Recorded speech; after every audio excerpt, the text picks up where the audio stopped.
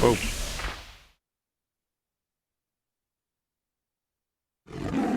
It is funny, they don't have music loaded for this, for these videos. They just have the gameplay. That's it.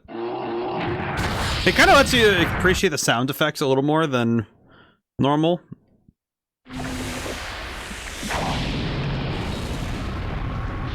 Nope. Oh, there we go. I was gonna say, is my controller good? I was gonna say, please don't tell me I plugged in the controller at a stupid angle or something. That'd be silly. Alrighty. Nice, nice. Load the game. Alright. I don't know what it is with my obsession with making sure I start from the main menu every stream, but I don't know, there's something specifically in my mind that says it's better if you start a stream with it on. It definitely is not like a big deal. It just makes me feel better. I don't know. Okay, oh that's right. I almost forgot, I need to pop open that guide. Monster locations. I feel like if I didn't have the monster locations on tap, it would be a lot harder to even find where things are. Because it is, there are some of these are like very specific points in the map, and it's just, okay, how do I even begin to figure out where those are? Let's see. Okay, let's see. This mission, we just finished getting Joey back, so yeah, Red Eyes. We got Red Eyes, rather. Oh, Suijin! Okay, cool. So we need to... North of Suget along the coast, send Mai to strings Yugi to the whale team. That doesn't tell me much more. Uh-oh. Oh, it's a team. It's a team of 3. Okay, so I need to send my best team to go get that. Okay.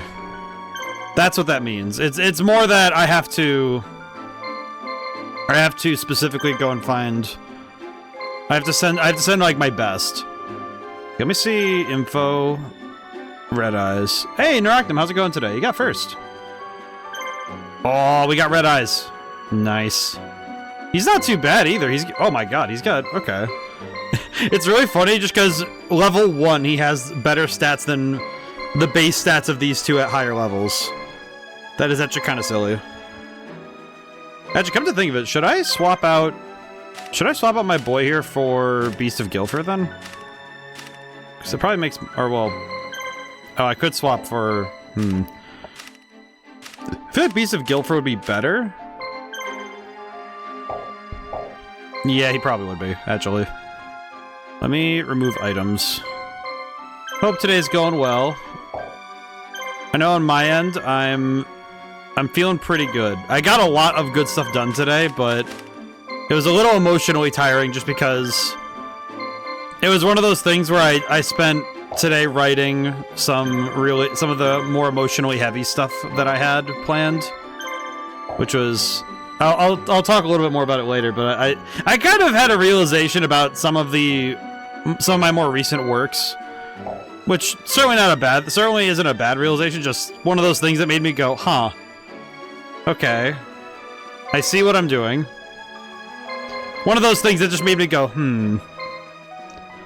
let's see, who do I trust to go handle that? Part of me wants to say Simon, but I think if I send Yugi up to get the monsters, I think that'll be fine.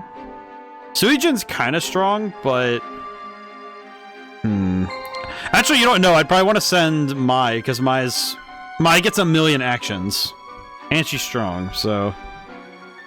I think as long as I don't finish the mission, I think I'm fine. Okay, everything's good. We'll save our game just to make clear. Whew. Alrighty. Yeah, I spent a lot of today writing some really emotional stuff. One thing I have learned is that I think scary situations can have a greater potential for emotion, because you're already in a stressful situation. So, let's see. Everything's been burned to the ground. This is the work of a new enemy. Let's see. Free Talanoas and Suget falls to the enemy. Got it. Okay. What do I? All right. So it's northeast of Suget. North of Suget along the coast. Okay. So north along the coast, somewhere up here. Okay. I see. Yeah, I think what I want to do is send Mai up there. I think Mai's the one who will be able to do it. Alright, we'll send Mai... Send her to go do it. Team command. I'm also going to send... I could send Mako. Actually, I'll send Simon and Fizdis to go get the... Go get these. Because I might as well, right? Okay. There we go. Very good. Alright, they're grooving. I forgot that Mai's actually fast. Oops. It's gonna be one of those ones where I have to just remember that that's a thing. God, I need... Simon's... The Black on Fire Dragon is so slow. Oh, there we go. Alright, we found the roaming monster. So it should be we get a team of 3 if we win. Yep. So Suijin, Aqua Dragon, and... So if we beat these guys, we get all 3. I think we target Suijin first, then? My god, this whale is just... This whale is freaking huge. Like, duh, it's a whale, but like, oh my god. Good on them for having just big whale. They did not need to go this hard, but I appreciate it. Alright, if we mag dump one at a time, we'll be fine. I think taking out the leader guarantees a victory, so I think it's fine. Just go for it, I guess. We do a lot of damage anyhow. Yeah, we're doing good. I think we'll be fine. Woo!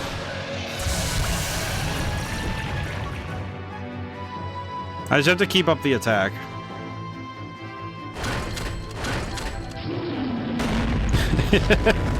I like the Citadel whale. The Citadel whale. That's a fun one. All right, we'll just... I think if we just keep hammering the 1, we'll be fine. Critical. Okay, that's fine. If I need to, I'll take a turn to heal, but I don't think... you know what? You know what? I will. I probably will heal, just to make sure. Because I think we do have it. It's just... It's gonna be mighty scary. It is going to be really scary if I don't heal. So we'll heal up. I think if they're near 25% or less, I think that's close enough.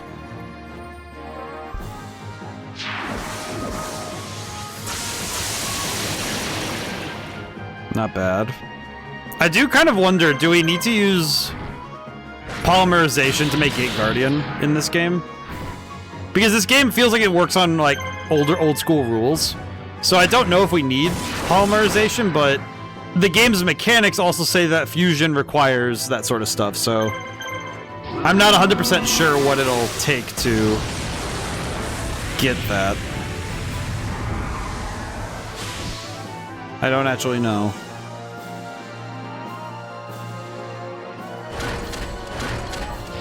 I like that the whale kind of looks... He kind of reminds me a bit of Monstro from Pinocchio. I only know him because of the... I only remember Monstro because of the Kingdom Hearts level. It's kind of the only thing that I remember him by. Which is a little silly, but... It's also how I remember those things. Okay. I think if I attack Aqua Dragon, we'll be fine. We will definitely need to heal again with the dragon. Yeah, we're gonna heal again. No sense in risking it, and I think we'll win if we have more HP anyway. I think it'll be good if we have a lot of HP. We're doing pretty good this fight, so I'm not worried about losing the fight. I think we just need to win the fight anyway. I think it's just a matter of winning the battle. So, as long as we claim victory, it's not a big deal. We are burning through a lot of red medicine, but it's fine. I also just now realized I should have been building the defenses at the fort from the beginning. Because I didn't even check the forts. I didn't even check if they have a store either, so... That's unfortunate. I'll need to go check. I'll need to be really fast about it after this fight. I'm pretty sure it'll be fine, though. Oh, a miss. God dang it. Missing a surprising number of attacks this round. Alrighty. Yeah, I think we're good in terms of action, of, like, winning. I hope so. Because it definitely seems like we did enough damage and enough... We had a good enough round that we should be able to claim... God dang, we missed a lot of attacks on that guy for some reason.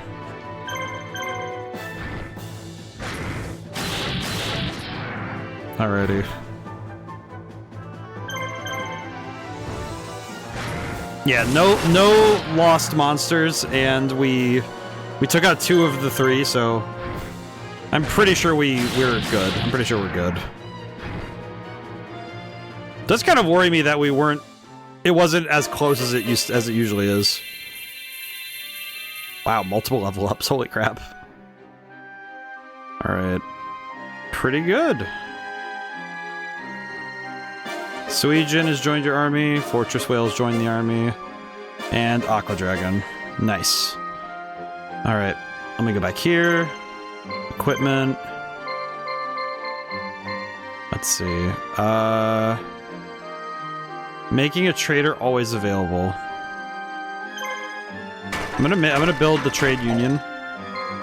And then here I'll build... What enemies are we dealing with anyway? Okay, all ground units. Got it. Good that I double-checked. Good I double-checked, because that would have been awkward. Okay, what does the trader have? Only Monster Reborn's blue medicine. Okay, fine. Honestly, I'll buy 3 of those. That's fine. We don't really need the blue medicine because we have a bunch of red now, but that's fine. Alright, cool. Unfortunately, we are going to let Mako get cooked because he needs the levels. But that's fine. Keisu Yan. What is this place? Okay. Okay, we'll send Mai. I guess I could send Mai to the next to the fort. Not a big deal.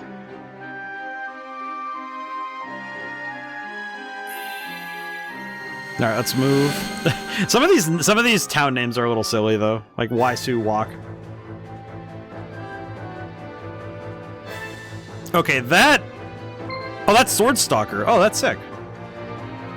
It's funny because I recognized him from out here because I recognized his. He's very purple, which is also very true of his card art. I'll be honest. He's very purple. He is actually probably one of the most purple monsters in all of Yu-Gi-Oh! Just in terms of character design, he's very purple. It's very. The card art looks awesome. It's cool that they translated it well here.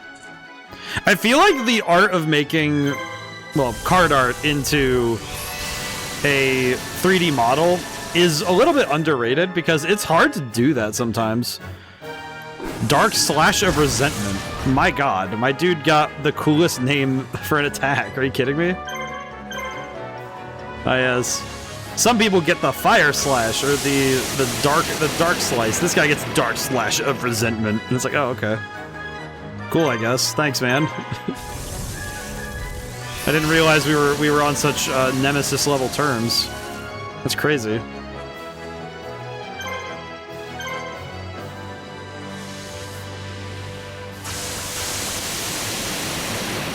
Thinking ahead, I probably could save myself some heartache by getting myself some more experience for other characters by just moving people around during this fight. Okay, unfortunately, I'm pretty sure these 2 are going to actually destroy the crap out of Mako. Because they have 8 unimpeded actions to hit me. Okay, let me use I could use a red do I want to use a red medicine or a blue medicine? You know what, we'll use a red medicine on Jellyfish. I think that'll do it. I think. I don't know. Well, they're targeting him now, so that's fine. Yeah, I think 6 unimpeded attacks is going to be enough to put somebody down, which kind of sucks.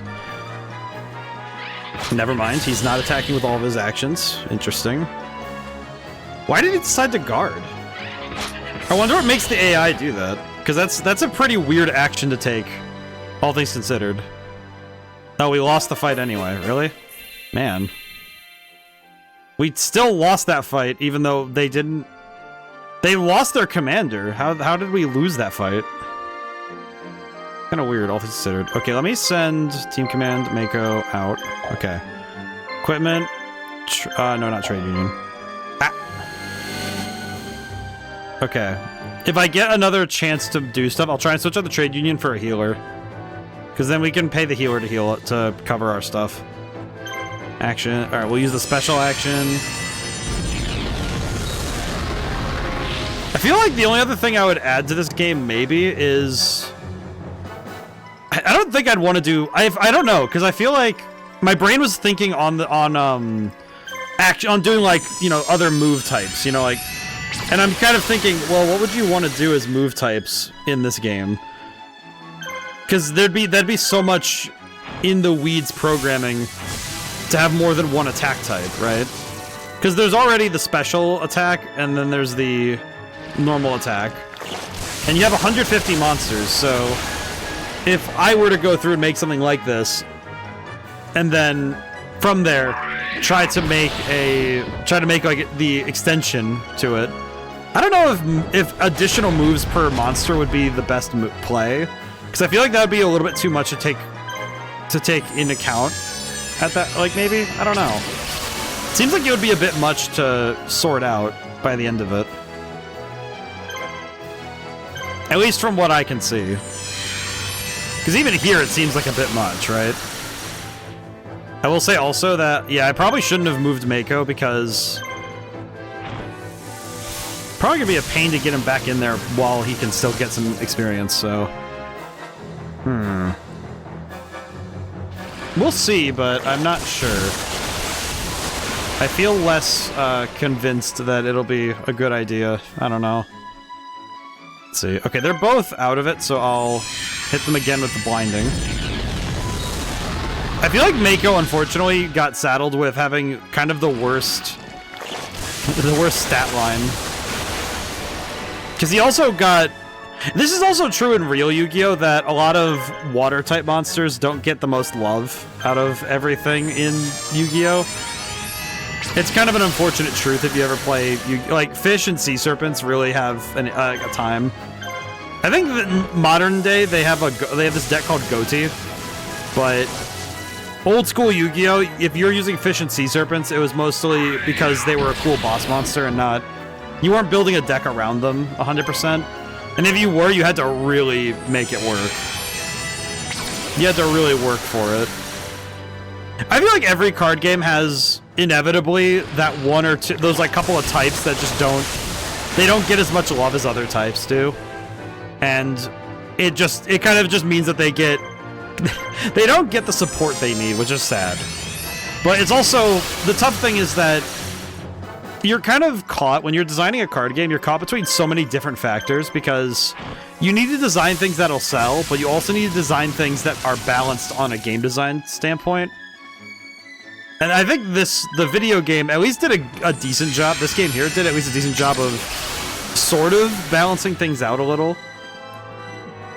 But it's funny because I think this game is kind of, in a way, more beholden to the slant of the card game. Because I'm thinking about the different stat lines in this game, and dragons and spellcasters definitely have the run-of-the-mill in this era. Because a lot of spellcasters and dragons had just, like, insane stat lines. The other one I'm thinking of is, like, Mystical Elf or... the other one I'm thinking of Aquamador, because Aquamador has stupid... his stat line is insane. Because it's similar to the Giant Soldier of Stone, where it's 1200 attack and 2000 defense. It's pretty nasty. Okay, Kyrie shouldn't get back in there. Oh, I did not get enough time. Oops. Yeah, we'll try to get Mako back in there, and we'll heal him back up. It'll be fine. I don't know what it costs 100% to do that move, but it seems like it's just 2. Yeah, it's 3 stars. Okay. But it's also that since each character has better alignment with different elements, it also means that some characters only have a certain pool of monsters to work with before, otherwise they're working uphill to make them work, make them function. Sorry, I'm burping. Ugh. But in this game's case, it's like, I actually think that water type monsters have the hardest one. I do think the other monster type that gets the most mileage in this game is warriors, because legendary sword is absolutely busted as a held item. Like, we haven't gotten to do much with it in this particular mission, but Joey being able to hand 3 legendary swords to Flame Swordsman, you know, just do like some Zoro type stuff, and he's able to do that and get 4,000 attack that's stupid. That's just so stupid. Being able to get 4,000 attack on a whim is actually crazy. And I think that's kind of why warriors in this game definitely have an interesting monopoly on the best items. I saw like the dark energy's there, but it's a little bit nebulous what dark monsters are. I guess technically I could hand it to Yugi because Yugi would work, but I don't know if it would be the wisest decision, you know?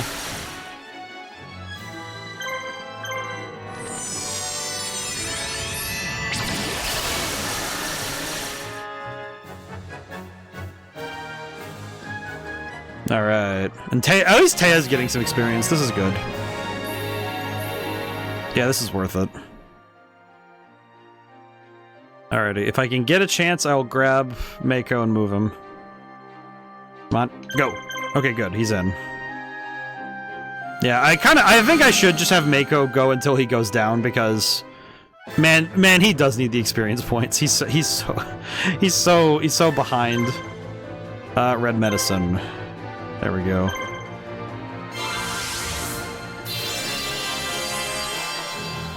And I think we can just hard target Flame Swordsman and we'll be good, maybe? I think we'll be good. It does seem like the leader monsters in these particular squadrons aren't too bad. They're not too bad to handle, but because for some reason they have the least HP of the bunch. So I wonder why that is.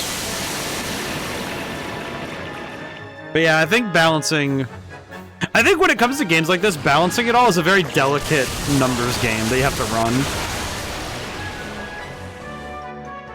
I guess one thing that's also kind of funny with this game is that since they didn't have to model or make sprites of every monster, they did have a fortunate job where they only had to worry about so many things. Because like the one example I can think of off the top of my head is every time they make a Yu-Gi-Oh game, they usually at least try to make every card functional up to that point, which I think ends up inevitably making a lot of these games, a lot of the Yu-Gi-Oh games, a little bit costly to produce, because you have to put more and more cards, and if you're doing 3D models, it gets a little insane, because you have to do 3D models of everybody. That's a lot harder to do. I think the one I can think of off the top of my head that's kind of in my mind, just the poster child for that is, I'm thinking of like the difference between Spirit Caller, like GX Spirit Caller, and 5Ds. There's I think it's World Championship 2007? I'm trying to remember the exact name of it, because I just remember, the thing I remember is it's the one that has actual card games on motorcycles in it. And I'm just trying to remember which video game it specifically was. I own it. It's over there, but I'd have to get up and go and like rummage through my DS case and see which one it is. But I've had the same DS case for about 2 decades, by the way, which makes me feel very old.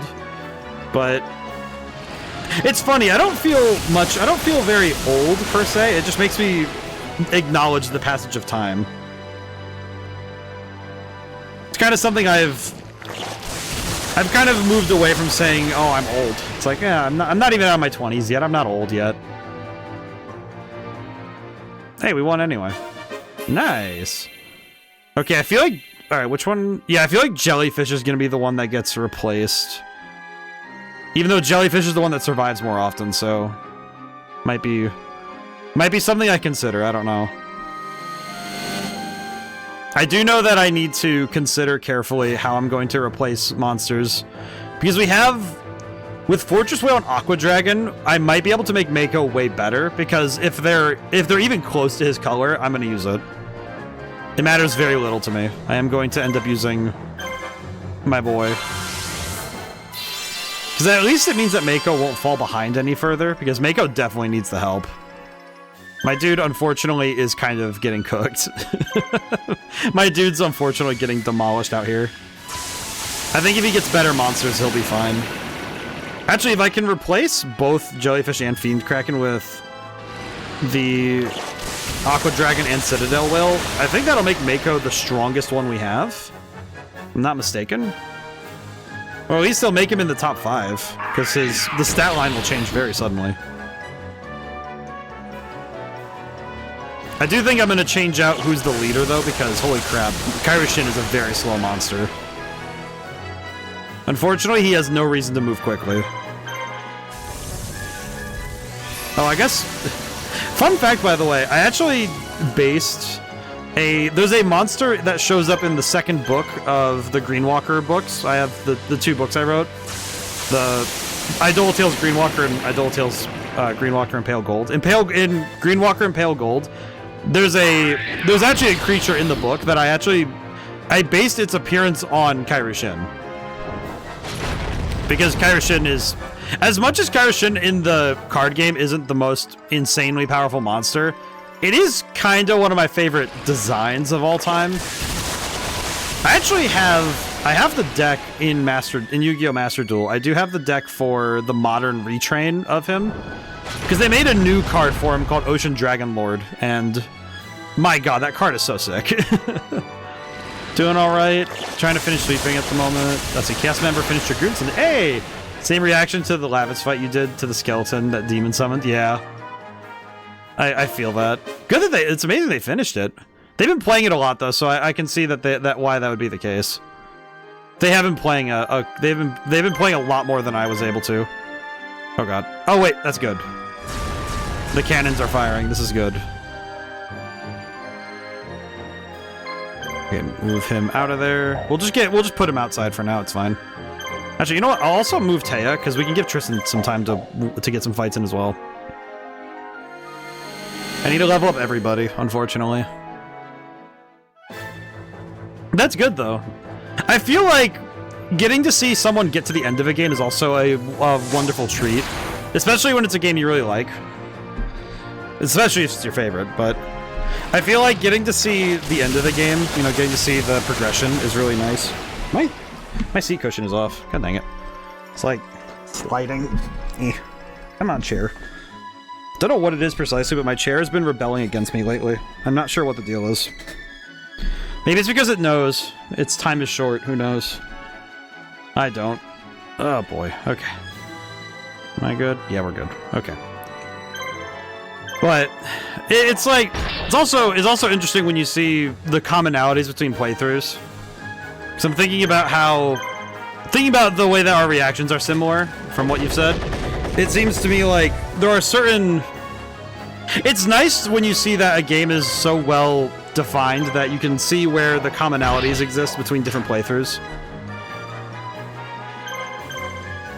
I think it's like when you're on the designer side and you see a bunch of people have a unanimous, this is the part that we all have a very strong, you know, positive reaction to. It's like, all right, that's awesome. Because it's like, okay, cool. It's also great when you get to see it yourself. You know, you see it live. Both as a designer and as, you know, if you're an avid fan. I always feel a little bad if I'm playing a game and I don't quite hit the emotional high that everyone else does. I do know that sometimes there have been some games that have been able to get me like really emotional at the end. And then there are others where it's like, I think Dragoon's like pretty close to the like the higher end of the spectrum. It was close. It was close. By the end of there, it was pretty close. I think it does take a lot more for me to get emotional over a game, though. That's not even just, like, because I don't... It's not even a matter of, like, the game's quality. It's just because I keep thick skin. I also have a weird thing about crying in public, which technically when I'm on stream is a public forum, so... I have a weird thing about it. Like, I really don't like... It's like, I will do literally anything to not do that. Like, it would take an exceptional emotional hit for me to not... to drop inhibitions like that. I am not a big fan of that. Wow, Beaver Warrior is almost level 30. Is already almost over 30. What the heck? All right.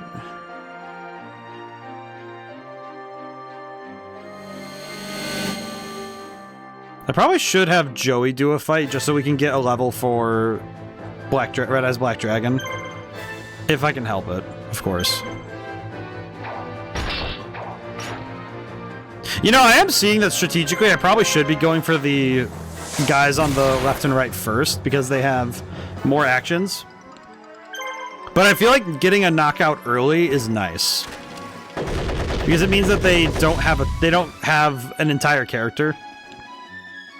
So I can guarantee myself I can guarantee myself a knockout for sure. Let's see. So yeah, work today, when I was doing stuff for Madman's Dice, I kind of have been a little hesitant to write this particular section because I knew it was going to be emotionally taxing for me. Oh, it's an ad break. Blech. I'll wait till the ad break's over. But to the TLDR for the VOD watchers, yeah, so I have figured out some stuff about my writing habits that I don't think they're bad, but it's an observation I've noticed that I do it unconsciously, basically, where when I'm writing, I guess I can use this would be like the incentive for people who watch VODs to see the VODs, because I talk during the ad breaks, but there's something I've noticed about my writing style. I guess to preface all of it is that my writing style is that I tend to write and I don't really do the whole... I don't plan out themes, I don't plan out, you know, larger metaphors and allegory, and I definitely don't... I don't like doing all that stuff that they make you do in literary analysis, you know, when you're in English class and they're like, this is what the author actually meant, and it's like, I don't do that stuff when I first write. What happens is, usually, I'll start writing a story, or I'll, you know, whether it's a book or a game, and I start writing, and I get about 3/4 of the way through the story, and then if there's something like that going on, I will realize it at that point. Where I'm getting ready, I'm trying to come up with the ending, or I've generally gotten there. Because I do at least try to, you know, plan the story, especially for longer stuff like novels, I plan the whole thing, obviously, but it's usually during the writing process that I go like, oh, this is what the story's about. Okay, got it. And I figure out it's sort of like I'm shaping clay, and as I'm moving it around, I'm like, oh, this is where the material wants to go. This is where it's leading me. This is what my hands need to put together. Or in the case of, like, with music, it's sort of like you make a mistake while playing a chord or something, and you end up making a chord that's even more beautiful. Because that's how you get jazz music, by the way, is basically, you make enough mistakes that it makes a new key. It's not really, not 100% true, but it certainly feels like it if you play a lot of improv, if you do a lot of jam sessions. It does feel like that a little bit if you're just messing around on a guitar. But my writing style is basically start with a framework and an idea, start with something that is familiar, and then from there, you structure it, you give it form and shape. Because with writing, thankfully, you don't need to start with a solid 100% foundation. It's not like building something out of wood or building a structure. Something that needs to physically hold itself up. Let's see, I also kept teasing him about Faust. He's so tense during the fight, and like his reaction when I joked that his current game is another like him. I feel that. But what I was gonna talk about was when I'm writing, when I'm doing game stuff. I have figured out something about my writing habits that's curious. But I feel like during like big boss fights, it's fun when you get to tease people during it. I know that it's actually one thing I find myself a little bit hesitant to do is popping in on people when they stream my own game. Because it's like, I know that my instinct would be I'd want to start being like, oh, look at that, that's so cool, ain't it? And it's like, I don't need to do that. Let's see, heal up. But I think I feel like it's actually a fair bit of fun when you get to see someone deal with like the stress of a final boss. Oh, that's fun. But yeah, during the ad break I was talking about my writing style because I was thinking about it today. Because the thing I figured out was how much, because I was figuring out where this horror game was coming from. Because I think horror is a way for people to deal with issues that they can't handle normally. Because I think sometimes restraining your writing to be more general, to be more, socially acceptable, in a way, it tends to keep you from tackling certain topics without having to dive darker. I think obviously a lot of genres can go pretty dark without entering full-blown horror, but actually a great example we could use Legend of Dragoon to actually put down some of that, because Legend of Dragoon has some stuff that it handles some themes that are pretty specific and a little heavy, but it does so pretty tactfully, and also it does so without diving into being just creepy or scary. It just takes itself very seriously. But I feel like making something out of fear is or with fear as your main literary objective. I feel like it does actually it does let you handle some issues that are harder to touch otherwise. But yeah, the thing I've been thinking about is that about halfway through, I'm about 50% of the way through the game being as it were print ready, where it's pretty much ready to go sort of stuff, rather than being because most of the game is there. It's just, 80% of the game's done. It's just okay, a lot of it is going through and doing testing and stuff. But point is that I kind of figured out while writing the particular chapter I'm on that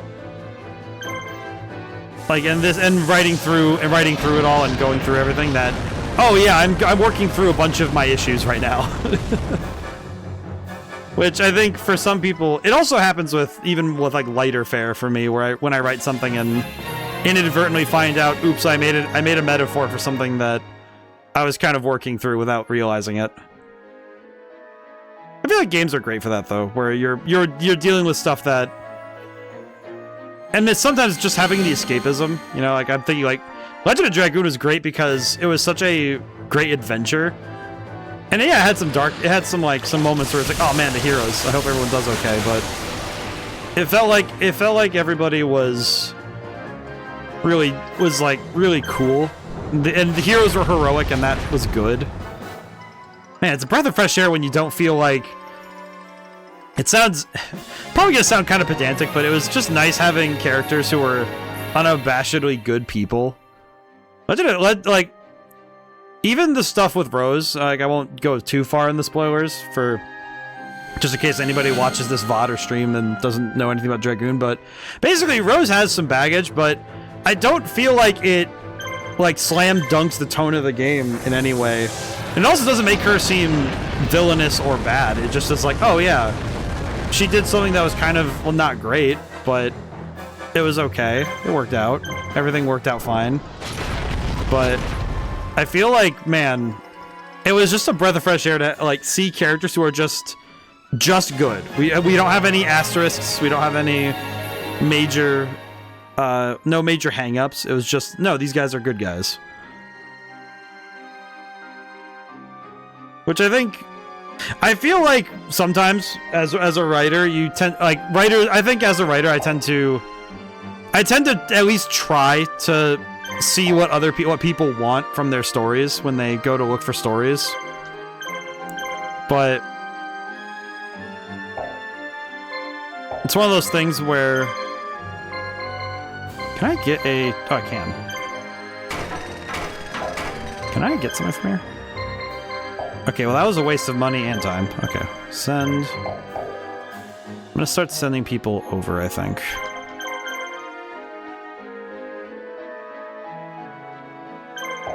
But I like that.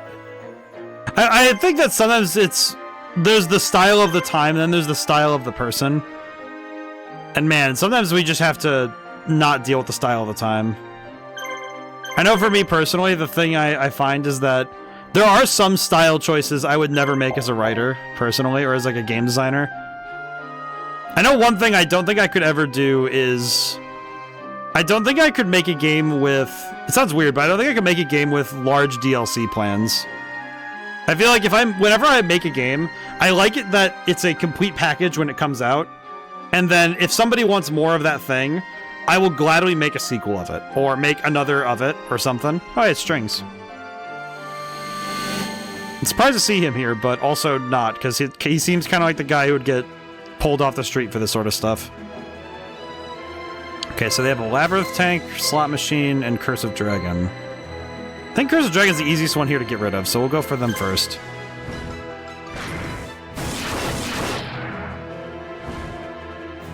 Honestly, this mission isn't too hard. I'm kind of surprised this mission wasn't that bad. This one definitely feels like it was...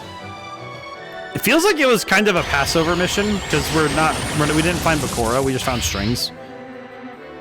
I'm not 100% sure what the deal is, but eh.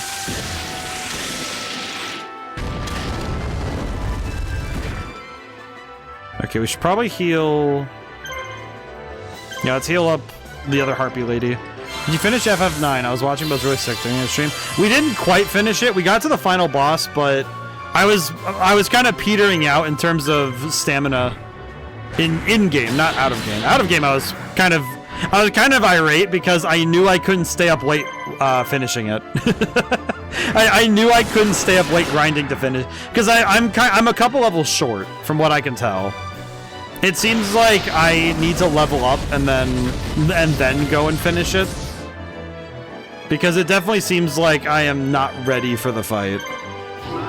Yeah, because that 3 boss gauntlet at the end there. So tomorrow, it does also talk about tomorrow's stream. It will be basically a couple hours of grinding.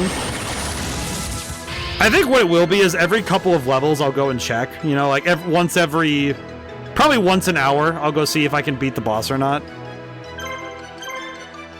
So the first hour of stream, I'll just be leveling up and grinding, and then from there we'll start seeing what we can do. Because I'm pretty sure 1 hour might be enough, because I only need a couple levels per character. Yeah, I was close though. I was very close. I know by the end of it though, I was also a little bit... To put it nicely, I was a little bit upset with the end of the game there. I think some of it was just the fact alone that there's a lot of attacks at the end of the game that they're kind of just one-shots and there's not really any recourse. It's just either dodge or be stronger, which is hardly it's not really a reliable strategy. Because if it comes down to random chance as the only means by which you may win that fight, or at least survive an attack, it's a little bit of a tough one. But it was mainly the fact that I didn't have any good answers for Grand Cross because I kept getting stunned or petrified, which was causing me a bunch of issues. And the solution I came to last week was that I should grind to get the skills so I can just nullify those status ailments. Basically, as long as everybody has, I think it was Jelly for petrification, and I think it was also, there was like 2 other ones that it was like, okay, I should probably get these so I don't get cooked next time. But basically, if it's a status ailment that can render me immobile, that's the one I have. Those are the ones I have to get. Because otherwise I will die. Okay, I'm gonna blue medicine just to be safe. But, yeah. I feel like it's kind of a hard sell, in my opinion, for a final boss of a game to require obsessive grinding. I don't think Final Fantasy IX's boss fits that quite all the way. It's close. To my eye, it's pretty close. Because I was doing pretty good about getting fights in and gathering experience through the game. But it seems like this last one is pretty... It's pretty much like, okay, if you're not above a certain level, you're gonna get slapped. I do also wonder if some of it is that I'm not using the team that the game's expecting you. I think whether or not a dev knows it or not, I think every developer has a team in mind. If they make a team-based RPG, they definitely have a team in mind for when you finish the game. They definitely have something in mind for you in terms of, here's where you should be at the end of the game. And that's where the devs, I think, play favorites. Every dev does it. I only got around that rule. I'm not even kidding. I only got around that rule because I designed one character in mind. Red Genie gets around that because I designed it with one character in mind. So, the fact that I could, like, laud all of my favoritism onto one character meant that I was always making that character really cool.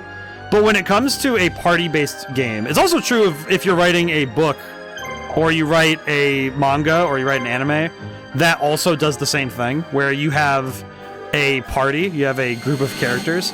The tough thing is, you need to spread out the love evenly, because if you put favoritism on a character, everybody can tell. Even if you think you're being slick, you're not. You will never be slick enough to hide that. Every writer has a favorite. Fortunately, and that's kind of why I've been doing it's kind of a clever, I think it's clever at least, but that's just because I'm allowed to be a little arrogant on my own. I'm allowed to be a tiny bit arrogant, but it's that when I've been writing characters, I make it so that there's a focal character in everything I do, so that I can laud favoritism on them first and then spread out. Because that makes it a lot easier, is having a character whose job is to do that. Let's see, victory is yours. Bakura. Not so easy to control by Scott's tricks as your friends. I wanted to use him after a little bargain. He gave me the military force I needed. Oh, it's Yami Bakura. I'm in Makad right now. Come get me. If you really want to know, you better hurry. Oh, it's Yami Bakura. Interesting. Oh, we get nothing. We get nothing. You lose. Actually, I think the funny thing is, even with the way that I wrote, no monster to collect in this mission. Oh, okay, cool. Voxy Island has fallen to Bakura, who's now working for the Empire. Yami Bakura had used the Empire to secure an army and attack Yugi from behind. Quick actions turn the tide and force Bakura to retreat to Makad. Which of the Millennium item personalities will emerge victorious? Yugi, Bakura. Ah. Gotcha, yeah. But I do kind of wonder, I'm going to look something up really quick. I'm curious, what team does... Do they have an official guide somewhere? No, not that. FF 9. Let's see. Final boss guide. I just want to see what team do they recommend. Don't use status protection stuff. Another battle. Oh, interesting. Okay, so I basically have I have half the team that they say. If you have everything, they recommend Freya, Eiko, Amaranth, and Kina. Interesting. How are your Sundays looking, by the way? Let's see. I know this next Sunday we're doing 3 scary games.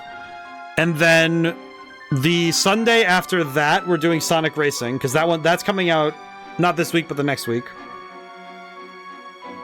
Sent anyone to the Shadow Realm lately? We did beat Strings, so yes. How's it going today, Acho? Hope things are well. But, so the next 2 Sundays, we have... This next Sunday, we're playing Rat Shaker. We're playing 3 scary games. We're doing Rat Shaker, The Exit 8, and Grandmother's Garden. Maybe not in the exact order, but... I know that I'm going to start with Rat Shaker, because... I have played it once. I love Rat Shaker. It's probably one of my favorite, like, smaller horror experiences. It's really fun. It's also... I think for the not horror enthusiastic, it also has enough like weird and funny stuff to help people who aren't really into horror stuff get into it. I think what we'll probably do is do that and then do, because my thought is that the Exit 8 might take me a little bit to learn how to play. So I think we'll do it, but you know, the order doesn't matter. The point is that we're playing horror games on Sunday. And then with Sonic Racing, it'll be, that'll be the next Sunday. I might do it where if anybody else owns it, because it's supposed to have crossplay, we might be able to do some stuff with people on stream.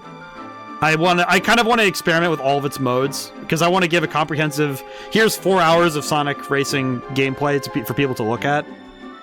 And then after that, it should be open for the most part. I think the only thing I'm like a little bit like, oh, I'd like to have 1 or 2 horror games on the Sundays for Halloween, for the spooky month.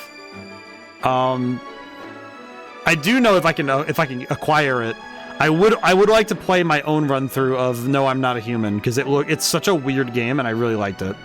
I actually played it with a friend off stream Tuesday. We did our horror night for that, and that was pretty good. All right, and you're choosing, so you've redeemed for next for a Sunday game. Caesar or Oni? I do actually have Caesar 3, so.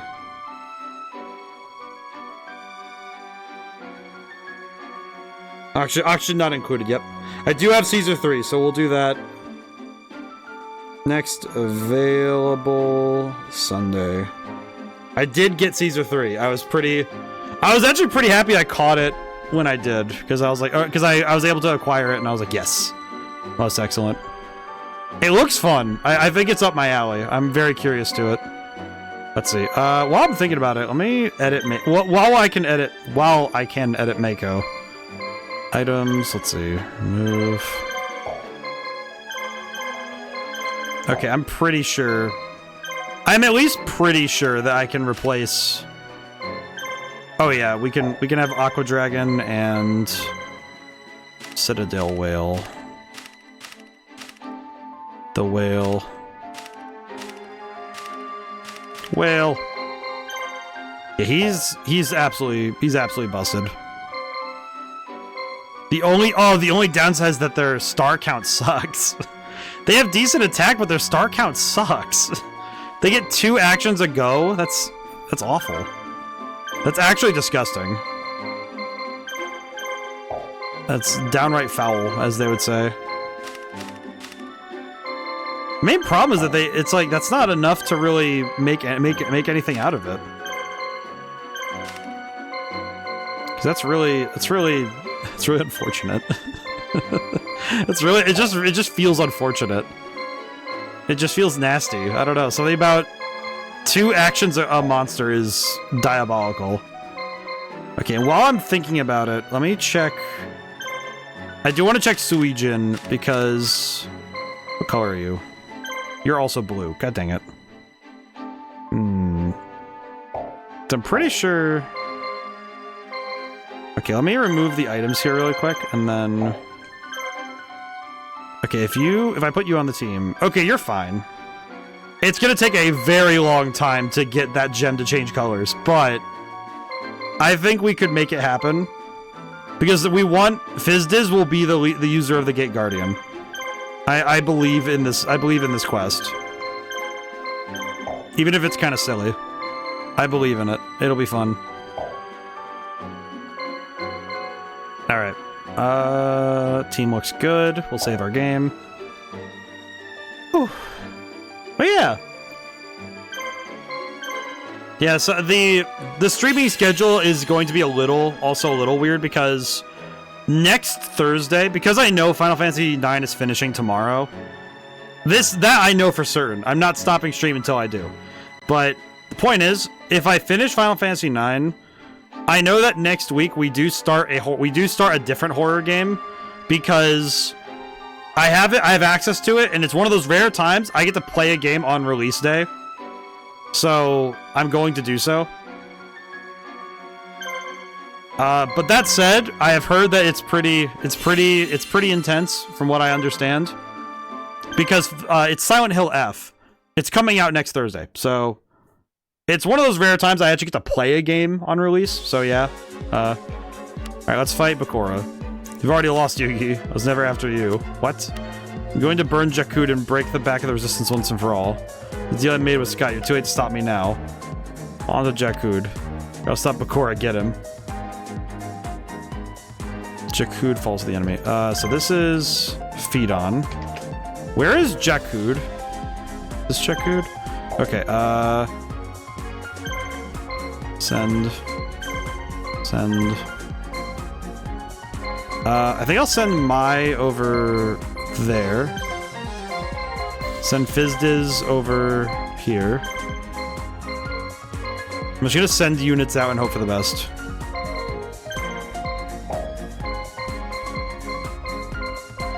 Tristan to... Oh, we might not be able to beat them there. Oh, God.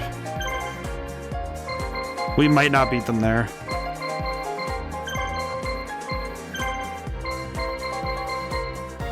I'm a little concerned we're not going to beat them there. I'm going to be honest.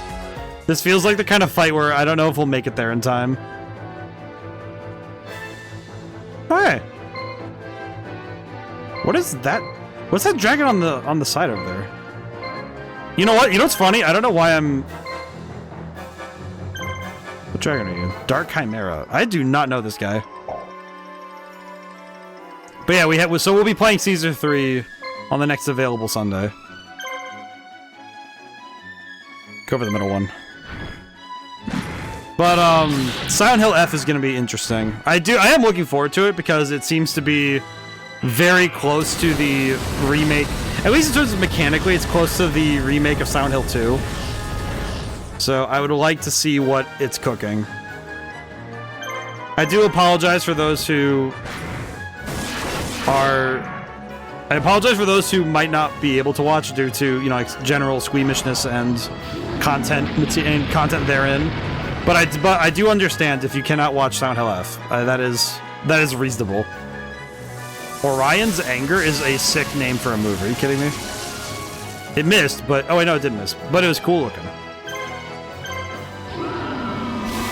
But I figured that for the spooky month, having a big horror game would be very good. So I'm excited to check it out. I know that my spooky month is going to be a lot of horror movies and generally playing spookier games. I'm actually kind of hoping that I get further along in my... I've been playing Borderlands 1 on my free time. I'm kind of hoping I get around to replaying the zombie DLC again. Because the zombie DLC in Borderlands 1 is very silly. It also has one of my favorite final bosses of any Borderlands content. Both in terms of how it plays, because it's kind of hard, but also because there's a fake out that's really fun in that one. I like it. It's very good.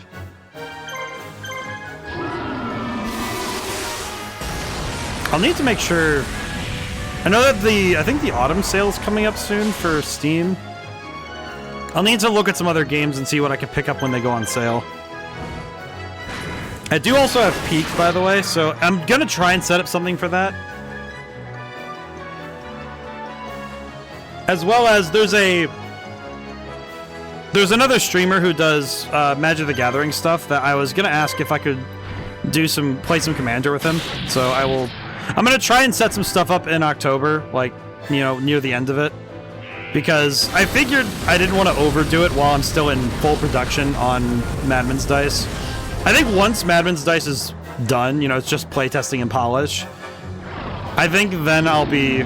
Once it's 100% done and I'm just polishing the game until the due date, as it were, then I'll be good. The Spooky Months in general, it's just White Day at some time. White Day. White Day. Let me look up White. I'll have to look that up. I don't actually know this one. Let me look it up right now, actually. I'll write it down, but let me look it up right now, because I might as... I'm kind of in the... I have a mind to just go look it up instead. White Day... It's a horror game, yeah? White Day horror game. What's it called? White Day, a labyrinth called School. Interesting. Interesting. This looks fascinating. I'm gonna need to look. I'm going to need to check this out.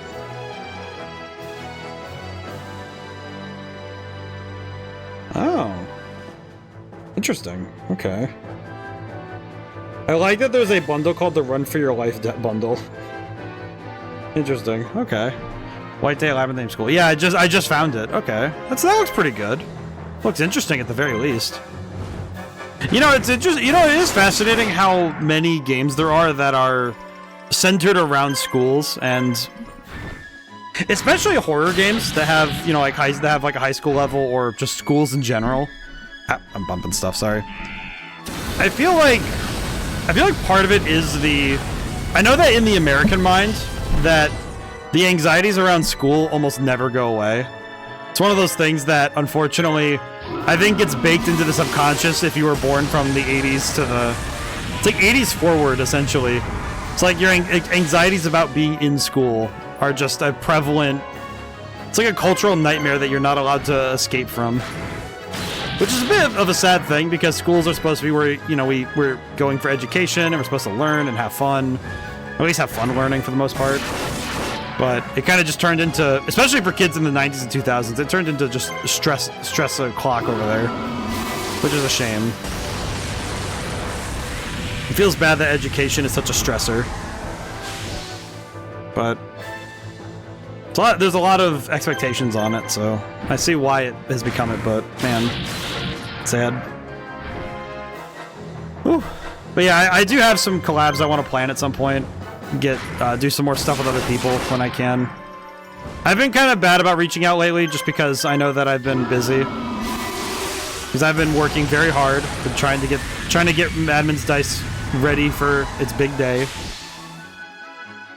I will say I'm not as worried about competing with other games on Halloween, because I kind of feel like it's not as big a deal to me in terms of competition, because I'm doing something so specific that it kind of feels like, well, you know what, I'm doing a horror game and I'm doing an RPG Maker horror game, so it's kind of like, you know what, I don't think there are many people doing what I'm doing, so it'll be fine, you know? I don't have any reasons to be fearful for its success. I do also know part of it is that I think it's also just that my expectations are set properly for the game. I think it'll do pretty well, but I'm not going to be... I don't expect, like... How do I put it? How do I put it without sounding self-deprecating? Let's see. In White Day, you'll need a translator or guide for one puzzle because it got poorly localized. Ah, I see. I mean, I had to look up a guide for... In Silent Hill 2, there was that one coin puzzle that I really hated. And I also had to look up the location of the one music box because it was in such a weird location, and there wasn't really any good explanation for where it was. It was very weird.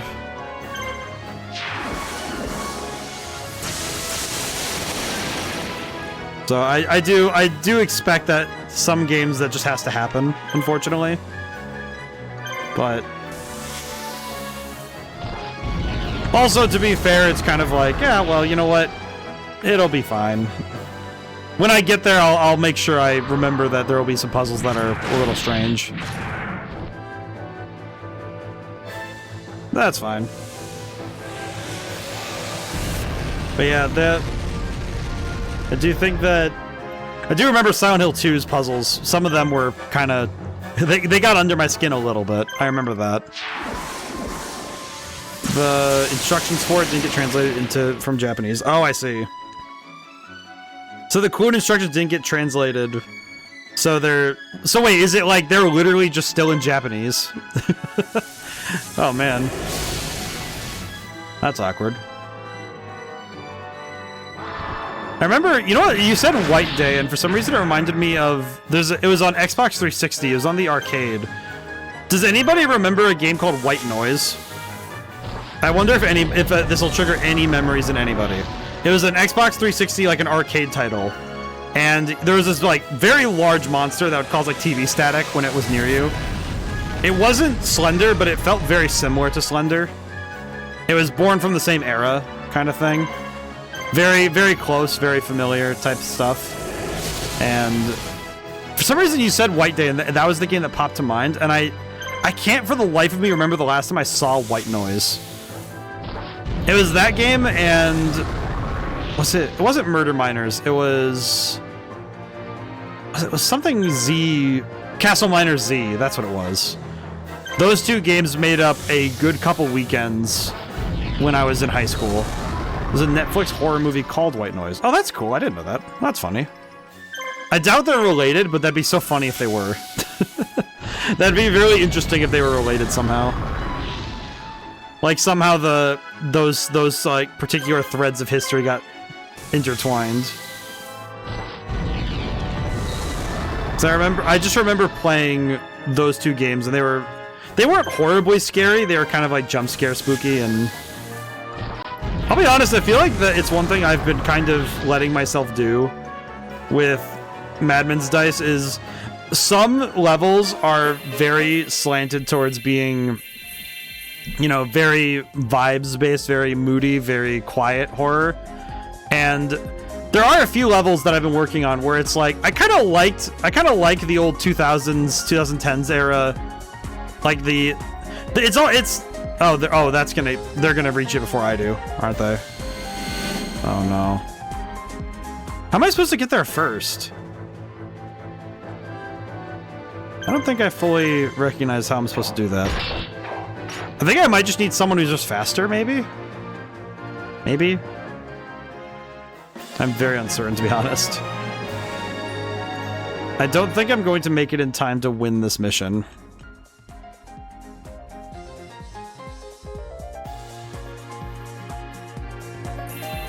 Feed-in was liberated. Jakud taken by the enemy. We lost immediately.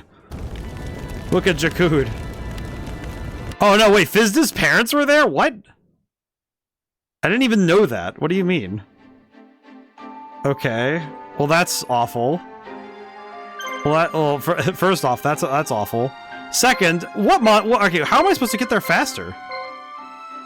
What am I supposed to do about that?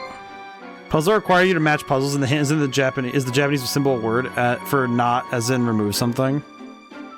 I see. That seems like that's interesting.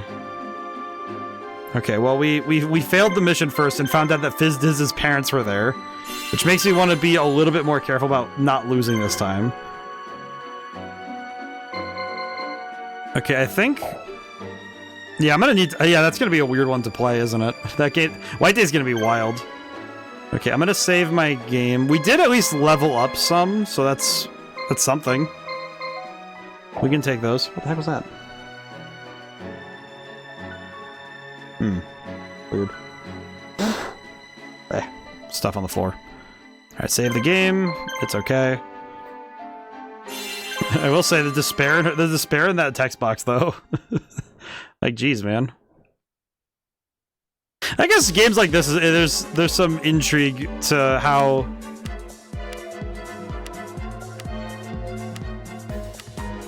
Okay. Oh god. Even though a local speaker said that the puzzle is localized badly.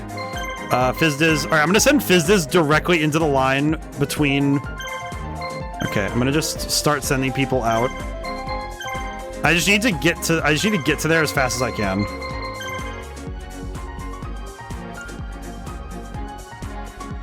Okay, I just need to intercept. That's the goal right now. And one monster, and I'll leave Yuki here. Oh god, I don't think I did it fast enough. I don't think I did that fast enough. Oh god, I definitely didn't do that fast enough. Oh no.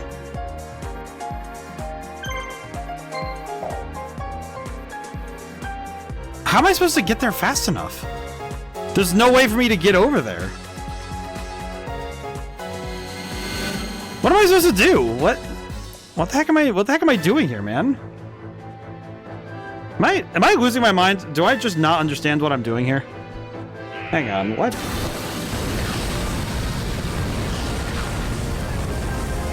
Am I stupid? Like, I don't think I'm stupid, but I'm like, what am I missing here? So I'm clearly missing something here.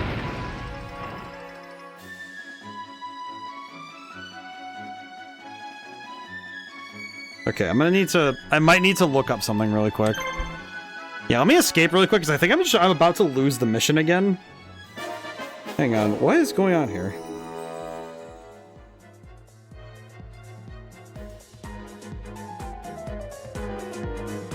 Yeah, because Jakkud got taken again.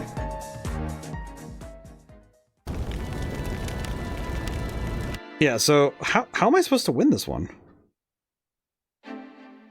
Where the heck betrayed? How do I... Hardest mission in there.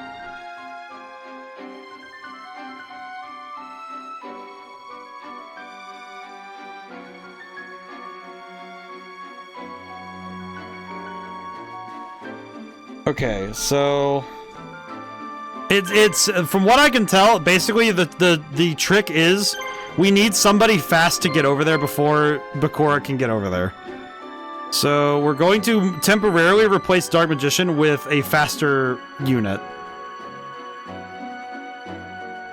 So let's see, items. I'll move the items for right now. We'll switch out for... One of the ones that recommended was Ansatsu, which I forgot I still have him. I'm gonna be honest, I kind of forgot. Where's Ansatsu? What? Where is Ansatsu? Wait, do I have to go into Bakura's? I do. Okay, hang on. I have to go into Bakura's team and temporarily remove Ansatsu. Okay, that would make sense. Edit. Replace. Where is Ansatsu? There he is. You. Okay. So we'll bring Ansatsu temporarily so that we can get there fast enough. This should be good. Okay. Start the battle. I pressed the wrong freaking button. Okay. Let's try this again.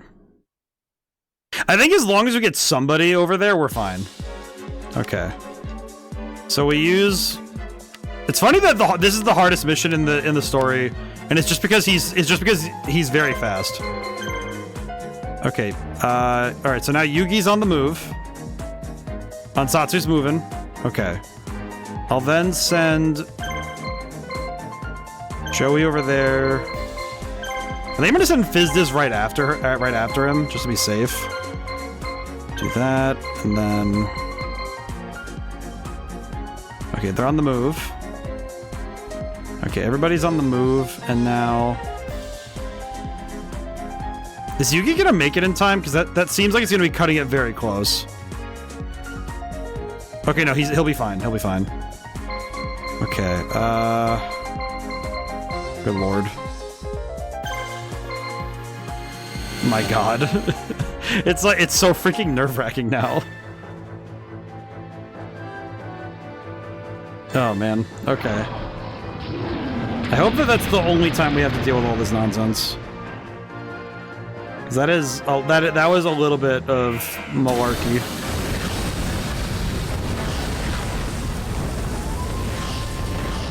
Okay. Apparently also the next mission has a ton of... There are so many monsters in the next mission, what the heck? Oh god. That's a lot of extra people to keep track of. Whew. I feel like localization is... It's one of those things that, even nowadays, we do still have some problems with it, even though we've gotten better. There are still some issues with localization. And that's okay. It's not like it's an inexcusable thing, but I do feel like sometimes it's something that can just happen. I feel like, for me personally, the higher budget and more attention a game has on it, the more important it is that they do a great job of localization, like translations, and to my eye, it's also about, like, for me with translation, it's also about grammar and sentence structure. I feel like that's the stuff that gets left a little bit behind when it comes to that sort of storytelling where you go filter through like languages. It's actually something that I've actually been giving a lot of crap to Oyoverse over. Because if there's anything that I find deeply egregious is a company that can make millions of dollars on a game, and then I find more than 3 missing periods in sentences on different, you know, like different parts of the game. It's like if you update a game and you have localization where you have multiple grammatical errors in the story update, I will be upset. It's like, you can afford it, come on. Like, you can pay 1 or 2 more people to proofread it. Then again, I'm also, when it comes to grammar in games, it's like there are some things that can be stylistically said as, okay, this is fine, I can let it go. But there are times where it's just, okay, these are subtitles, they're supposed to be written in, English, they're supposed to be pretty well done, and they're being handled poorly, and I don't like that. To me, it speaks poorly about the quality of the thing. Because it just makes me think, okay, well, clearly they spent all their money getting these, flashy effects and all that stuff, but they didn't really shell out on making sure that the experience was 100% polished all around. That bothers the crap out of me, personally. It's never a huge deal, but I have had a couple times where a game has bad grammar and I sit there staring at it kind of like blankly, just thinking, it would have taken 5 seconds in Word to check your sentence.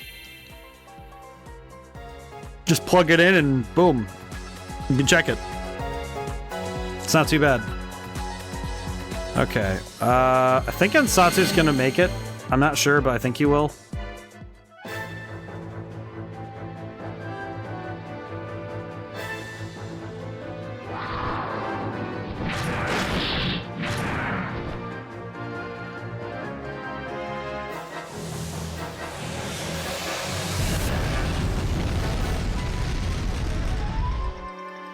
Alright. I feel like this dream team is gonna stay forever. Probably, it's kind of silly, but I feel like it's funny that this team in particular has been the most consistent thing in our entire playthrough of this game. Oh boy. But yeah, I think along with localization and like grammar stuff, I do feel like that's something in the workflow that needs to be handled is when you're doing writing in anything, it's doing your due diligence to check grammar and to check sentence structure and all that stuff.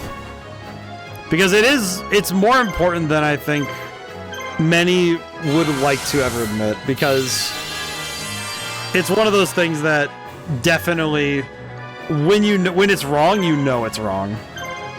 Even if you're not a writer or you're not like particularly versed in grammatical checks. It's kind of funny because I think with how much we all read and see in our daily lives, I think we all have we have an inherent eye when something's off, right? Even just so much as spotting when a sentence doesn't really flow or make sense. That's actually one that I know that I have to check myself over a couple times for is sentence flow. I think sentence flow is one of those ones that it can fly under the radar, especially if you're working alone for too long. If somebody's reading your stuff and goes, yeah, that sentence didn't really flow, it didn't really make sense, it's pretty easy to tell. You can feel it. You can know. It is definitely not a hard thing to spot.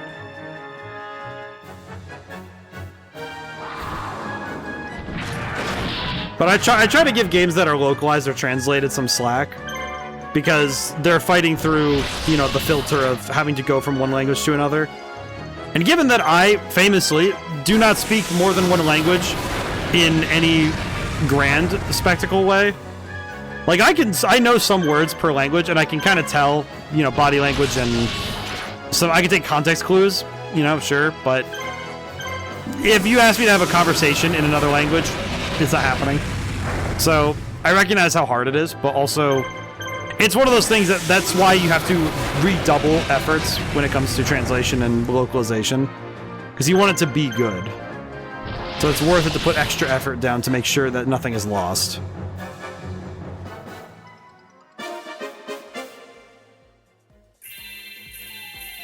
Alright. Some level ups do make me feel better. That's good. Okay, so you're gonna make it before Pumpkin? He is. Okay, he's gonna make it, thank goodness.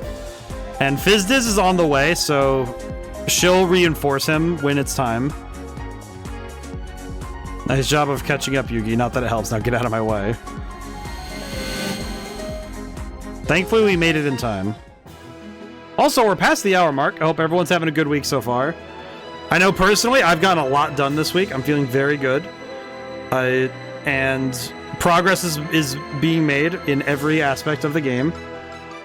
I'm hoping that, my main hope is that the beginning of the month of October, is that the beginning of October, I go into 2 weeks of just polish, just make the game as good as possible. And that's the only work I'm doing for like 2 weeks, you know? Where it's just make the thing as good as it can be, and that's it. That's all we're doing for a couple weeks, you know? That's the big hope. Let's see, who do I want to... Let's go for her first, then. I think if I take out that one, we'll be in a great spot, actually.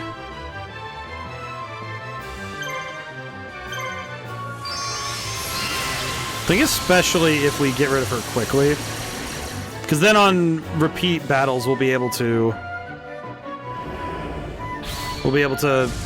remove like an entire 4 actions from it. Paralyze. Oh god, we don't have any items to deal with that. Oh crap. That's not good, actually. I don't think any of us brought Goblin Secret Remedy, so that sucks.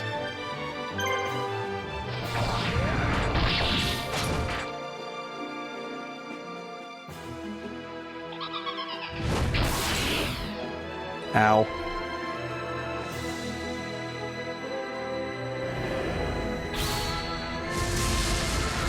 This might not be good.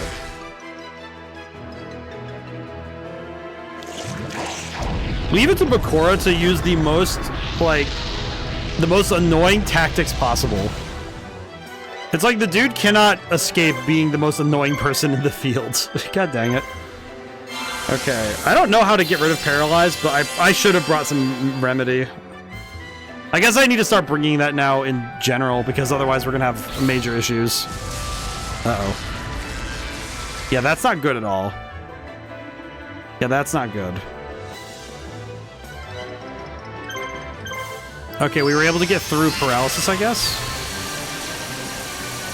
I'm not actually sure what just happened, but we got through it. Oh, I see. Because we're the only ones with turns, I think it's just passing through until we get out of Paralysis, I think? It is. It's actually just getting rid of Paralysis for us, I see. Understood.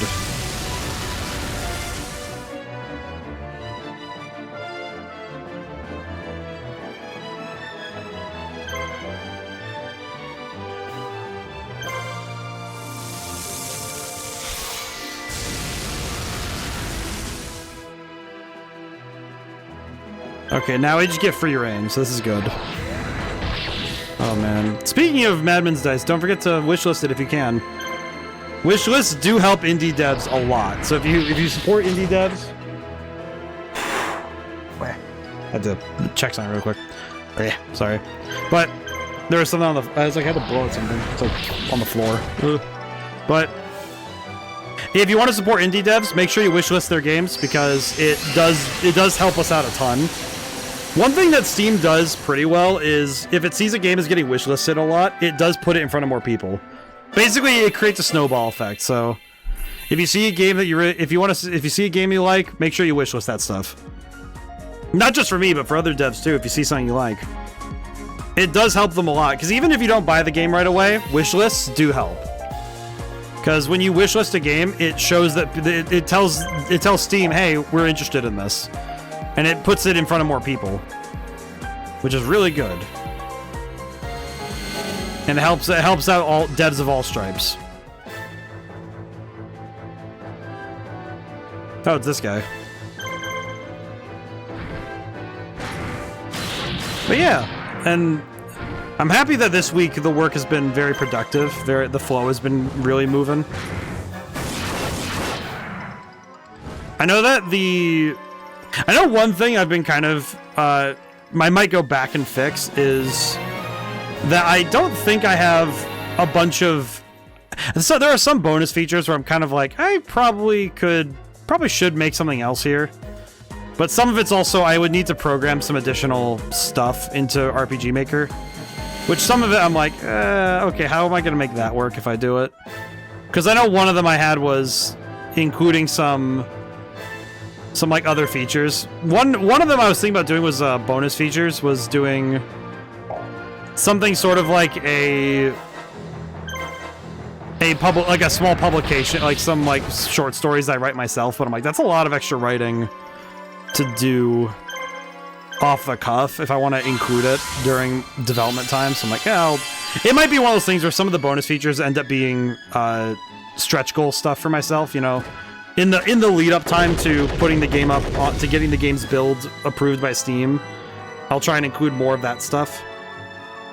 Because I guess funny thing, stuff like that, you know, like little bonus feature stuff, is pretty easy to program, and it doesn't get in the way of programming the main game. So it's good if I do it later, because then it's not actually interacting with any of the most important stuff. Okay, well, unfortunately, Ansatsu is getting bodied, so I need to heal him. I feel like if I lose a unit at this point, we will have major issues. So I need to be careful not to lose anybody. Which does remind me that, yes, Dark Magician Girl does need to heal, so I'll heal Dark Magician Girl real quick, and then we can just use the rest of our attacks going for everybody, I think.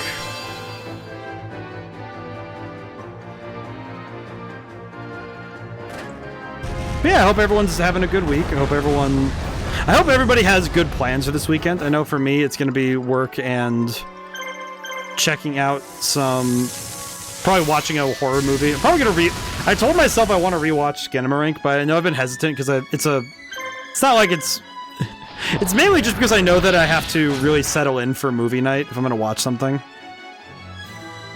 And of course, Friday night, I go to Magic, so it's been good. It has been good for me to get out of the house and do that.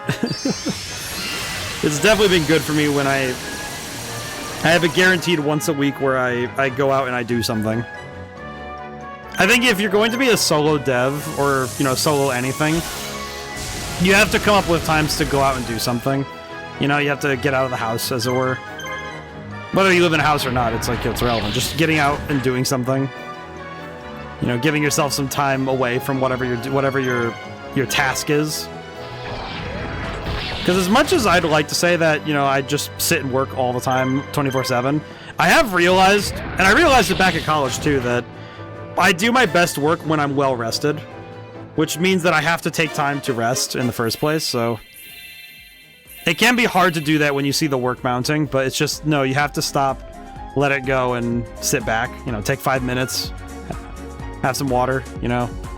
Speaking of water, I need to drink some.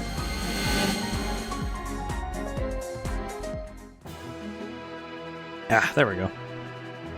Yeah, I was correct to bring it down to one entity, because now we can just hard focus one person.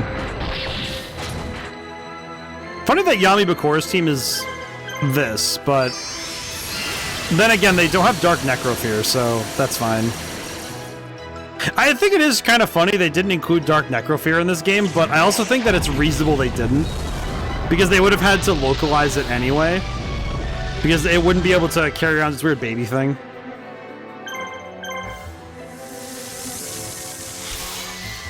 And of course, on top of that, you wouldn't really be able to do most of... Like, it wouldn't really be a monster that makes a ton of sense all the rest of the way, so, eh.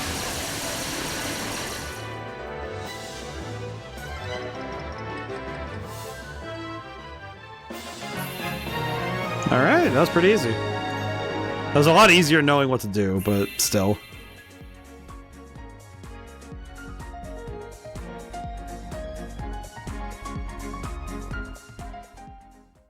I'm putting a stop to your plan right now, Bakura. That was so close. Well, at least I accomplished my first objective. The Imperial forces know exactly where you are. This is good enough. See, Yugi, doesn't matter what you do, I still win. It's been fun. It's time for me to return to the recesses of Bakura's mind. Can't wait to see you again. Oh, what am I doing here? Are you okay, Bakura? Think so. I don't remember anything I've seen that light of Scots. Hope I didn't cause any trouble. We're just glad to have you back to normal. Bakura caused the most trouble. What the heck, Asperoba? I'm trapped here too, although it looks like I got here after all of you. Whether you're leading the resistance, decide to wait for you. I'd like to fight with you if that's okay.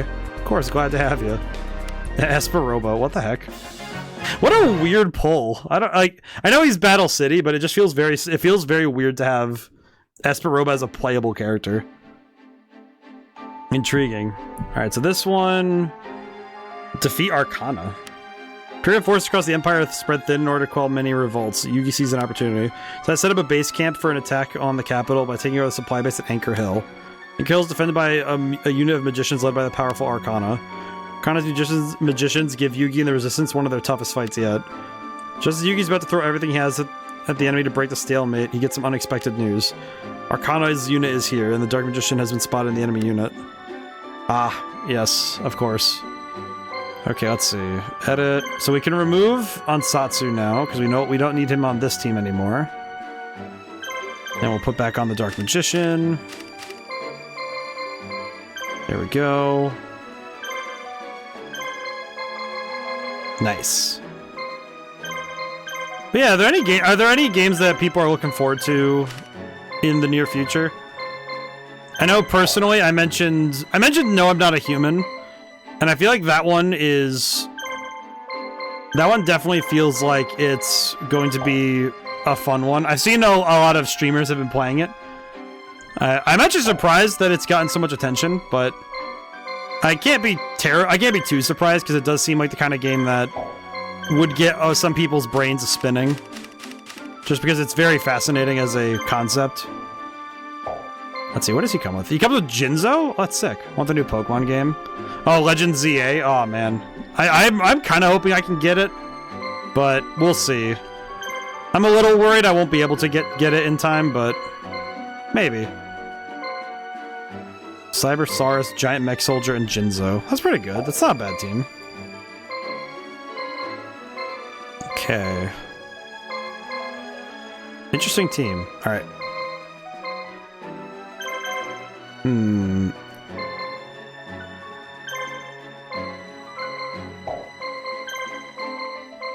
Okay, I'm not gonna lie. I feel like I kind of want to bring Esperoba over Tristan. He has a lot more life and attack power.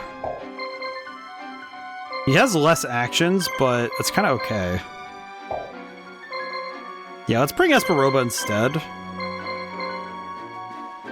And I think everybody else is fine. Oh wait, no, Tristan has the Constructor ability, that's right. Weh. You know what? It'll be fine. We have money to burn, it'll be fine. I think Pokemon Legends ZA looks really good. I do feel... I have some opinions about the way they're doing the Mega Evolution DLC. I'm not the biggest fan of it personally, but I don't think it's enough for me to be dissuaded from getting the game. I'm probably going to get it for the Switch 1 instead of the Switch 2. I don't think I'm getting a Switch 2 for a long while, guys. I do apologize. Not the only one that the Dark Magician will call Master Yugi. Let me determine who his true master should be right now. Okay, so we're at... Alright, so where are we right now? I see. So this is Shadow Forest, Rebellious. Trader. Nice. Okay, he's sending people this way. Let me see who he's sending before I make any decisions on armaments. Ground units. Okay, that's pretty easy. That's not too bad at all. So let's do equipment. Ground cannon.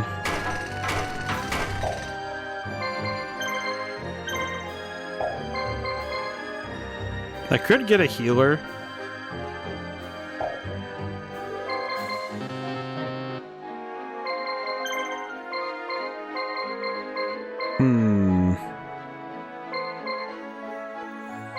Yeah, we could grab healer.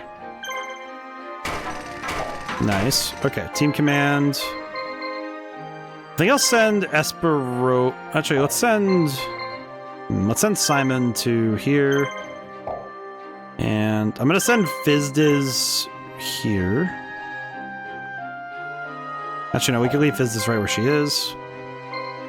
I'll send Mai out to go get the other fort, because she's fast.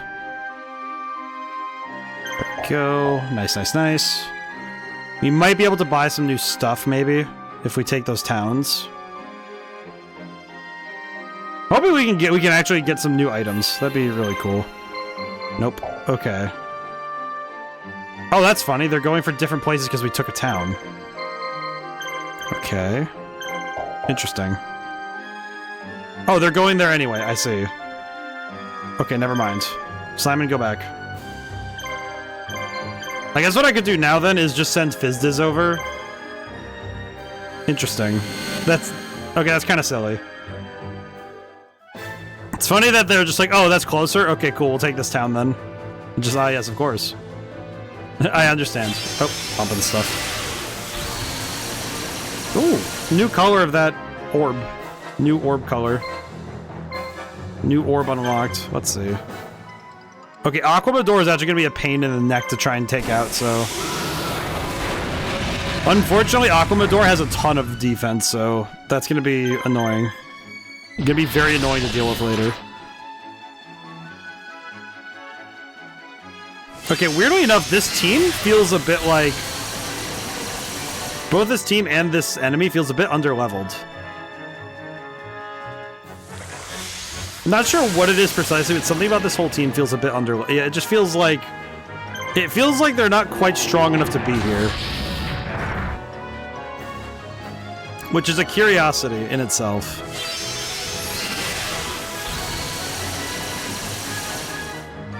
I do seriously want to find some of the sound banks that people were using in the 90s and 2000s, because there are some sound effects I've noticed are similar or shared between games at this point. I kind of want to see if I could get the licensing for those myself.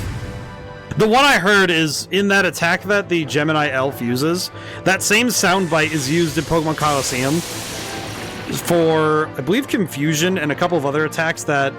There's like it's like this weird... I can't quite describe the sound, but it's one of those ones that just goes in the middle of the effect. That is one thing, I think, when you're a fledgling game dev and you want sound effects, that the first instinct is to go and grab stuff from other games that you like. Don't do that unless you have the license, or unless you're making something for free. You know, you're making a project of your own. The other exception is if you're doing a mod and you're not making money and you're not owning the thing, then you're okay. But yeah, don't just rip sound effects from things unless you're absolutely sure it's okay, you know? If it's under Creative Commons, as long as you attribute the sound, you're good, but you really want to make sure that your sounds are being sourced ethically. Because that's the sort of thing that will come back to bite you later, especially if you make something that people check out all the time. Very important, very important. It's actually something I've been doing with... Because I've had to get some sound effects from Freesound, and I only grab Creative Commons, and I actually have it in the game's files, the sound attribution list, which covers all the legal bases for the sound effects and ambiences I grab. There's actually one sound effect that I grabbed for use that I found out was a Creative Commons sound effect because somebody mentioned it as a fun fact that it's on there and can be used by anybody. And it's the reason I like it so much is because it's one of those ones that's famous for a couple of different reasons. And it's this particular sound called Footsteps from Beyond, which, if you don't know the sound effect, that's fine, because knowing it by name is not what people know it by. It's the weird footstep sound. If you've ever played the game Fear and Hunger, which if you don't know what it is, don't look it up if you're not ready for it.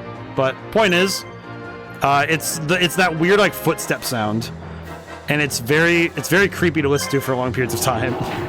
It's one of those sound, like, ambient sound things that if you listen to it for too long, it kind of just feels... It feels kind of like seeing a snake disappear into the grass.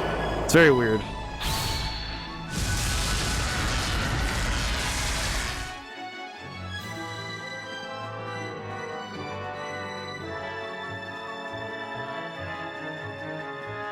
Apologies, had to check something really quick.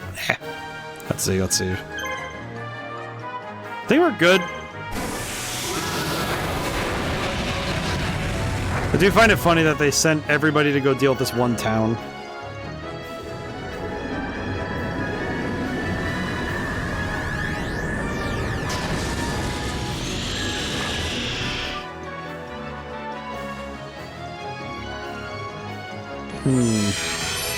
I do hope I can get around to playing ZA. I think my hope is that I'll play ZA Legends starting next year if I get it for Christmas, or, you know, if I can just get it.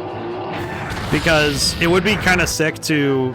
Because it'd be another one of those throwbacks to my streaming origins. Because I started streaming with 2 games. There was Shin Megami Tensei 5, which I played Vengeance this year.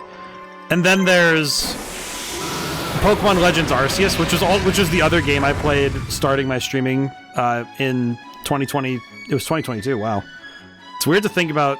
Or was it 2023? No, it's 20. Brain, work with me here, please. I know how long I've been streaming. My brain just like turned off. I know I've been doing it for 3 years though. I'm so why am I? It's because this is year 4. That's right. Because technically 2022, 2023, 2024, 2025 is technically year 4. I don't know why my brain just turned right off there for a second. Like, good lord. Let's see. Yeah, I've been streaming. Yeah, January 2022. I don't know why my brain turned off there. I know I started in January of 2022. It's just like my brain was like, are you sure? It's like I have to second guess myself. I have to second guess myself because it's like, are you sure? Maybe it's just because it feels like that's a lot further back than I thought it was. But then again, I'm thinking about the fact that I published Valhalla Station in like... Published it that like 5 years, like in 2021, so... That feels very weird. It is really weird to look back at how long it's been already in my career.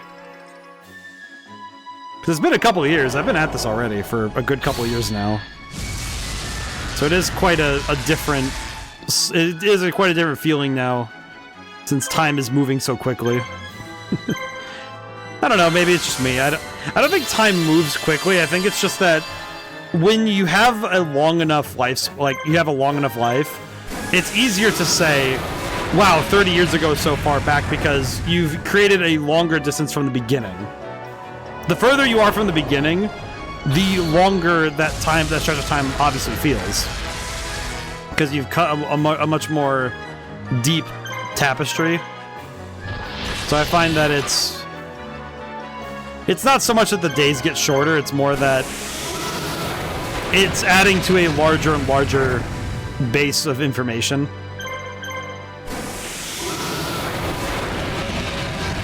Oh boy.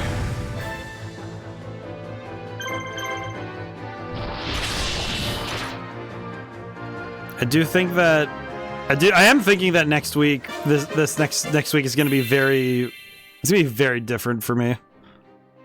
I think just with the addition of some really, I'm going to have a hard time not playing Sonic Racing before stream on Sunday. I'm pretty sure I'm going to end up playing it at some point, just because it is one of those games that it's going to be really fun to just play it. So I am probably going to end up playing it at least once or twice. Let's see, what is that? Actually, there's a lot of those that feel like Time Wizard loading screen goes crazy. It does, Gonzabi. How are you doing today? This game is have you've seen this game, yeah? I think you stopped in for a stream or two of this one. Have you seen this one yet? It's quite good. I'm quite pleased with this one. I am quite excited about this one. I like this game a lot. You know what? I feel like that not yet. I will say I feel like the Time Wizard loading screen, like the DVD screensaver screen, it's such a bop. This is pretty cool. I really like this game. I feel like Yu-Gi-Oh! And turn-based strategy is sort of something that I wish was explored more. They could definitely do more with it. I think nowadays especially, we have such a wide variety of monsters. Is it bad that I just had the thought that if somebody ever designed something like a CRPG, like Baldur's Gate 3 style of combat, but Monster Hunt, like Duel Monsters type world and aesthetic, you could make so much exciting gameplay with that. I don't know how it would work. I don't know how you would do it, but it would be cool. Giant Soldier Stone looks amazing. He does look like actually sick. He's so huge. I'm hoping I can get Fizzed is down here, because then I can, if she can bring by the 2 Gate Guardians we already have, that'd be really great, because then I can show them off. I do wonder, can you make Gate Guardian without the use of the... I'm curious if you can make Gate Guardian without the use of the polymerization item. Because I haven't found where to buy polymerizations. Let's see, Gate Guardian. Gate Guardian, is it worth it? Are they worth making a good Gate Guardian? Let's see, give them all generic items, no power-ups, so them being a fusion team. Interesting. They were talking about that for Kaiba, though. That's weird. Interesting. Thank you for the hydration, Gonzavi. Let me go get that. My favorite tanky boys from the card game. I feel like it's nice that because the stats of each monster carry over to the monsters here, that he still gets to have the high defense, and it just gets better because you can level up. So he just gets better defense over time. He's quite good. He's actually really tanky now. He's like level 30 now, though.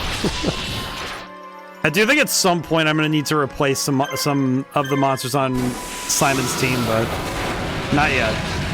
Not yet. I think Black Land's Fire Dragon is probably the surprise hit for me, personally. I don't know why, just looking at Black Land Fire Dragon's level, he's level 43. My dude is absolutely been hitting the gym. Okay. Yeah, we're gonna be waiting on that reinforcement for a while, aren't we? I might just want to send somebody else to go move a little faster, maybe, but... it's fine. At this point, I'm pretty sure Simon is just gonna have to fight a million enemies and then just... we'll be good, but... I think the only real downside this game has is if you have teams that you end up investing a lot of time into, you will unfortunately see the same types of battles a good number of times. That's kind of like the only real downside, is that because Simon, and like especially like Simon, like this guy here, the guy who runs this team of 3 monsters, he has ended up in so many situations where he has to fight 20 fights in a row. It's like you watch these attacks enough times, you just go, okay, we know he's gonna be fine, but he's gonna be here for a while. I just wanted to stop and see the game real quick. Well, thanks for stopping in. I appreciate it. I appreciate it a lot. Thanks for the lurk. This game is absolutely sick, though. I feel like nowadays, to make a game like this, I feel like... I actually wonder if it would be a lot of fun to make a game like this, but with... Like I said earlier, if you make...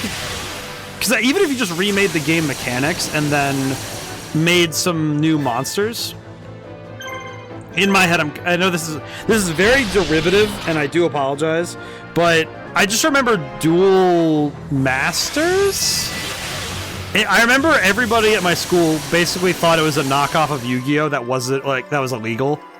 Or at the very least, it was kind of like the not Yu-Gi-Oh! Card game. Is it called Duel Masters? I actually forget what it's called. I kind of want to know what was it called again? Duel Masters? That's Master Duel. Duel Masters... Here it is, Duel Masters Anime, that's what it is. Yeah, Duel Masters, this thing. With the weird sun cards, with suns on the back of their cards. Question. Multimedia franchise consisting of manga... I have a genuine question about the card game. Is it still around? Are they still making more cards, or did they stop making new cards? I'm very curious if they did or not. The starter set is still selling for $40. That's crazy. r/Duel Masters. Wow, they have a Reddit? I'm actually kind of surprised. I'm sorry. It sounds mean, but I'm like, I'm kind of curious. Okay, so that's the anime media. Can I see the trading card game? Card game was made in 2002. Produced in English by Wizards of the Coast. No freaking way. Let's see. Purchase the rights from Reality Sims Inc. who ran a play-by-mail gladiator game, now known as Duel 2. Spin-off product Kai Judo was announced by Wizards of the Coast in 2012. The card game in Japan, the card game is an ongoing commercial success. There are 90 mainline sets with booster sets, starter pet decks. This game has had that many sets. I'm shocked. I thought the game wasn't very. I thought the game didn't have a whole lot of legs on it. That's crazy. They're serious? That's actually kind of crazy. I might need to look into that more. I actually feel a little bit. I kind of feel a bit mean for saying it wasn't very interesting. Like clearly there's a big fan base for it. I need to look into this more. I guess it must be a thing that it's more popular. Maybe it's more popular in Japan than it is in the States, maybe? Or if it's popular in the States, it might be localized to certain sections. Because I know Yu-Gi-Oh! And Magic the Gathering are pretty, like, national, you know, coast-to-coast kind of thing. But I don't know so much about Duel Masters. That's funny. I know do I even still have the cards? I'm kind of worried now that that might be the one card game I wasn't particularly nice with the cards. Because I definitely got those cards when I was young and stupid. So I'm kind of worried that there's like a bunch of those cards like smushed somewhere in something, which would make me very sad because I know that would be kind of mean to the card game. I'd have to go look. It's probably in my closet, if anything. Like with the Bakugan. Actually, you know what's one that I did remember is... I do think I still have the Zatch Bell card game stuff still around somewhere. Which, I don't remember ever getting to see more of Zatch Bell than, like, the first season, maybe.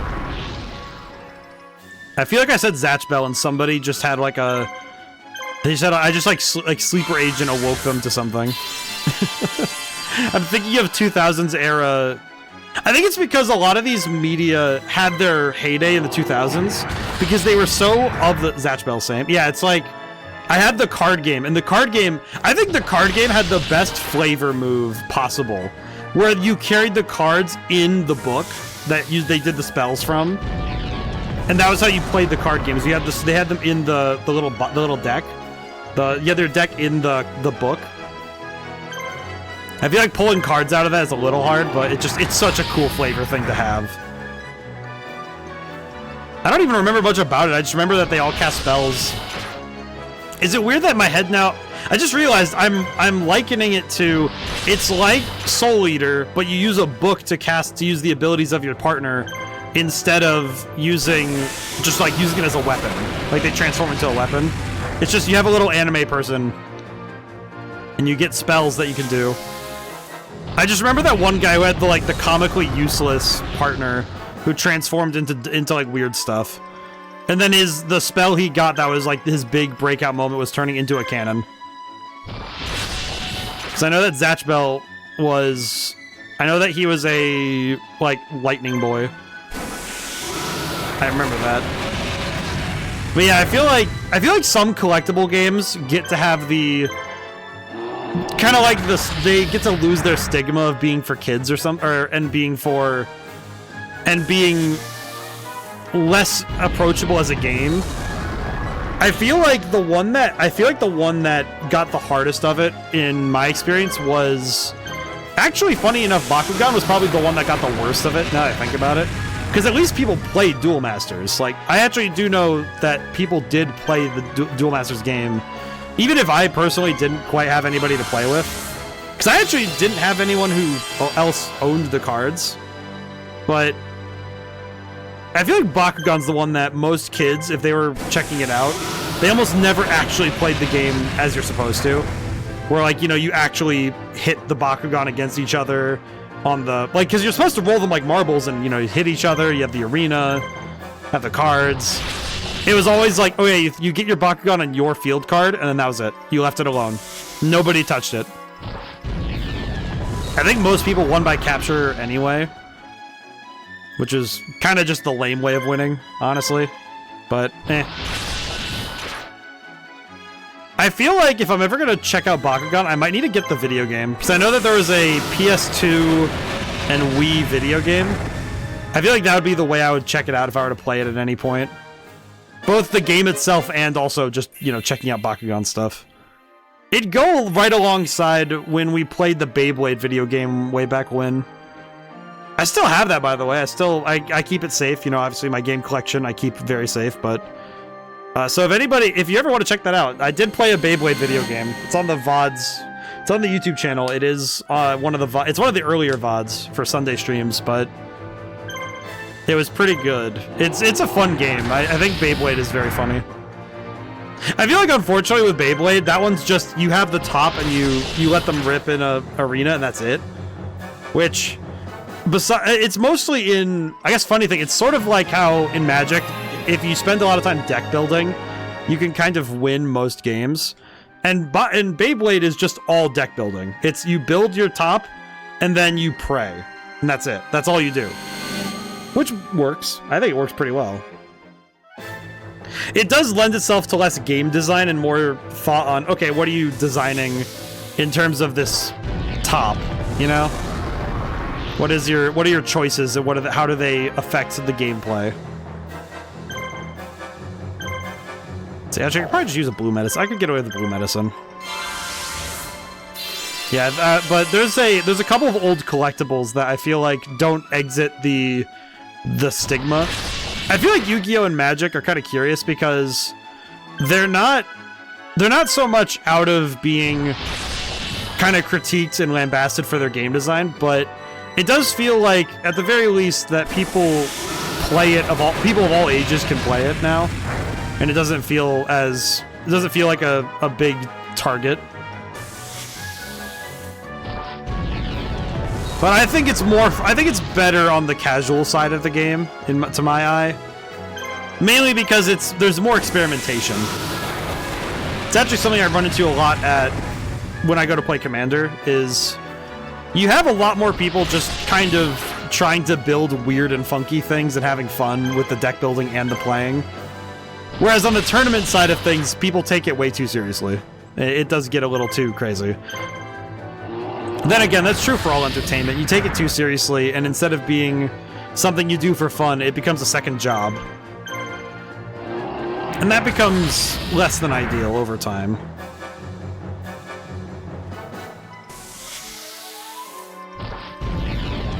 So yeah. But I guess to wrap back around to this game, it's interesting how much longevity Yu-Gi-Oh! Has had in its lifespan. Even just off of the basic premise of, we have so much world building we can use to make video games or, you know, to make random stories. It's actually something, I know that a lot of people want more of that. They were doing that anime series of actual Yu-Gi-Oh! Monster stories and lore. And I kind of feel like they need to do more than that. I kind of hope they do something like this again, where they make a video game using the world and the story and the characters. I guess something that would be... Oh my god, I just realized how they could make this game. It clicked in my head suddenly, like, oh, they already have a world for this. They already have a world and a story that would work really well for this style of game. And you could technically do it as two stories. You could even make it the same world if you really wanted to be, like, kind of bold with it. Is that they have the Dual Terminal series. Which, Dual Terminal, I want to play the card games more, but I don't have people around to play with. Play some Magic, have it during my shifts. Oh, I see. Yeah, that's... Oh, God. Yeah, I feel that, man. I know that there's some people at my store that have to... They can only come by on certain days or do certain things, so... Sometimes it just doesn't work for them. That sucks, though. Where it's like you're not able to do more, yeah. I'm grateful I have my Fridays when I do... Like, I can do my Fridays, but... Obviously, it's not available for everybody. It's like, okay, how... That stinks, yeah. I feel like... I know that there's some online stuff, but I know that playing in person, I think, is a better experience for card games. It's like playing online is a compromise if you just want to play the game. But when you want to play the game in person, like with the physical cards, there's very little substitute for it than being able to go and meet up with somebody at a store, going to play the game personally. There is no real replacement for it. Okay, let's see. I'll also send Esperoba, because I kind of want to see what he can do. Sunny Plain was also liberated. Okay, cool. Alrighty. And there's no monsters here that we can use, so...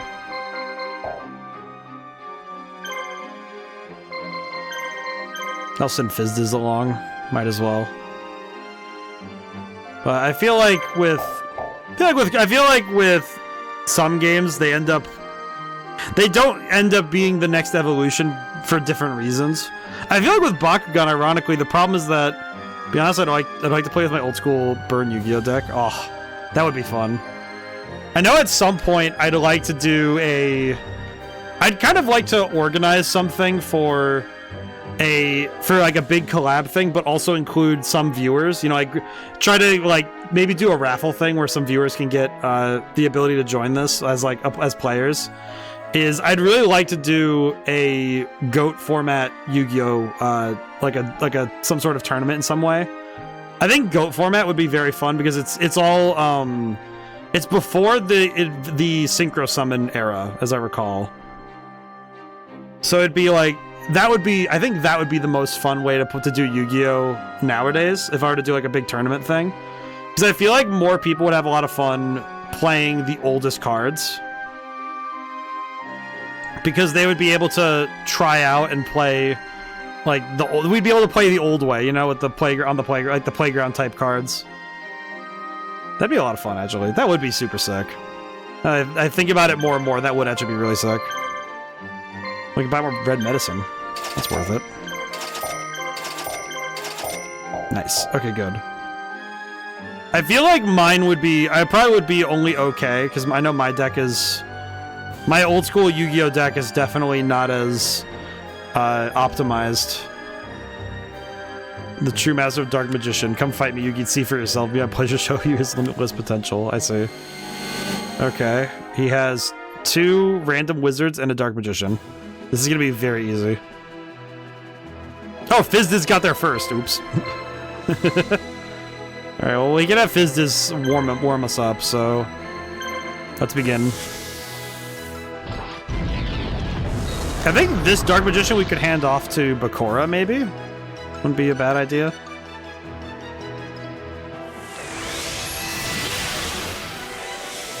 But I like the... I think I prefer the flow of old Raigeki. Oh, wow. You know what? Good thing I sent somebody else to start the fight, because holy crap, that's a lot of damage. Oh, he was that's a quarter eater moment. That was definitely, you send Yugi to go do that and he bodies you because you send in somebody early. I imagine that's a one-time use item, but oh no, it's a multi-use thing. Why does he have multiple Raigeki? Is he just spamming Raigeki? Holy crap. Oh my god. He absolutely... That's absolutely to try and catch somebody off guard. That is 100% some way to try and throw a new player right out the gate. That's evil. Evil, evil, evil. Actually, the fact he's spamming Raigekis is kind of funny because it feels very much like Arcana to cheat. Because that's basically a cheat. He's not actually using the Dark Magician. He's just having the Dark Magician throw an item at somebody. Which is definitely not the same as I'm really good at using the Dark Magician. Just gave him Raigeki. That's not the same. Is he gonna do it again? Dark Magic. Nope. I see. Aha. Interesting. Interesting that he wasn't gonna use Raigeki again. Okay, unfortunately, Suijin is gonna die again. Do I have an extra revive? No. Okay, but he is burning through all of his actions, which is fine. We did lose Suijin, though, which kind of sucks, but... Oh, you gotta be kidding me, not again. This dude does not have any other move. He has no other attack than Raigeki. If he has more than 3, I'm gonna be really upset.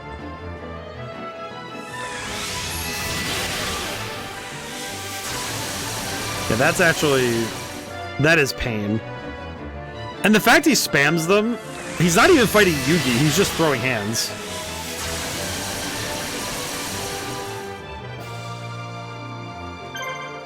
Okay, it does seem like this was a good tactic, though, to send in... I guess Fizdiz going in first was a blessing in disguise, because we would have lost the whole mission if Yugi had gone in first.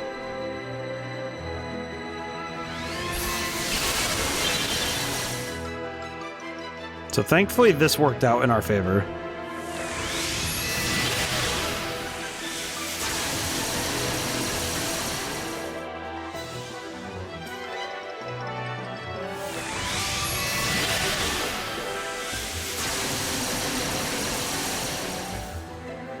Okay, but now we get 3 turns uninterrupted, so this is fine. It's kind of like, this sucks, but we did get something out of it, so it's fine. This is fine. Yeah, I'd probably have to run... I guess if I ran a Yu-Gi-Oh! Tournament, it'd have to be on Master Duel, though, which is a shame. I know the other thing I'd like to do at some point is do Tabletop Simulator with some people and play Commander, because then I could show people why I go on Fridays to go play it. Alright, we lost, but that's okay. It's fine. Honestly, Fizdiz did pretty good. It's just that Raigeki spam was a little crazy. Okay, so we'll stop Fizdiz from going back in so she doesn't just die. I'm actually kind of wondering if I should send in everybody else first and then send in Yugi. Do I need to defeat Arcana with Yugi, or do I need to... No, just beat Arcana. Okay, so it's fine. He just needs to get whooped. It doesn't matter how we do it. Understood.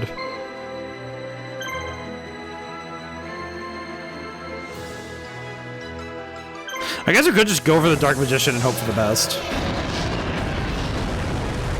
See what happens. I feel like of all the Yu-Gi-Oh! Monsters, I feel like Dark Magician is the one that kind of has the weirdest legacy in terms of the card game itself. Because he's gotten a fair number of cards, but the deck itself isn't that exciting to play.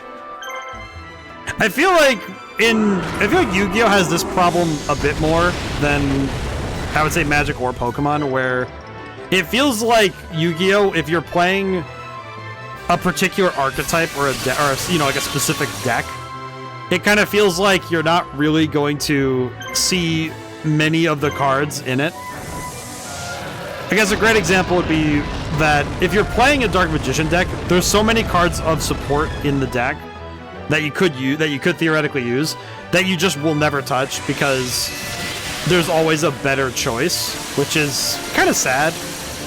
Where it's like you're not really incentivized to play a deck of Dark Magician cards. It's more like you'd rather play the very best of that support, which is just kind of okay. That's fine.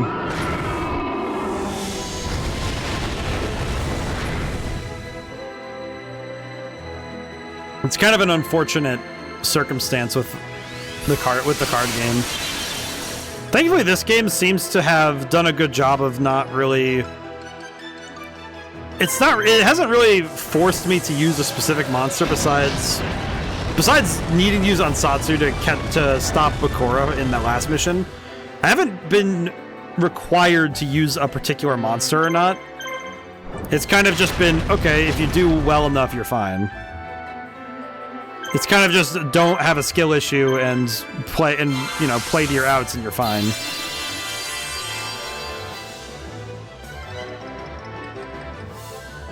I do figure though that if you were to remake this game in its style with dual monsters, I think Dual Terminal and the World Chalice stories would be fun to do with this.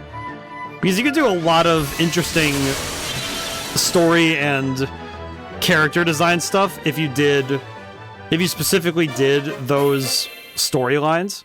Because Dual Terminal has so many warring factions. And then, of course, if in the modern day and age, if you're making DLC, it's like, oh, make a Six Samurai DLC where you play like, kind of like you're playing like the Warring of the Three Kingdoms, but Six Samurai. You could do, I don't know, you could do like Elemental Heroes, do something kind of like trying to defend the city from invasions.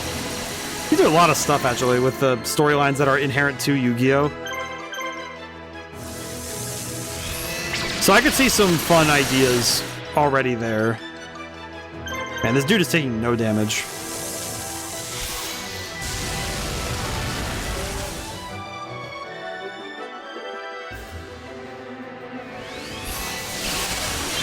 It is funny that this Arcana's Dark Magician does a beam and not the magic missile type stuff.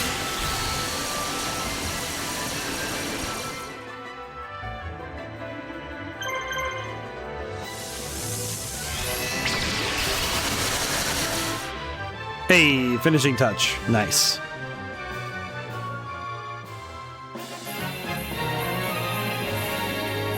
Wow.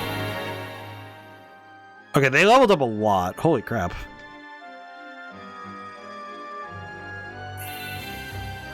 Yeah, this can't be happening, not to me. My body, it's fading away, I'm fading. Oh, Arcana's dead. Let Scott do that to one of his own characters. He's merciless. Scott's acting like... Is it bad that in my head it's like Scott's kind of like that guy who writes fanfiction and just kills off characters he doesn't like because he's edgy? Definitely the kind where he starts writing... He was definitely writing stuff on AO3 and he's just like, yep, I don't like this character, so I'm gonna kill them off mercilessly and then pamper my favorite character, which is my... He's like, yes, my favorite character, the self-insert, yes. Ruins of the Dark Forest, once home to the Dark Magician, are said to hide powerful magic. Ah yes, we're gonna go find magical secret nuclear bomb. Sends most of his army to attack the capital, but takes a small group to search the ruins for this magic. There have been many treasure hunters that have searched the Black Chaos ruins for the secret treasures of the lost Magic Kingdom, but none have lived to tell about it. Will Yugi be able to find this power that's been lost for so long and make it back to his friends? I hope so. Let's see.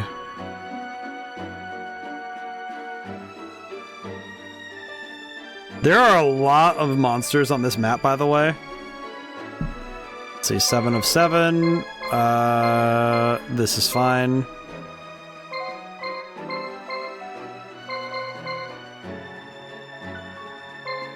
Okay. I think we're good. I think I just need to check items. I think items are the only thing I really need to check.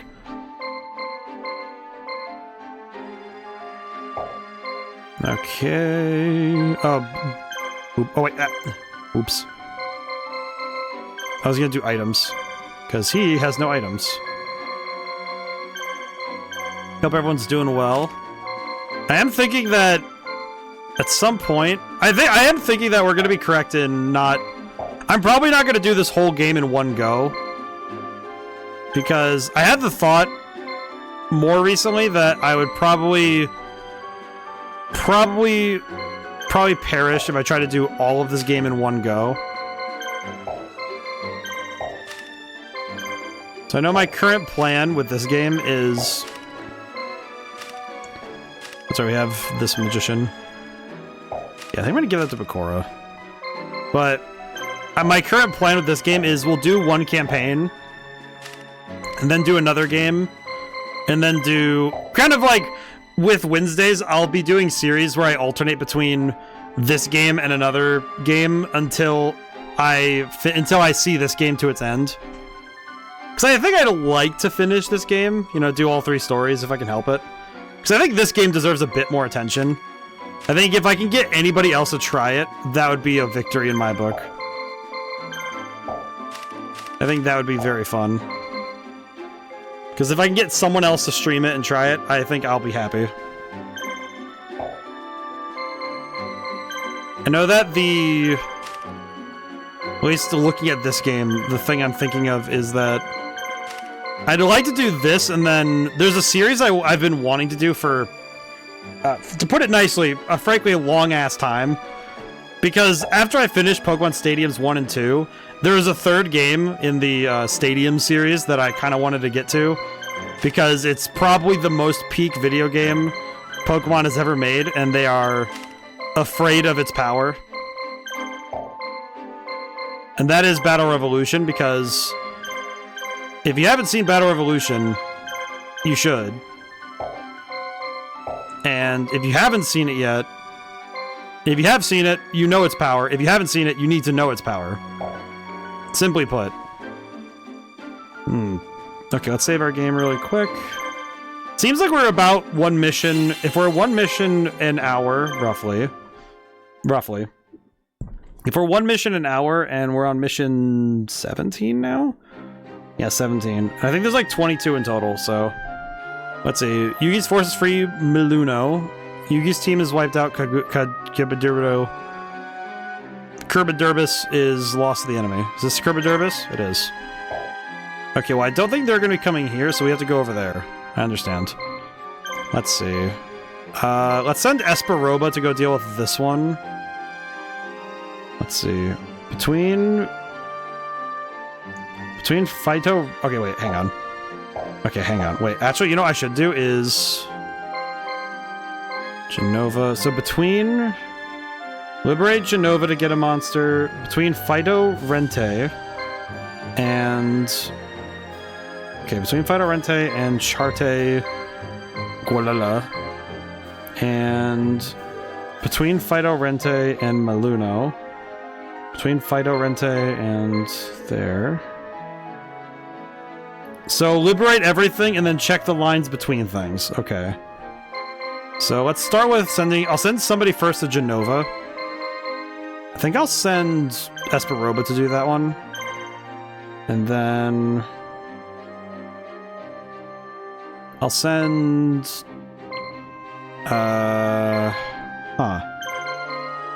I'll send Fizzes to fight Rent. These names are actually causing my brain to be a little bit confused. I'm gonna keep it real. The names are making my brain go, okay, what are you even talking about? What are we talking about? Okay.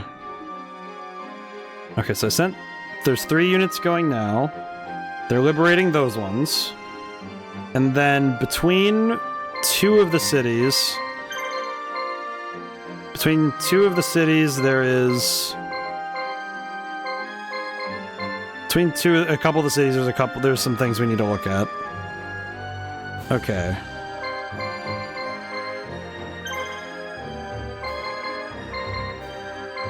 I think I'll send Taya this way. I guess there's not really a worry of getting attacked, because this is just a...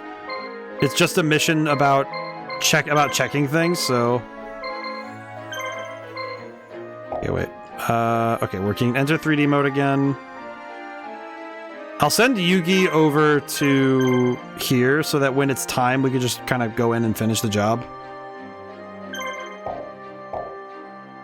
So we're good. Okay, now we just need to wait for some of the units to reach where they're going.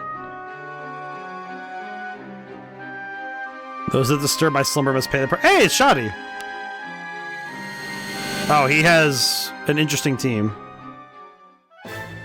Why is Shoddy the ghost? I mean, I know he is a ghost, but, like, interesting. Why is that guy built like a Digimon? Who are you again? Who's this guy? Sengenjin. Oh, I know you. You're the... Yeah, he's actually... Okay. Wow, he is actually strongest. He's just really strong. Okay.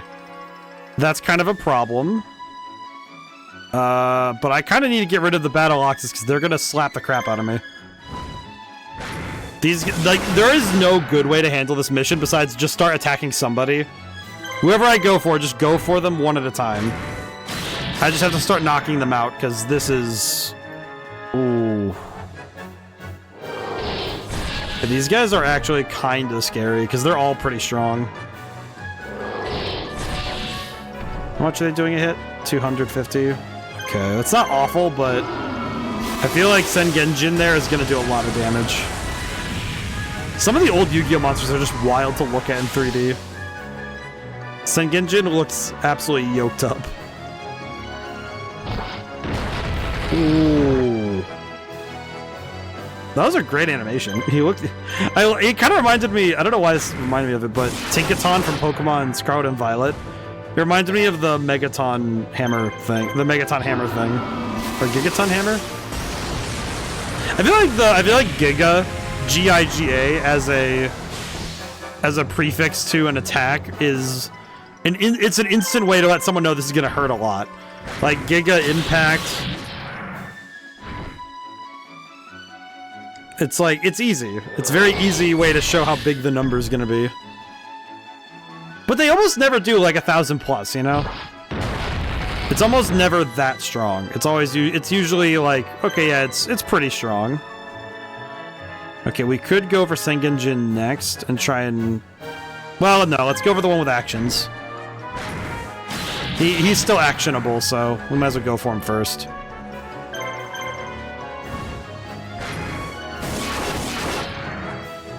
You know what? If there's anything I just thought about that it just made me realize how nice this game has it. This game doesn't have confusion. Because I'm thinking now about Final Fantasy IX, I'm thinking about when one of our attempts against the final boss got stalled out by confusion.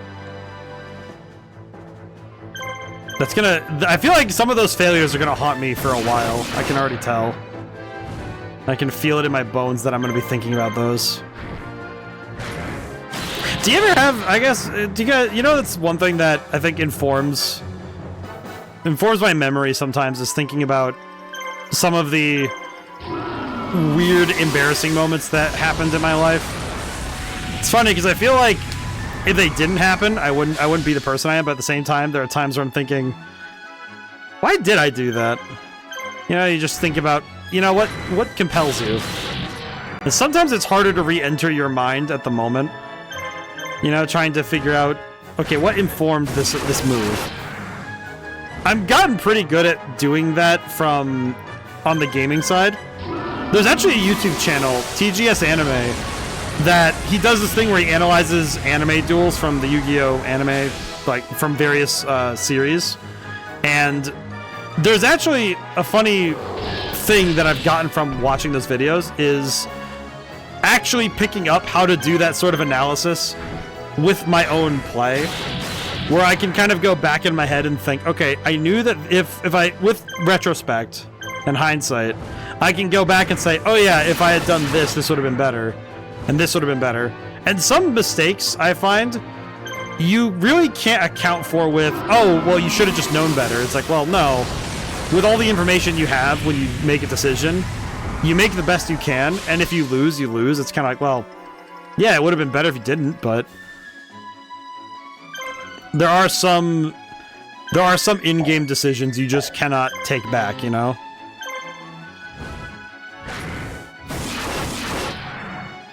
Kind of comes with game design as well, that you can't... Sometimes you'll make a decision and you'll maybe sit there and go, man, why did I include this in the game? Why did I do this particular bit? But it's only with hindsight that you can go back and say, well, at the time, this is the best decision, and now it's like, well, if I can go back and fix it. But I don't really live in those regrets. I just kind of observe them and go, oh yeah, well, it's good that I spotted it. Like when I go to play Magic, I tend to do the analysis like, you know, if you'd just been a little more careful. It's usually if I was just a little more careful, it would have been fine. And I always find those ones kind of funny because they're kind of predicated on, well, you know, you just need to not be an idiot. Which is like, well, that's a little bit harder to field for now, isn't it? But in seriousness, it's usually that I play pretty recklessly when I play card games, because I really don't like sitting back when I'm making my decisions, you know? I actually get pretty upset when I'm not springing traps. It's kind of like, it's more fun when you're playing a game and you're making the opponents have to interact with you. Because I always find that to be a more fun way to play. Because then your opponents are going to do something.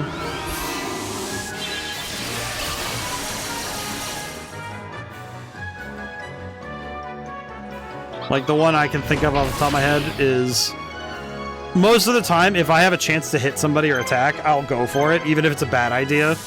Like in the long run. Just because it's more interesting that way. And it is something where I think as you get older, you find out that sitting and waiting for your opponent isn't a particularly fun strategy. No matter how optimal it is, it's never the most fun thing to do when you're playing a game. Because waiting for an opponent isn't as exciting as going out and meeting them at the field.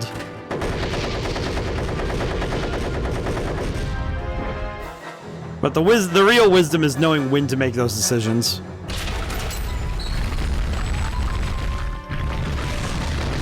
I will say, Jinzo's model in this game looks absolutely sick. I'm a little bit confused why is his back so arched? Sounds really weird, but like, look at his posture. Why's he got it sticking out like that? It's bad for your back, man.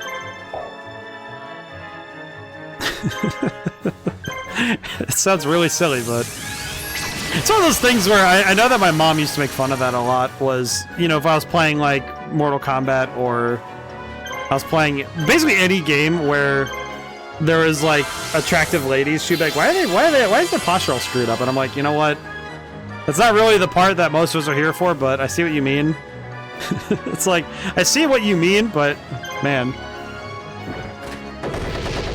My Yu-Gi-Oh deck has been described that it plays itself. I like seeing the reactions that was a secret threat in a multi-way duel.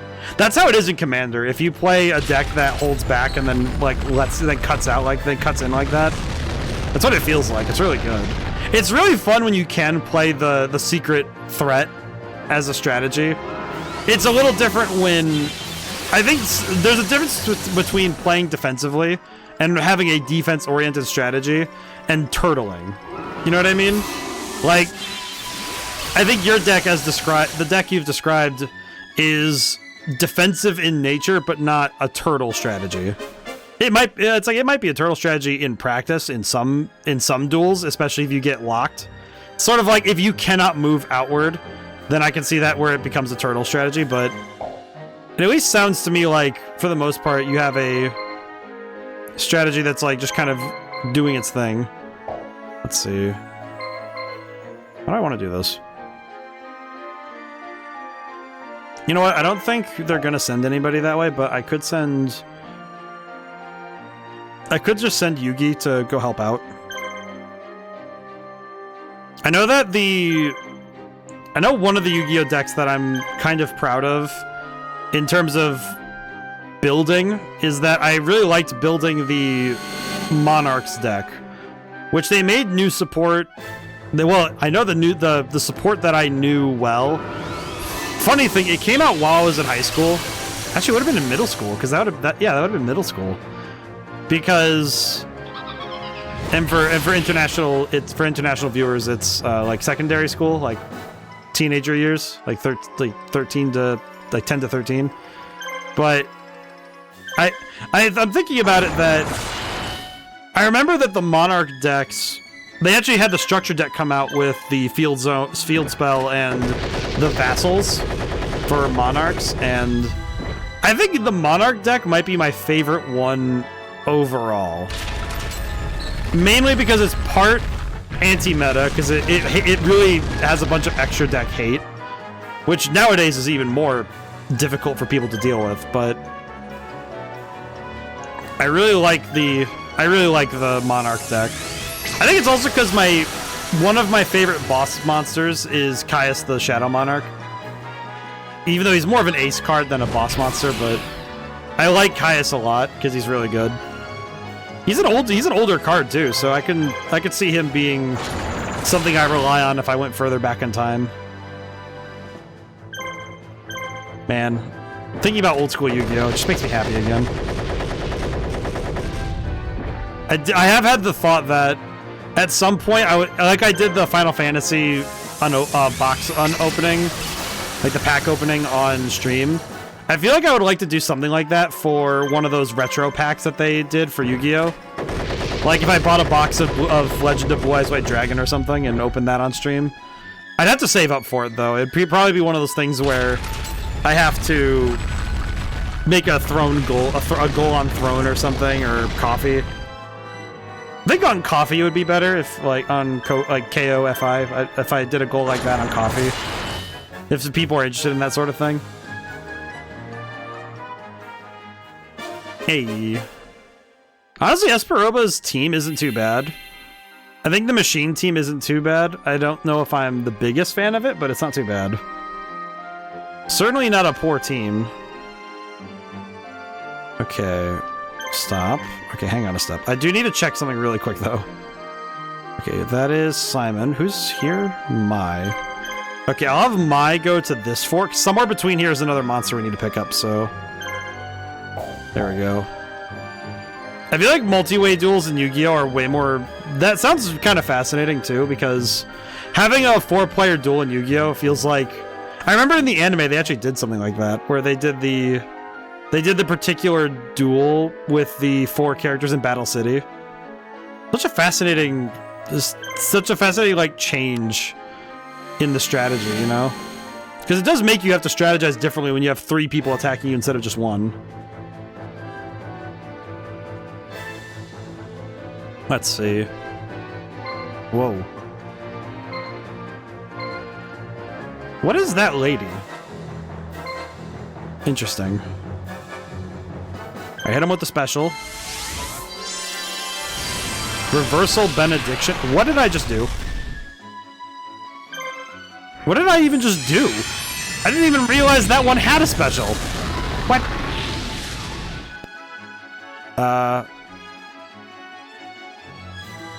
Okay, I feel like I don't know what I just did. Info.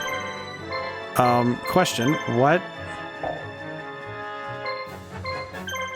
What did I just do? What did I just do? What was that? Okay. Interesting.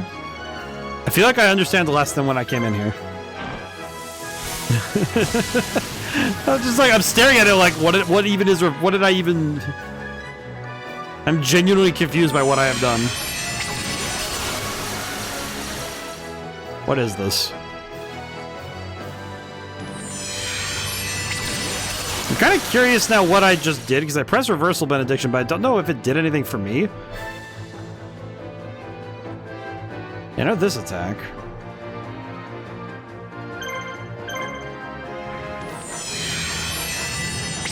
That is one thing I guess this game also has a problem with, is that you can't check...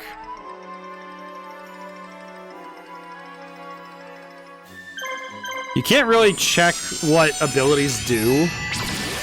Alright, I need to look up what that even does. What is that move? Yeah, the Falsebound. I need to look. I don't even know if this will be information I can find, but... Reversal Benediction. Falsebound Kingdom. Monsters in the levels of their specials. Let's see. Healing is the exception to the rule. Great walkthrough, that seems really helpful. Blah, blah, blah. Z abilities. I'm looking through because I'm like, what am I looking at here, man? What is this? What is this ability that I've gotten? Okay, let's see. Oh, here we go. Okay. This is a monster list, so it'd be Gyakko... Gearbadurban, Gyakko Megami, Tail Starter, Starlight Shot, Z. Power up all team monsters. Okay. Interesting. Okay, so it's... So it powered up my monsters, but I don't know by how much or what it did exactly. Not 100% sure, but hey, whatever. It should be fine, I think.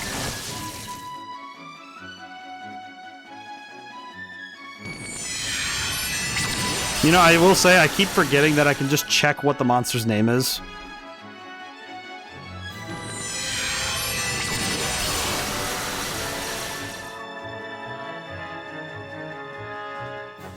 Yeah, because I can check really quick what it's called. Cosmo Queen. Ah, I see. Interesting that Cosmo Queen is the leader of this one, but it does look really cool. It is neat to see a monster like this way. Okay, so Reversal Benediction gives us a power-up. It did not feel... It didn't feel like I got a power-up, but... I don't know, maybe I'm just confused. I'll have to double check.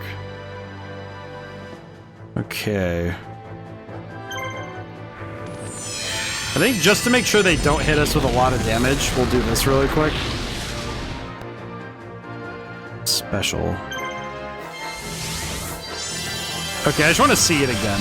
Because I want to see what this actually... Does it actually do anything? It sounds like a weird question, but I don't know. It doesn't give any indication that it's done anything. So I'm guessing it must be either an actual status, like, buff, or it might be an HP thing that I'm not seeing because I haven't taken any damage yet, really. Wait, no, it's not an HP thing because I can see that. So no. Very weird. To put it plainly, very bizarre.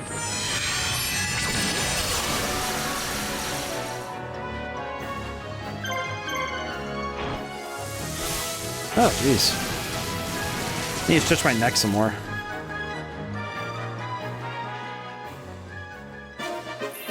Oh, jeez. Alrighty. That was pretty good. Okay, and then...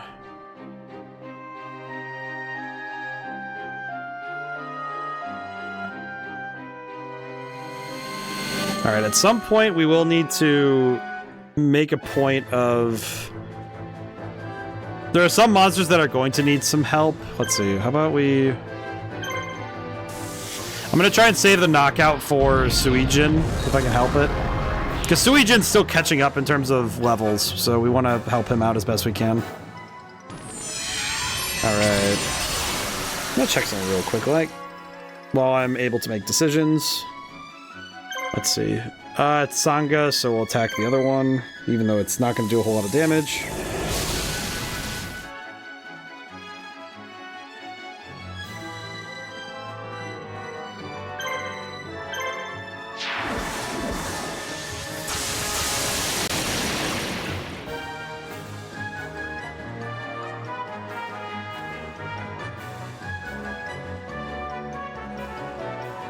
Let's see.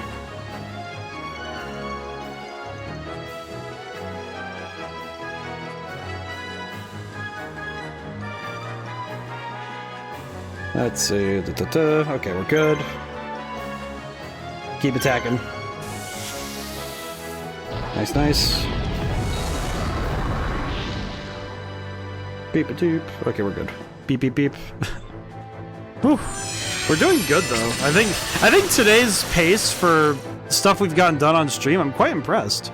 Because we've gotten a lot done, even though it's been kind of casual almost. We've been kind of just going right through. Alright, let's see. Oh, critical. Peculiar. Hey, Fizdiz is catching up, so that's good. Alrighty. Yeah, I personally think that Fizdiz is probably going to be the Gate Guardian wheel door. Bait of the Magnet Warriors discovered in the ruins. Oh, that's cool. Nice. Very good. Alright, so let me I'll grab Fizdiz and have her go this way. Dragon Piper was discovered in some small ruins by the forest. Not bad. Okay.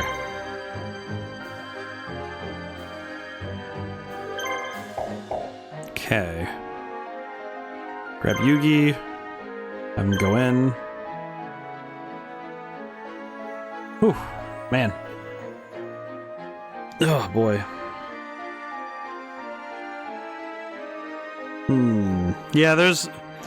I feel like if there are any quality of life things I would add. I think also one thing I would add is a fast forward button for movement.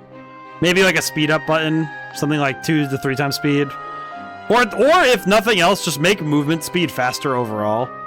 I think movement speed overall would probably be the better move to my eye. Let's see, so we got Labyrinth Tank, Dragon Piper Beta. The only 2 left are liberating Genova and then liberating Myluno. So basically, as long as we finish the 2 cities, we're good. And then we're solid. We're done here.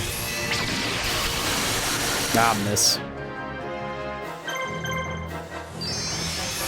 Yeah, I'm thinking, though, that sometimes, though, I feel like some design choices, like the speed of characters here. If you took this exact game, though, and you sped up character movement, I do think it would actually be a lot harder to keep up with the action because it's real time. And if you have real-time action that moves too fast, it can be too much for some people to be able to handle. It's actually something with, I think, StarCraft and Age of Empires. I think Age of Empires 2, for some people, it had this issue, especially if your opponent was able to use very fast and nimble cavalry, is that if somebody moved too fast, it was very hard to keep up with them. It was basically like you were trying to run a marathon. It was like a sprinting marathon. You're going to be there for a while, and it's going to be very fast. And that can be hard to keep up with for a long period of time. So it is definitely a consideration when that movement speed is key. I think with this game especially, the thing I would consider is that movement speed would be something that would need to be tweaked. Maybe not...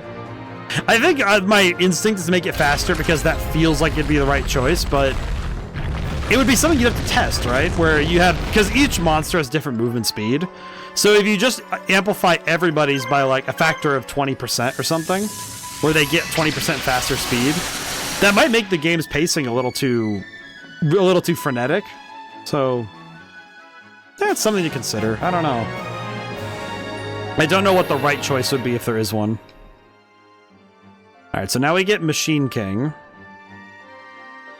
And that's pretty good. Genova, Final Flame. Machine King was discovered in the ruins.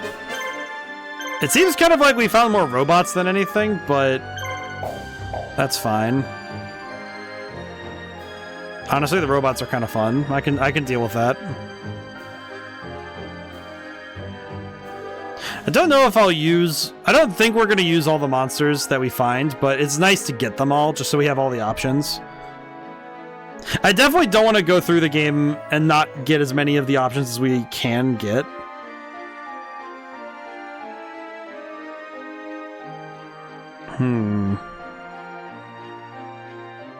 I do kind of wonder... There's one in particular coming up that I'm like, is that actually going to be a problem?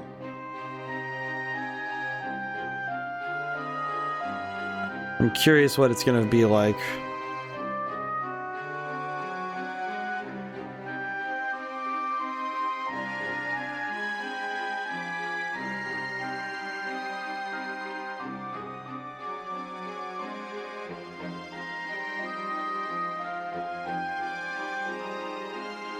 I almost wonder if I should send Mako to go deal with it. Just send Mako to go deal with the next mission's monsters. Also, it says to get items from each... Like, this guided music is like a speedrun guide, so I don't know if it's 100% accurate for us right now, because I think it presumes that we're going to do New Game Plus stuff, but I don't know. Interesting. I feel like speedruns of games feel inherently different, because you're always working with more information than... Whoa. That's pretty cool. I haven't seen this guy yet, and now he kind of scares me because he can paralyze. I need to get rid of him.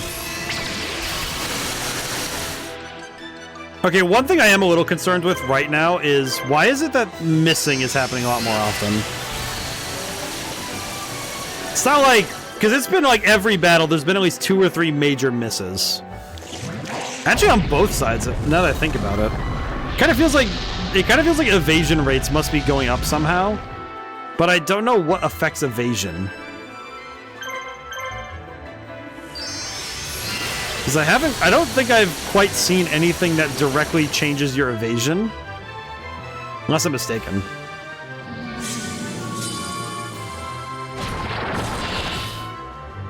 Yeah, that paralysis is gonna suck.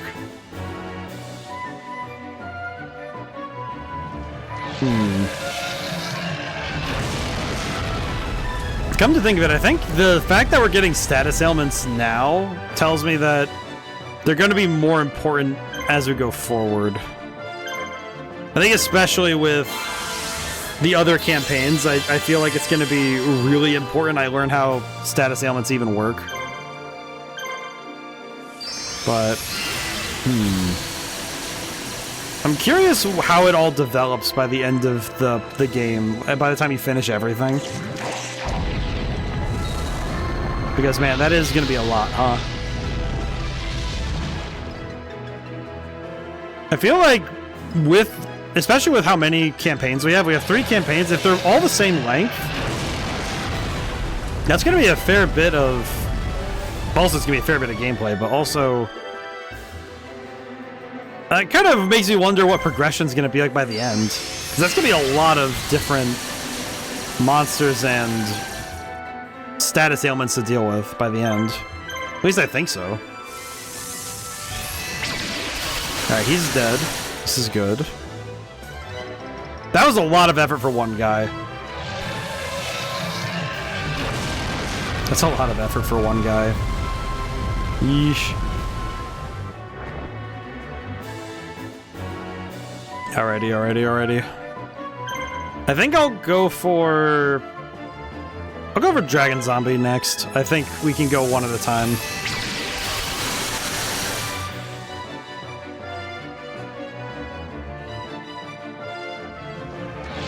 You know what's weird to me is looking past Dark Magician and seeing the town in the back.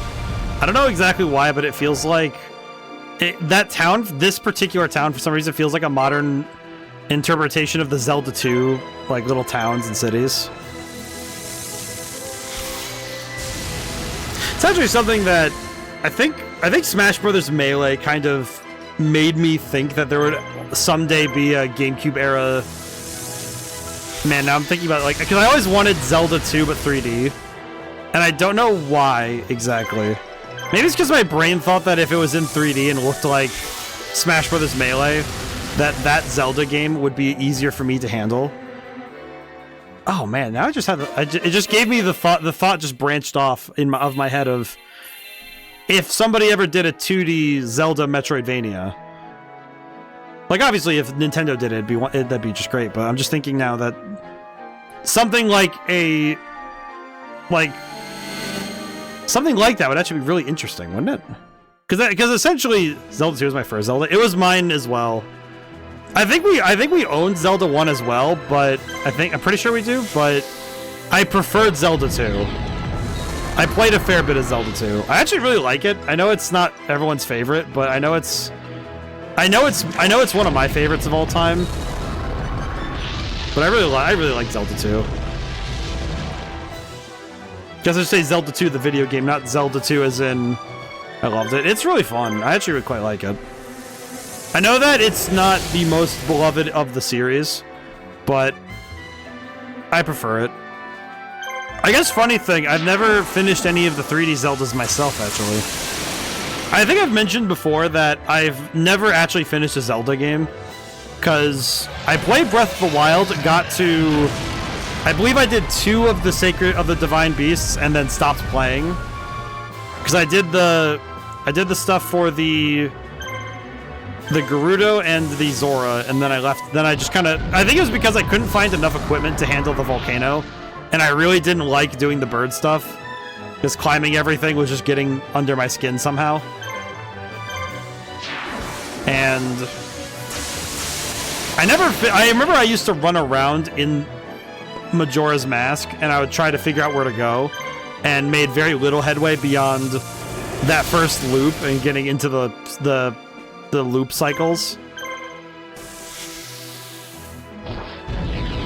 Though I did learn the trick. I remember I learned the trick through word of mouth about playing the Song of Time backwards to double the amount of time you get, which is probably one of the silliest tricks in Majora's Mask, because it does kind of, in my mind, it kind of invalidates the whole timer thing.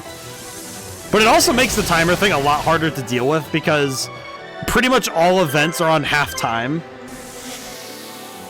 So you actually have to wait a very long period of time to get things to happen as you want them to. But it does give you a lot of extra time to find things and explore. It's especially nice in dungeons, when, like, if you're in, like, the water temple or something. Because you would be able to use it, cut time in half, and then still have extra time afterwards to do other stuff.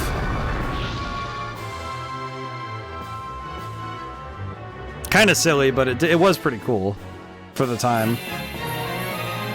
Alrighty. Not bad.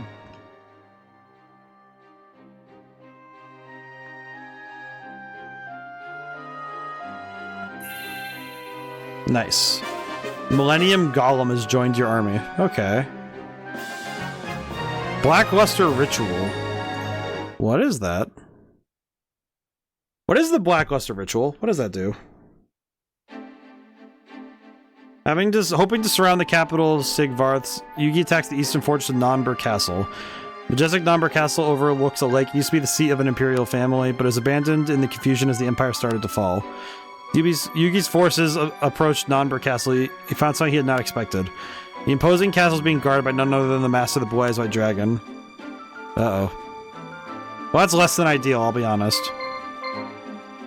Okay, what types are... Real talk, what types are the monsters we just got? Let's see, Dragon Piper, info. He is Urple. That attack stat is abysmal, are you kidding me? I forgot that Dragon Piper is Dragon Piper. Man. Poor guy. Let's see. Millennium Golem. 2,000? Okay, not bad. Not the bad. He's level 1, but that's not too bad. Let's see. Just looking through really quick. Yeah, Labyrinth Tank is very strong. That's pretty good. I think Tristan should have that one, because that's pretty good. Machine King... Oh yeah, we could give Tristan a upgrade. That'd be pretty solid. Oh, Beta would be huge. Actually, I might want to replace Zombie Warrior with Beta, because Beta's level 1 and is pretty. It would be pretty easy to level up to Zombie Warrior's levels. It would be a slight ding to Simon's current team, but I feel like it'd be fine. It'd be a slight ding right now, but it would be worth it in the end, so we'll give him this boy. He's a fixer-upper. Mirioku. Absorb life points from 2 other monsters on the same team, drastically boost attack. I don't like that. Seems like a bad idea, I'll be honest. Okay.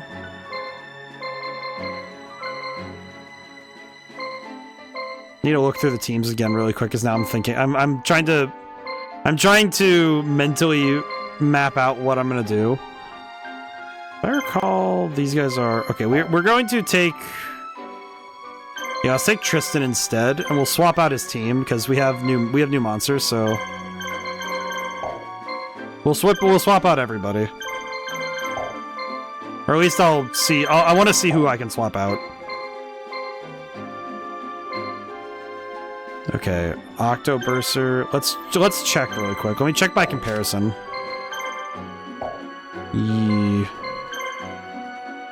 Okay, you know what's funny? I actually might want to keep Tristan's team the way it is because he I feel like the problem is that there are so many of these creatures are not particularly. Some of it's also leveling though, right? Where if I level them up enough, it'll be fine. But yeah.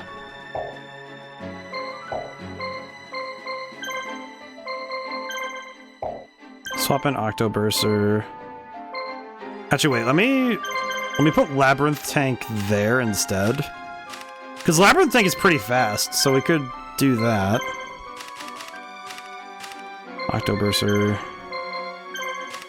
I need to go through. I need to read. Unfortunately, I was taught how to read, and now I have to make use of that skill. Huh. I don't think I'm gonna... Oh, but he's only level 1 though, so... Yeah, we'll do that. Yeah, Machine King is... I don't know why, just the way he stands up, he looks like a... He kind of looks like a knockoff Voltron. I don't know why. It feels mean to say it like that, but he does kind of... He gives me the vibes of Voltron. And I'll form the head. Voltron! It's very silly, but it just reminds me of that. Alright, there we go. Okay, is there anything else I need to worry about? Oh, the Black Illusion Ritual. That's right. Can I give it to... Huh. What does this do? Only be used when creating a team. It gives Dark Magician and Gaia the Fierce Knight the power of chaos. Can only be used when creating a team. Okay, so if I remove this...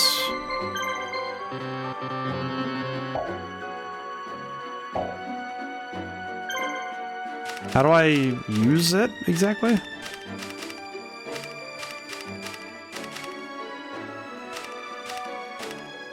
How does one... Huh. Interesting. I don't think I fully understand what it wants me to do, but... Oh, I have to use it. Magician of Black Chaos. Whoa.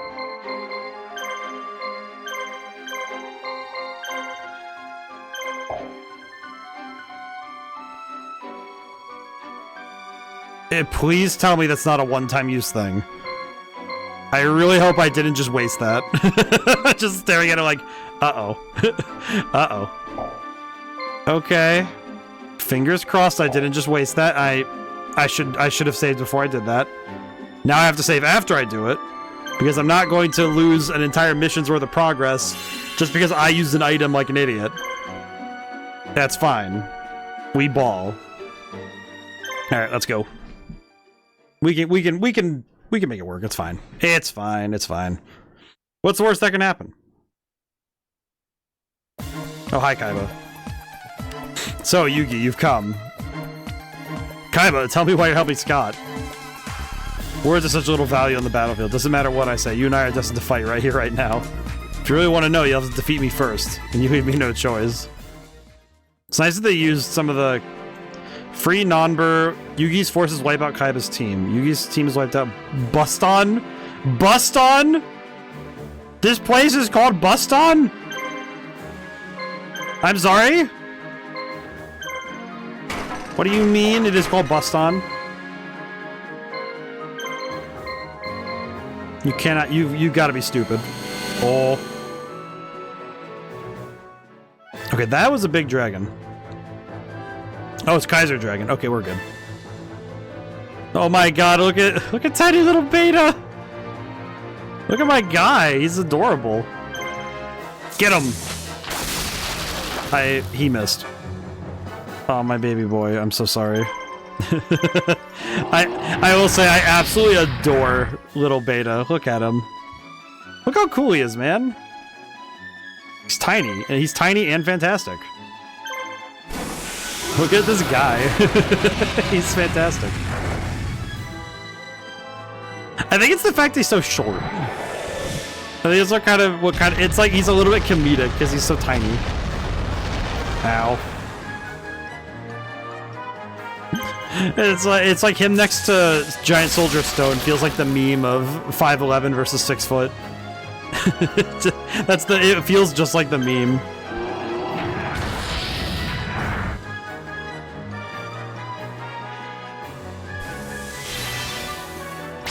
It's just, I don't know, something about how tiny he is very funny. It kind of reminds me also of whenever you're playing a Pokemon game and you see Pikachu, how tiny he is. I think it is one-time use per playthrough. Okay, well that's fine. You know what? It's okay we make those mistakes. If nothing else, I will say, at least we register Magician of Black Chaos to our...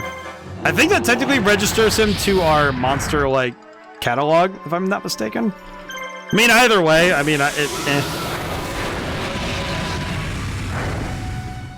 You know what? Honestly, it's funnier that I use it on accident. I feel like it's way funnier that I'm like, oh, I want to try out this item, and then I use it on accident like an idiot, and it's like, well... It is kind of... It does feel a little silly that it's one-time use, but... I guess it's good that we get to see it and explore what it does as a team, as it were.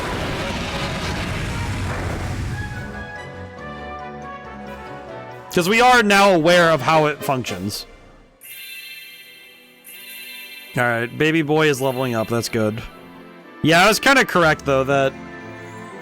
I think that because Beta starts at a higher stat base, It will be better off for him to level up accordingly. Okay, one thing I will do is I'd like to get a... Can I get a trade union? I cannot. I'm not allowed the trade union. I guess one thing though that I can't really be upset with is the fact that I am going to make mistakes like that. And I'm okay with that. It's something I think that's very easy to... It's very easy to get in my own head about at times. Is that... And it's something streaming has actually helped me out immensely on. Is that I no longer am gripped by paralysis of choice when it comes to making decisions on stream. But it also happens when I'm playing games on my own. That I actually have found that my decision making is so much faster now. Because even if it's the wrong choice in the moment, I make the choice.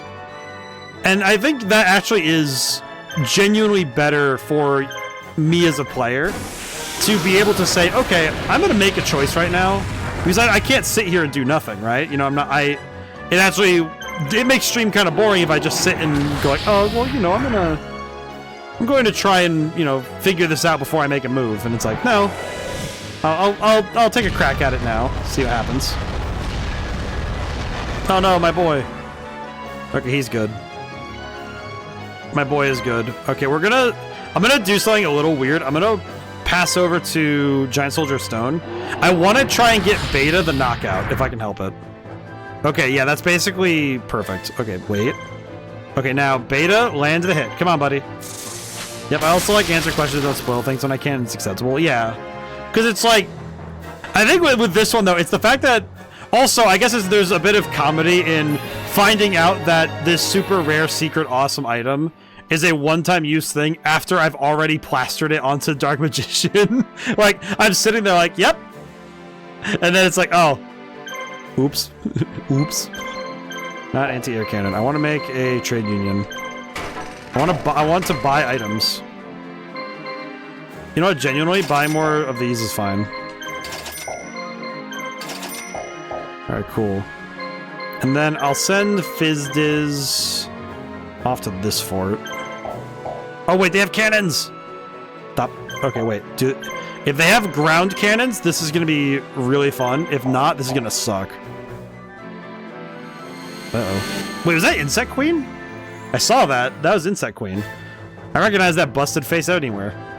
Yep, that's Insect Queen. And the one next to her is Hercules Beetle. Okay. Can I just say, the fact that you know, I don't often say the phrase busted face that often. I'm impressed that, of all things, I think of Insect Queen when I think of busted face. Impressive. A little concerning, all things considered, but... Oh yeah, I recognize that ugly face anywhere. Look at him. I know that one. I don't know why I'm so mean to... I don't know why I'm so mean to the freaking Insect Queen. It's really funny. Oh man. Just... yes, of course. Whoa. Okay, that move is kind of sick. I like that this game gives some of the most insane move animations to its most obscure monsters. Like, Hercules Beetle gets the most insane attack possible. Okay, I probably should be targeting the worm every time, but it does have the highest defense, so I wonder if I would even do that right now with Simon. Actually, you know what? We're going to wait.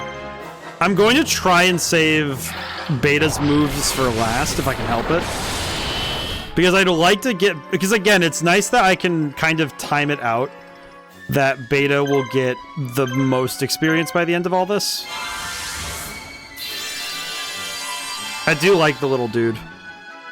Man, if I can make Valkyrion, that'd be awesome. I feel like I absolutely would have been... If I didn't have the Yu-Gi-Oh! Collection I had at the time, I probably would have tried to build the Magnet Warriors deck. I guess funny thing, My aesthetics have actually done a lot of radical changes over the years. I don't know if I've ever talked about the evolution of my own aesthetics, but there are a lot of monster and creature types that I have like kind of gone through phases of using over my time playing games and such. Because there's a lot of different archetypes and different things I've used over time. Okay, we're gonna let... Again, I want to try and get Beta the knockout, if I can help it. If I can help it. I hope this is... Okay, I think it's just right. Okay, so now we'll have... Black Man's Fire Dragon will target the worm. Okay, my boy, just do 100 damage or more. And we're good. Yes! Okay, good. Thank goodness. Okay. Because you get more experience on knockouts, so I can quickly train up Beta. The Chaos Monsters are cool but annoying to play against. Yes. Oh man, yeah. But I actually used to be...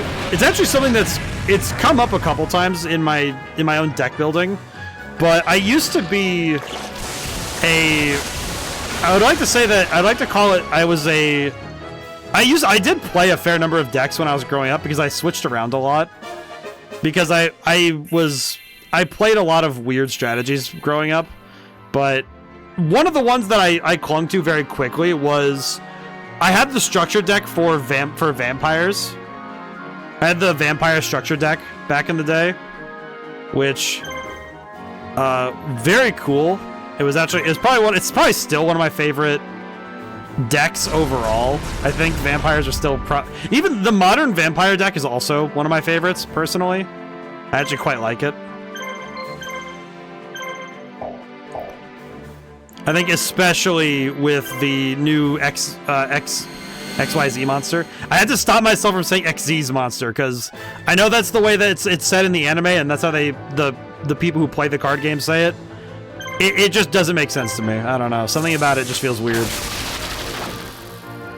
Saying XZ's feels very weird. I don't know. It is definitely a me thing, but it just feels very strange. Okay, don't kill. Good job.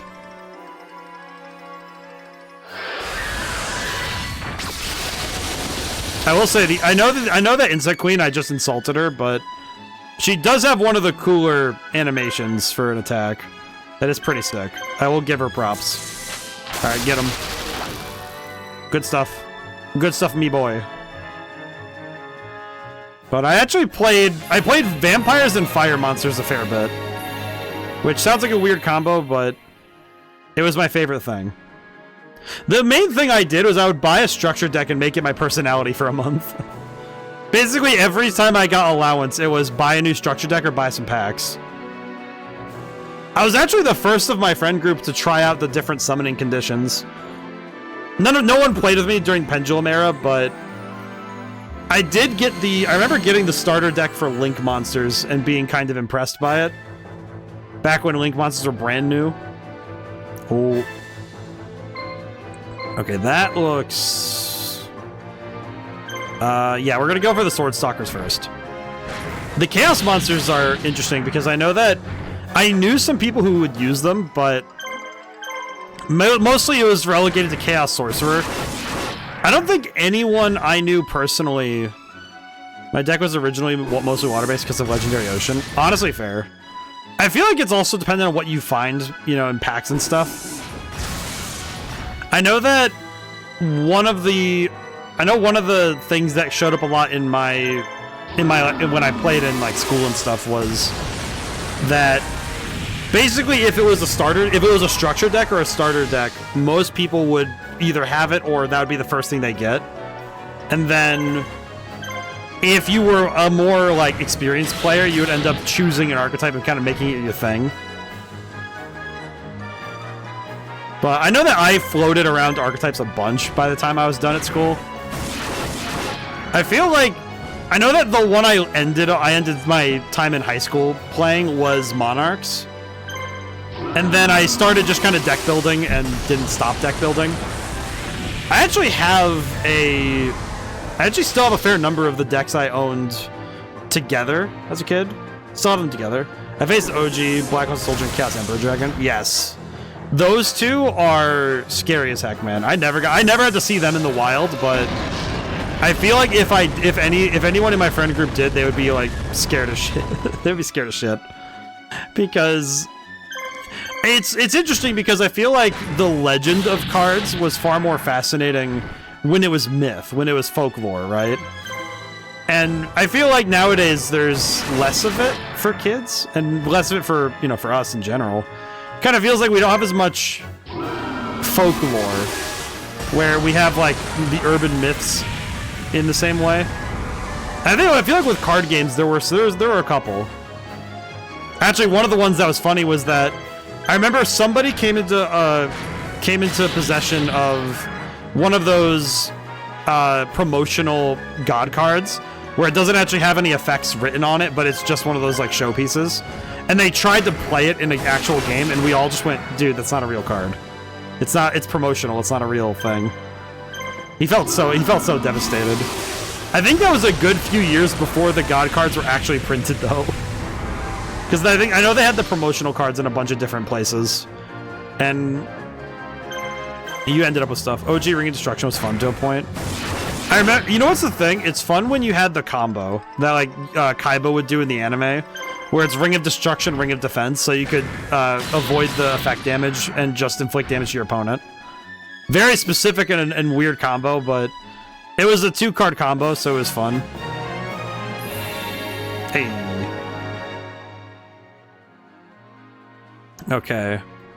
I do need to try and send somebody. I think once I clear out the forts, I think once we clear out the forts, then I'll consider. Oh, god dang it. Okay, I think I need to send Rod and Barrel behind the door. Oh. Barrel behind the door is such a fun pull. Alright, let's see. I like that card a lot, actually. Okay, let's see. I think I'm gonna send... Who do I want to send out there? You know, I'm gonna send Tristan out there. He's got this. Alright, I'm sending Tristan to the center of the lake for a very stupid reason.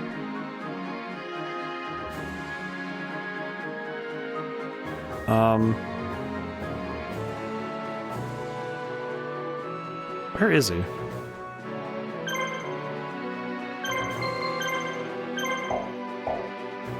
Okay, I'm gonna send Tristan to the center of the lake because I'm curious. We might lose Tristan in this particular run of the match because I'm like 80% certain he's gonna die. Okay, let's see. Right arm. Has a healer, but that's not too bad. There's Kaiba. Okay. So I think once we take this fort, I'll send people to take the castles. I actually got a copy of OG Exchange of Spirit before errata. I feel like there's a certain era of time that I kind of wish I was more aware of what all the cards were. But also, I'm kind of grateful that I didn't, because I was absolutely the kind of kid where if I could find an advantage within the rules of a game, I would take it 100%. Like, if I find an item or a particular strategy that would let me have a win, I would have been awful about it.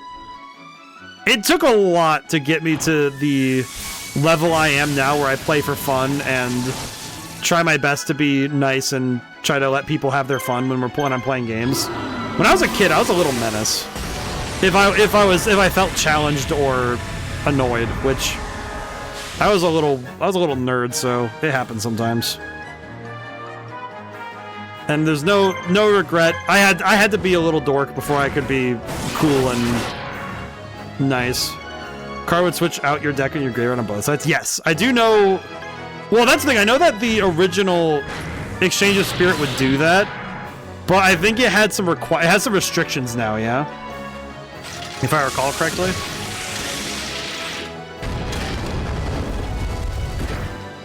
It still does that, but I'm trying to remember what the modern version does, because I know the modern version has the errata has a restriction. I need to look up the card. Let me see. 15 cards in graveyard. Ah, yep. Okay, that's what it was. Yeah. Yeah, I remember that they added a restriction rather than, because now it's like, okay, you actually have to have something in there, but the modern day, I know the modern day a Shizu deck is kind of okay with 15 cards in graveyard, though, so I wouldn't see it as a horrid restriction. Excuse me. If you're playing modern support. I guess also Lightsworns wouldn't really mind it so much if you're playing that deck. Apologies.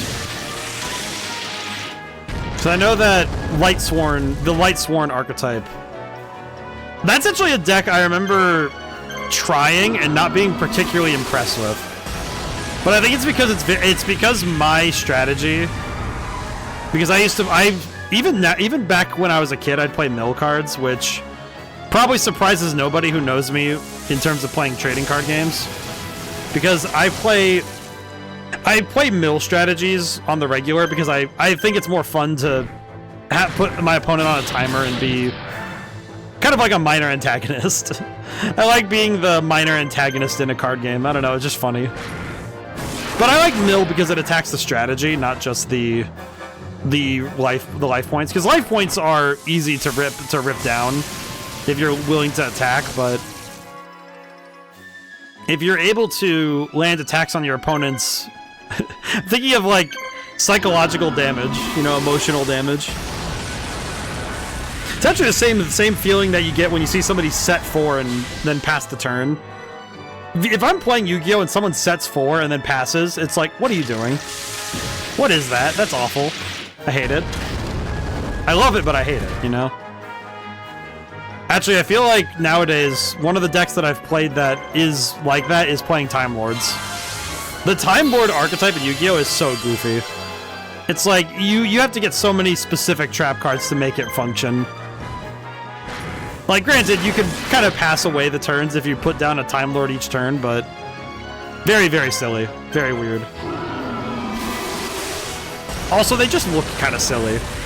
It's like, I know when I say the word Time Lord, that people think of, oh, it's Doctor Who, and I'm like, no, no, no. These are biblically accurate angels with mirror faces. It is vile. Just vile. Absolutely vile. I really like the character design, but it's also very weird. It's like biblically accurate fun mirror maze.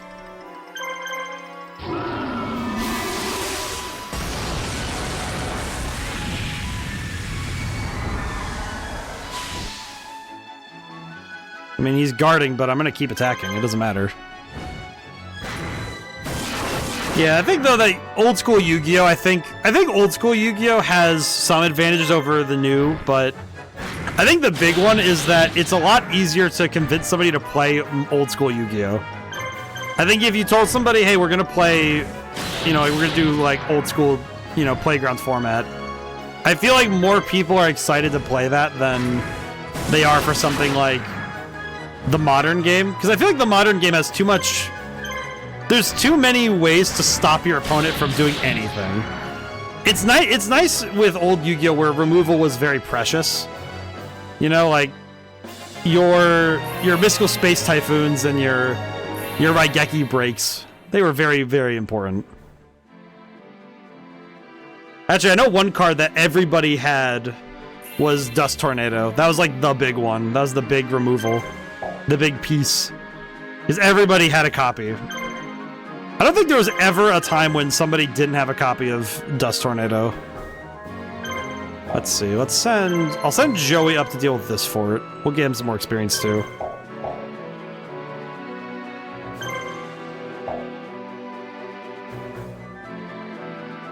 Hey, Tristan's still going out there. My name is Guy, and I'm looking for a master to serve. You are the Resistance, are you not? I must see if you're worthy to earn my eternal loyalty. Okay, let's see how badly I get cooked in this fight. Because I read what it said about the fight. Oh, no. Oh, no. Oh, that looks risky. I should not have sent Tristan. Trap was my favorite count at MST and everything like it. Honestly, fair. I should not have sent Tristan. I probably should have sent Yugi or something.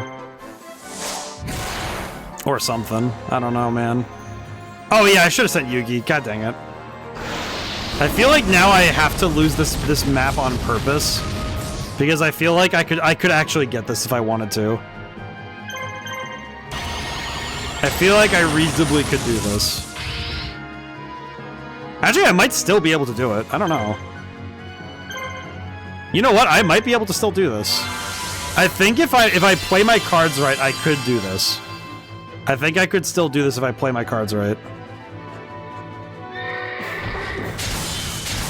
That dude is absolutely crazy, though. Okay. I think if I get really lucky, we could still make this happen. I do see what they're doing, though. They're targeting Octoburster because he has the most stars. I think they're trying to stop him from continuously attacking. Okay. Labyrinth Tank does not have healing items, though, so I need to use this to heal. I think we can still do this. I think I'm a little nervous, but I think we can do it. Okay, hit him. Labyrinth Tank is going to be a big reason why we actually succeed. Alrighty.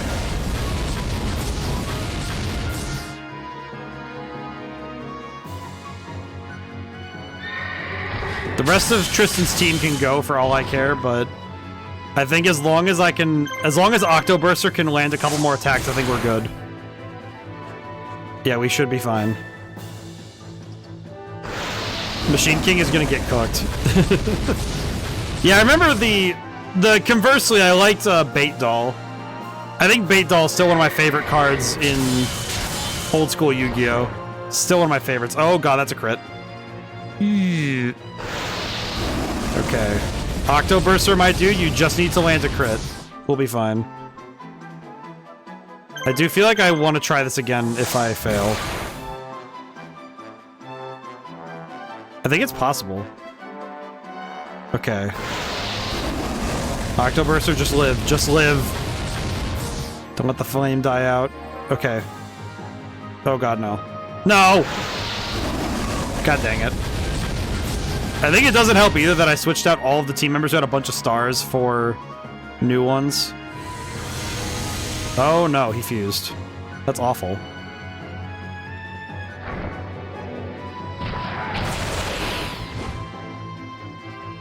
Yeah, I'm pretty sure if I want Gaia, I have to win that, so...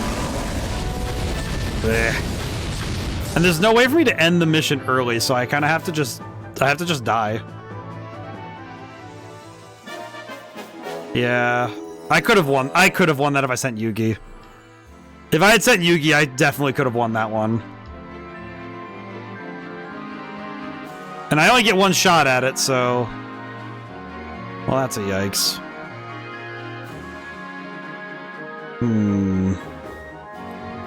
Yeah, you know what? Let me grab Yugi and send him over here.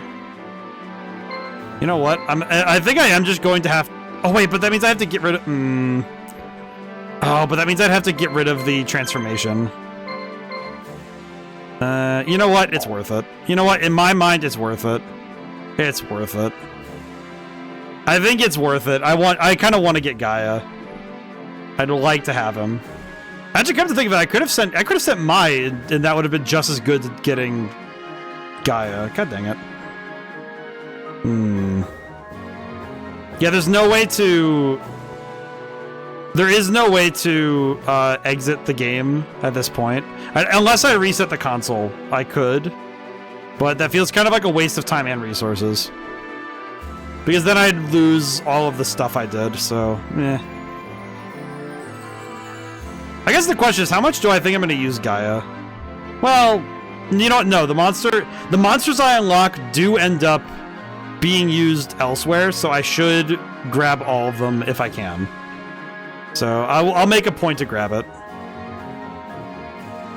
At least Joey can get a fight in before we end this all. Yeah, I'll just have to pass a bunch of turns with Yugi and have him... I have to purposely throw the fight, which kind of sucks. That kind of sucks, but oh well.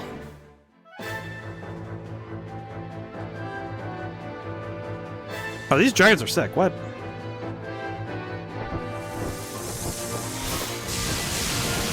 Okay, this team is actually kind of cool. Yeah, now I'm going back through my head thinking that, yeah, if I just sent Actually, if I had sent pretty much anybody else, it would have been fine. Because I think if I had sent Taya, at least Taya could have started landing a bunch of the... Like, land the accuracy debuff and then start attacking Gaia. If I had landed... If I had sent Yugi, he probably could have overwhelmed Gaia with a bunch of attacks. It's like there are so many different parts of that that just feel like, man... you could have really just had everything, couldn't you?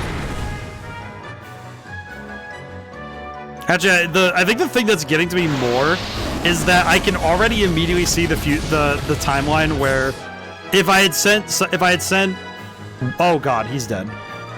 Whoa. Okay, maybe it's good we don't go right away because it seems like we're not ready. That seems like we're taking a lot more damage than I was ready for. What the heck was that? Okay.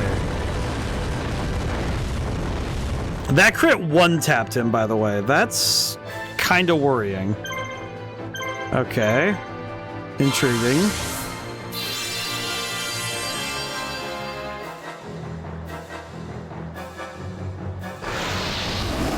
He gets revived from the grave, immediately targeted. Man, it's like I never left Final Fantasy IX. That's crazy. Do not. Okay, I'm guessing now that the AI has, like, their targeting priority is cracked. That is actually crazy. They saw him get up for 1 second, and then they said, alright, he's every problem. Flame Swordsman was alive for 2 seconds, and he got immediately toasted. Interesting. That's kind of impressive that their AI is that specific, though, that they're going to go for the weakest target all the time now. Oh man, that just made me realize that the AI is probably going to be... The enemy CPU is probably going to actually be very annoying to deal with by the end of all this. They're probably going to be very good at targeting the right people every time.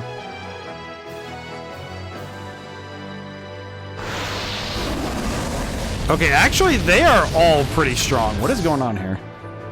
Because that's a lot of damage. What is going on? These guys are hitting pretty hard. I see. Okay. I was not expecting Joey to actually get bodied. I am now worrying that I might not need to throw to get knocked out in the Kaiba fight. I'm kind of worried now that this is going to be hard no matter what I do. So we might be in for some shit, to put it nicely. Okay, we are going to lose this fight, though, either way. Either way, I need to lose this fight because I want to try and get Gaia, so... I don't like that.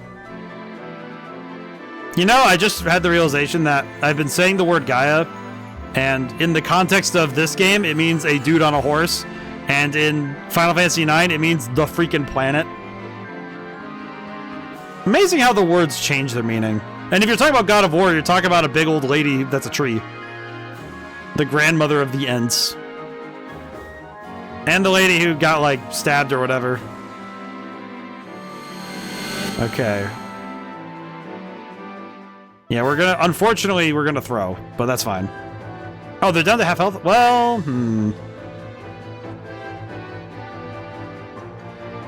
Okay, you know, we could fight this one.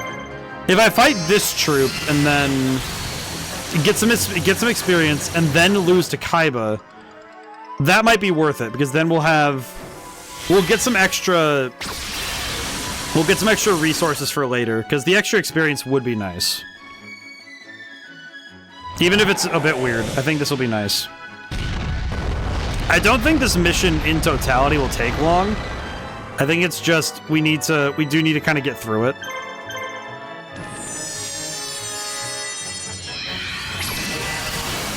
Ultimate Silence.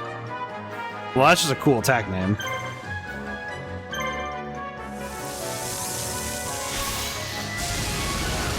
I am very much wondering now what it's going to be like later. Ooh.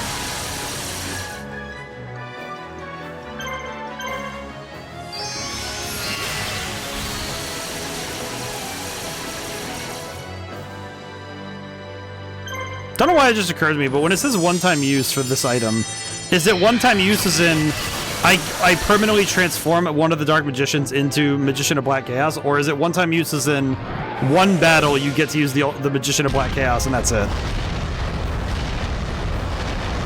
Either way, I think I'm fine with it, but it does have me wondering what it means.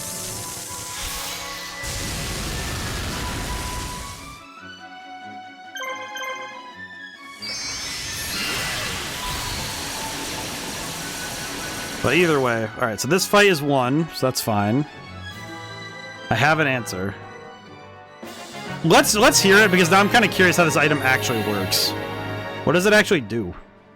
Is it one-time... Is it actually one-time use per story, per map, or is it... Is it actually like a... like bizarre? One combat, okay. That does suck, but... Probably good that we know that now, so I'm not that upset about it later. I don't know what you're thinking, but I'm not going to ask. If you're working Scott now and choose to face you, I'll fight you with everything I have. Alright, can't tell you how excited I am to finally face you. Won't back down from this fight. Oh my god. You know what's the thing, is I would expect nothing less, but... That is still very menacing. Okay, unfortunately we're passing the turn.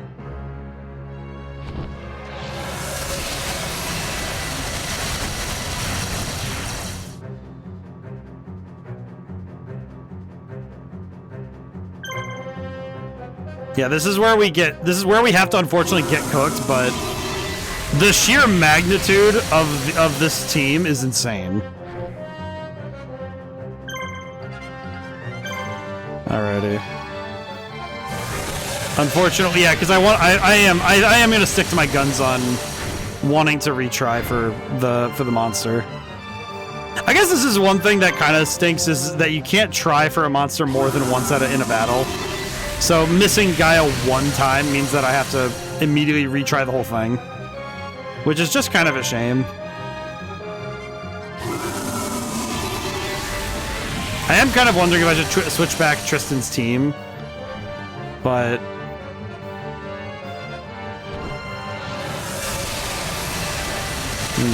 I don't know. I kind of feel like Tristan's team would be just fine if I could level them up some.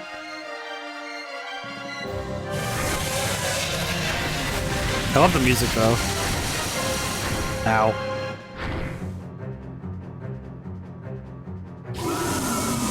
Yeah, I don't like that. I don't like just kind of throwing. This feels very antithetical to what I do. But I need to go get that, so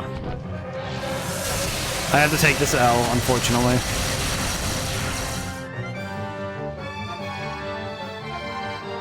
Oh, he's just flexing now. What the heck?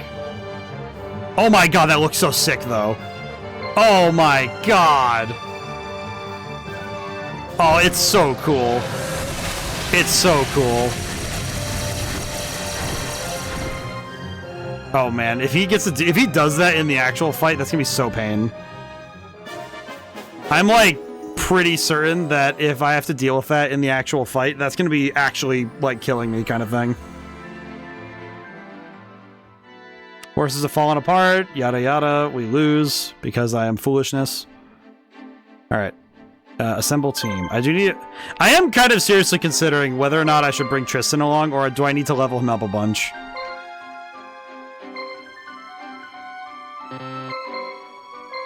You know what's funny? He has 3 actions, so you'd think that he'd have more actions with these monsters, but he doesn't. Octoburster gets 6. Okay, alright, I need to check something really quick. How does this compare to 2400? Let me check again. Oh, excuse me. Jeez. Bleh.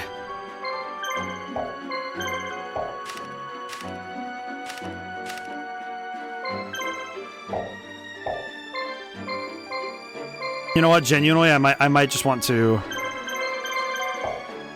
Yeah, I think we might just want to use Robotic Knight. Unfortunately, it's like I want to use Machine King, but Machine King's power just isn't there. And a lot of it's because we've been using Robotic Knight a ton, so... I know that Machine King would catch up really fast if we use him a bunch, but... Okay, item. Really? Actually, you know what? Labyrinth Tank was fine. I think Robot Knight would be better. And then we'll get some items on tap. Red Medicine, Monster Reborn, Monster Reborn. There we go. Okay.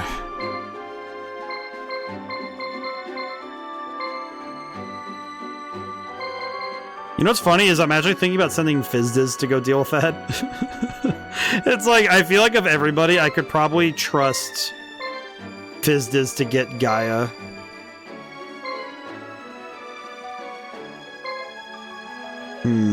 That actually might not be a bad idea. All things considered, might not be a bad idea. Alright, we're gonna try the mission again. The mission wasn't that long, we just need to win. Save the game, we're good. Okay. Cool. Start the battle again. Alright, let's try that one more time. Alright, Kaiba's all stanced up out of his mind. Kaiba's mad because he just wants to fight Yugi. He wants to fight Yugi. Alright. He's sending monsters. I think I'm gonna send... I could send Fizdiz right away. Yeah, let's send Fizdiz right away. Oh, okay. And Simon gets to level up some more. You know, actually, come to think of it, this is also a great opportunity because we can continue to work on our guy. We can work on little dude Beta over there. I don't know if we'd swap out the entire team for the Magnet Warriors, but I'd like to have all 3 Magnet Warriors if I can help it. Oh no, my boy! I'm thinking of that meme. It's like, oh no, my boy, father help. Okay, I'll be honest. If I could get any Yu-Gi-Oh archetype and make art for them, I would love the Magnet Warriors. I think that would be the one I should make. I should make art of that sometime. That'd be nice. I don't know how it would look precisely, but as diff Yush. Yush. I don't know. I'm thinking now that I would really like. I think I would quite like the Magnet Warriors. I probably should build. I should build a deck for them, but also, I feel like the Magnet Warriors are kind of my favorite aesthetic from Duel Monsters. As much as I love vampires and I love and I do very much love my my beloved monarchs, but it's like I have a bunch of archetypes I like, but I think the Magnet Warriors, in terms of like vanilla monsters, it's like the combo of their stats were good for the time, and they were really fun to look at. I like them. They're nice. These are nice little dudes. It definitely helps that they have they have little personalities. They're nice. I like these little guys.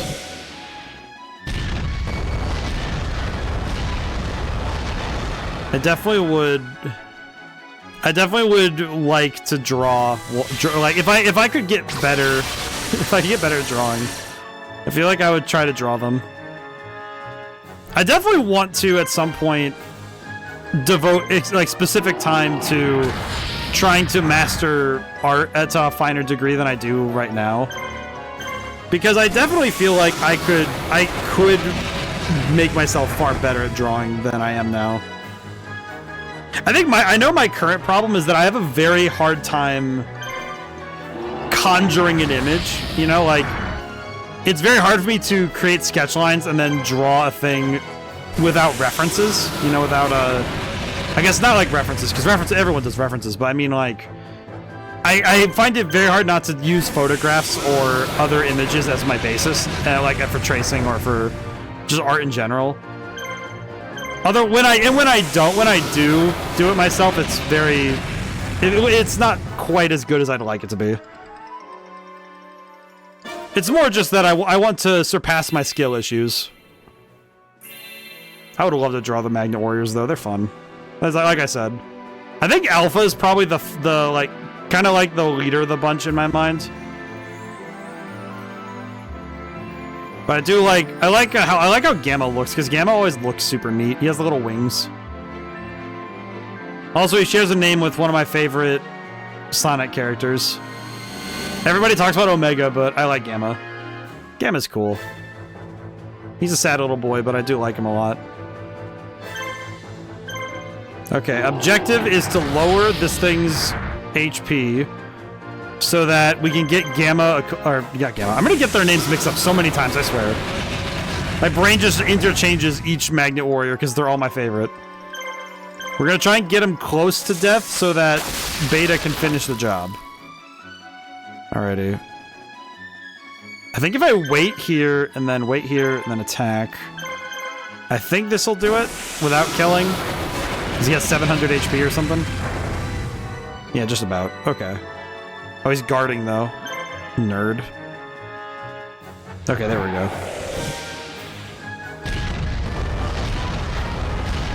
Just calling him a nerd outright. Just like, alright, nerd. Alrighty. Okay, this might be enough. I hope it is, because that would be cool. Get him! Get him, my boy. Yes! Just barely. That was good. Alright, my boy got it. Nice. Alright, we got him a level up. Good. Blacklands Fire Dragon has 10,000 XP. That's so silly. Oh no. Okay, let me grab Mai and have her start going out to the forts.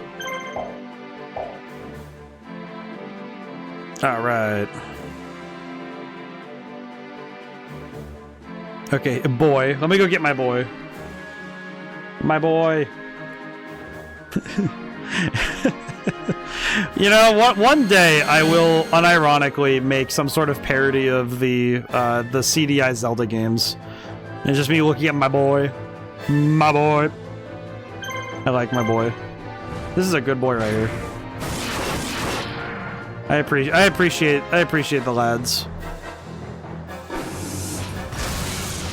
I feel like one thing I have learned to appreciate is the permanence of some things, and sometimes it's something you make. The permanence of it is wonderful. I feel like that's sometimes how I feel about things on the internet, where it's like as much as long as it still is on the internet, which most things stay forever once it hits the internet once, it's lovely. Because it means that you can always find it at some way or another. Even if it takes longer sometimes than others.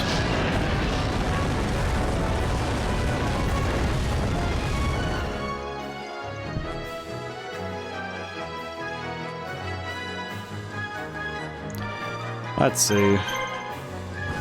Throwing hands once again.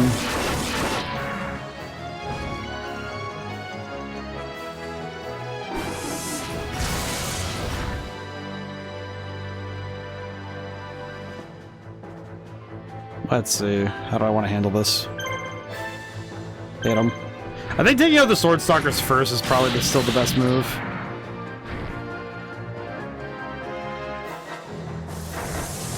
Alright. Feeling good. I'm feeling good about my odds here, but we'll see. I'm feeling good. By the way, have you been able to see any videos of Dragoon Magic? Yes. Honestly, pretty good. I feel like I actually, it does give me an appreciation for Shauna / Miranda more. It definitely makes me feel like I underutilize them, which makes me a little sad, but it does also make me think that it's good that every character is better than I could have shown them off when I did. Because it definitely feels like I missed so much of the game. I think it's one of those things that it's because I didn't spend time grinding, because it's the tough part is that I have to meter my time. I feel like if I was able to make streaming a full-time thing, if that was ever like large enough of a thing that I could do it, then I would be more willing to sit and grind for stuff like that on stream. Understandable, yeah. It's just like, because I do it, I only play some games once. I play most games once a week. It's like I have to be very careful Some games I've been able to make efficient use of my time, so I'm able to see more side content and, by extension, more of the game. But it's really hard to do that with some games.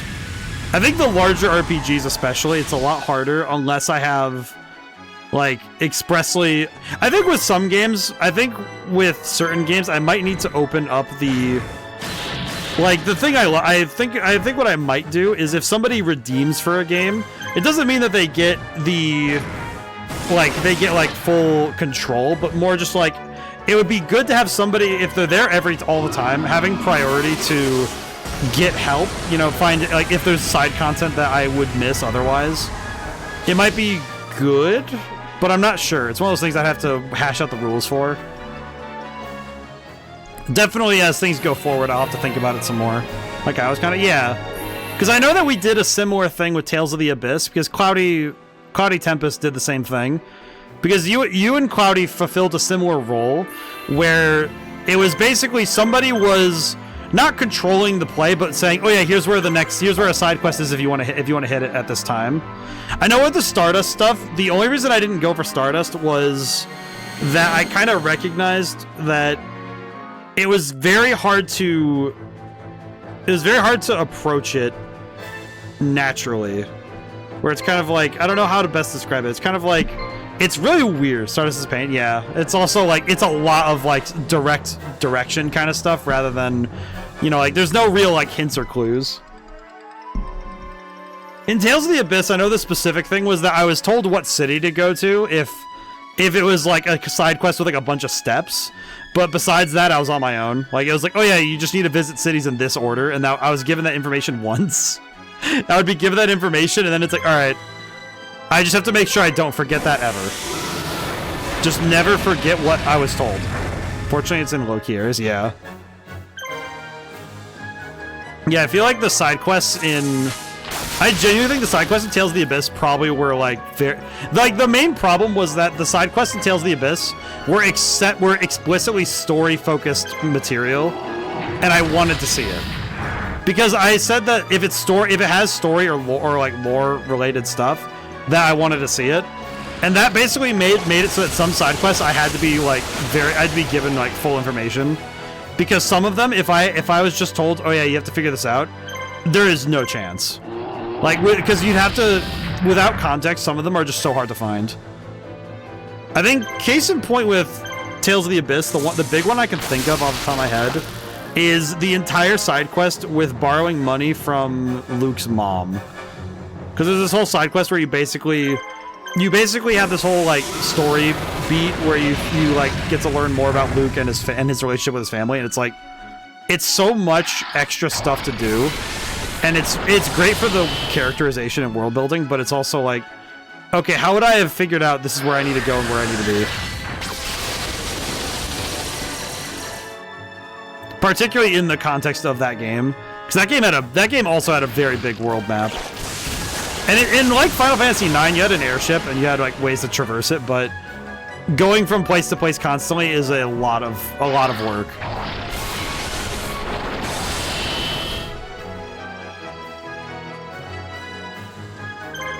Okay, I'm gonna use the red medicine on my boy, the dragon.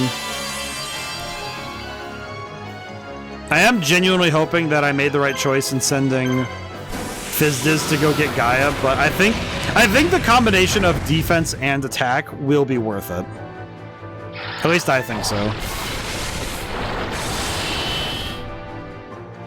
I think the combo of attack power and defensive capabilities will make it just fine. I could send Mai instead, because Mai has enough attacks, but I worry that Mai would actually get, like, defensively isn't strong enough, so I don't know. We might end up doing this mission a few times. I don't know. I guess it's well and good that Simon has time to level up, so... We'll make it work. I'm sure it'll be fine. Alrighty. You know, I probably could pull Simon out really quick. Because I think thinking ahead, I probably should level up Labyrinth Tank, because that might help us out some. I guess, no, I could send Tristan over to one of the other forts. Probably would be better. Yeah, I'll just send Tristan to the other fort, because that'll be easier. That's a much better training method than what I was thinking. Okay, do I want Fizdiz to go for this? Never mind, I don't have a choice anymore. Alright, here we go. Alright, I think the tactic from earlier is going to be sound, though. If I hard target Gaia, I think I'll be fine. I think I'll be okay. I think. I'm really hoping so now. Yeah. Oh, that feels weird. I don't know why that amount of damage feels like... Yeah, that feels like a lot more damage than I was anticipating. Halfway through that, I got a call. Aw. Oh. Okay, I think we'll be okay. I think. This is gonna be okay. I am very scared now for my chances, but we'll see.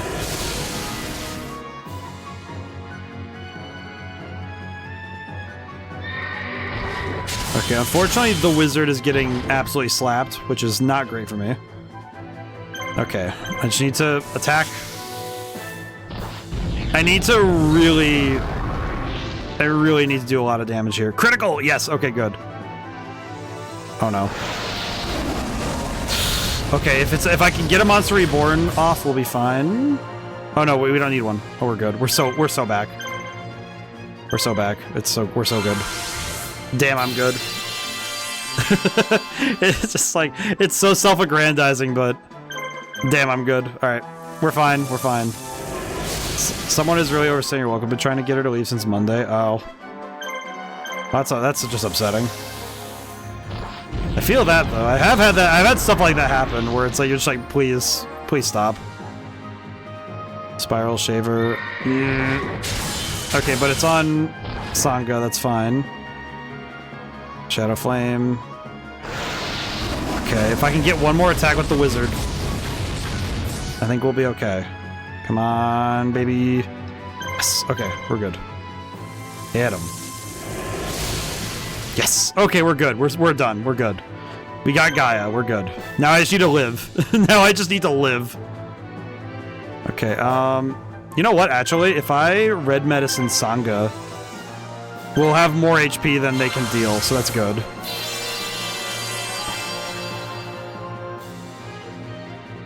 I feel like sometimes it's tough to verbalize. She's burned every bridge she's had at this point. Oh, I see. That's upsetting, because it's like... And you know for a fact that with people, when some people, it's like, they go through and they burn their bridges, and then it's like, did you think about the consequences of your actions before you started, or is it like, is the hope that the consequences won't catch up? That's what it sometimes feels like, you know, where it's like, the hope is that consequences will not catch up, and it's like, Oh, he's dead. Oh no. Uh-oh. Please tell me that still counts. Really hoping that still counts. Uh-oh. Please, come on. Win. Okay, we won because we took out Gaia. Oh, thank goodness, man. Multiple level ups, too, so that's worth it. It was worth it. Alright, did we do it? So we get to keep Gaia now, yeah? Please? I understand the power of the resistance, so I'd like to fight alongside you. Please accept my loyal service. Thank God. Okay, we're good. Fizdiz can go take a freaking nap. I'm just gonna send Fizdiz to go take a nap. She earned it. She earned her keep. This is why she's best girl. Okay, we're gonna wait, and then we're gonna attack.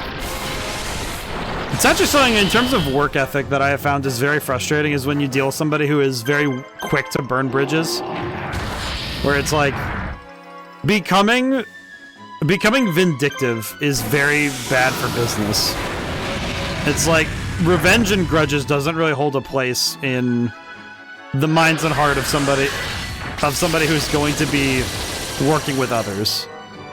It's a very poor decision, I find. Not to mention, it's just incredibly stupid.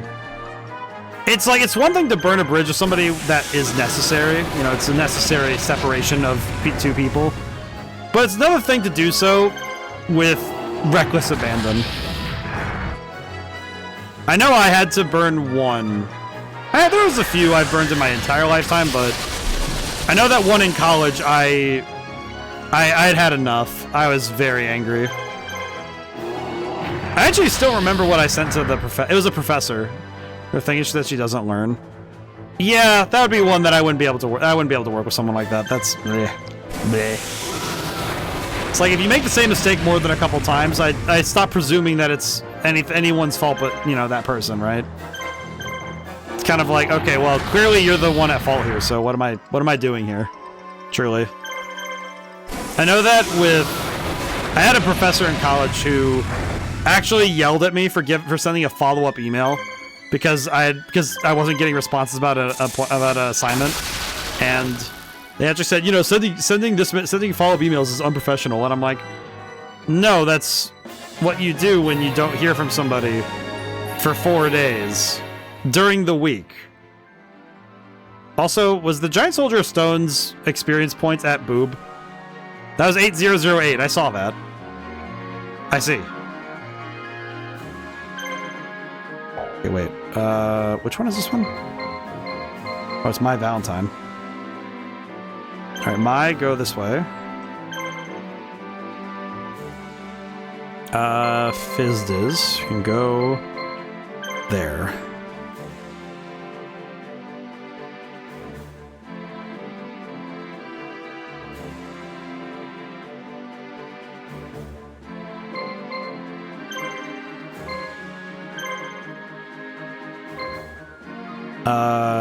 Okay, I'm trying to... My brain really had to work there for a moment because I don't know where he was. Okay, let's send... I'll send Joey to help with this one, and then... Taya over here. That's fine. Nice. Okay, cool. Yeah, no, but that professor I had a lot of issues with because I was pretty darn mad about that whole thing. I was pretty darn mad about the whole follow-up email thing. Also, professionally, if somebody sends a follow-up email, it means that they're worried that they haven't heard anything yet about an assignment that's due that Sunday. It's like, hey, I really need help with this one, and it's like making sure that you saw my email, and it's like... But, yeah, in the end-of-year survey, I had sent a message that was... I was pretty much like, yeah, you're not a very good... You know a lot of stuff, and but you're not a great professor. And we clearly don't get along. And I'm paraphrasing a tiny bit, but I basically said that you're highly unprofessional, and I pray we never deal with each other again. And it's like, I'm grateful that in my lifetime, only one person has professionally driven me to such extremes of language. At least language I can say on public forums. Because there are some things that I yell about that are probably not for most listening ears. But I keep those tight within myself because I don't need to yell those at people. Because that's not productive for anybody. As I've understood it, it is very unproductive for me to yell at people. It's why I like to reserve my crackbacks at a speaking volume. It is most important to have control. It's actually something that, I guess with work I'm going to be doing later in the year, I take my game dev work pretty seriously. So when I'm on the job, when I'm streaming, you guys know I try not to be particularly serious. I try to, laugh and keep things light, and, I'm still technically working, because, this is work for me. But... in a way, it's work, but I'm playing games, so it's not really work. It's not working the same way. But basically, thing is, when I'm actually on the job working, I am not very fun to be around.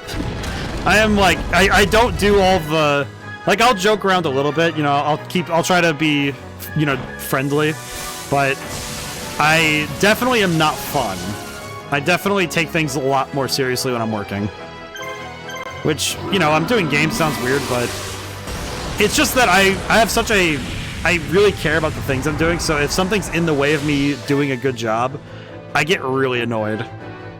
I get very frustrated if I'm like, say I'm like working on a problem and somebody's impeding my work. I will actively be like, okay, can we like make this work? Can you leave me alone?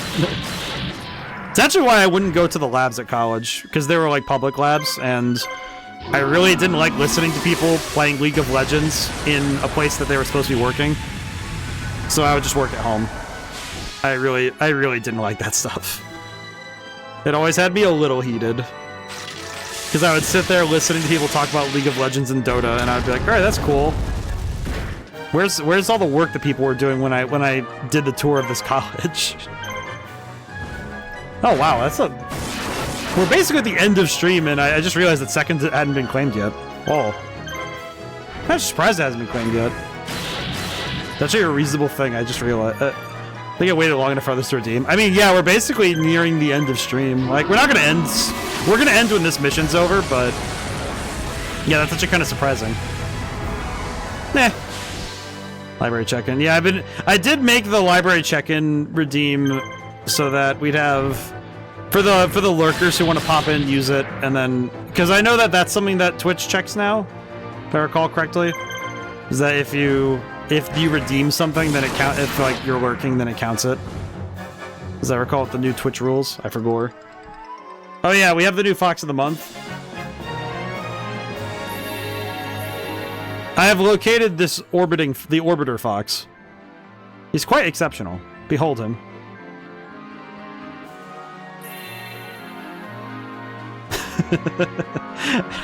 I could watch him go all day. Look at this boy. Very excellent.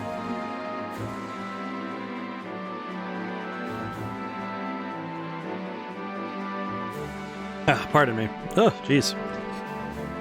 Ah, man. Okay. Okay, we might actually want to send somebody to soften up Kaiba. Now that I know what Kaiba's castle's gonna look like, I'll send. You know what? I'll send Taya and.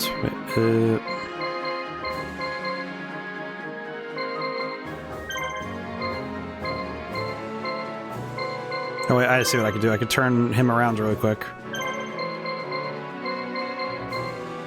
Now I send him. There we go. There we go. And I'll send... I could send... no, you know what? We'll send... Well, we don't need to send Fizdis for that.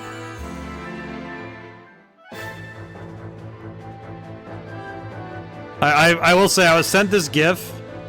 I was sent a GIF of this boy, and I'm gonna be honest, every time I look at it, I think of that rat spinning while Freebird plays.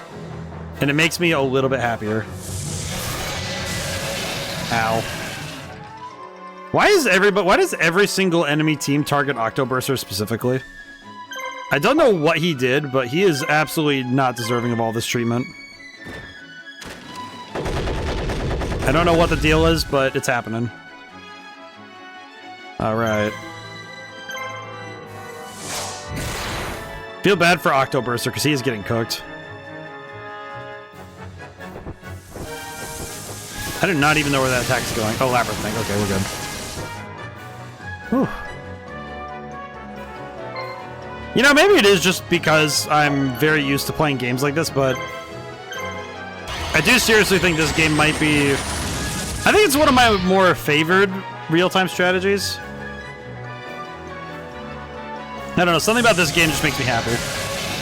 There's a video of a raccoon laying real flat on a floor while a person spinning them in 2D. The second part of Freebird plays his music.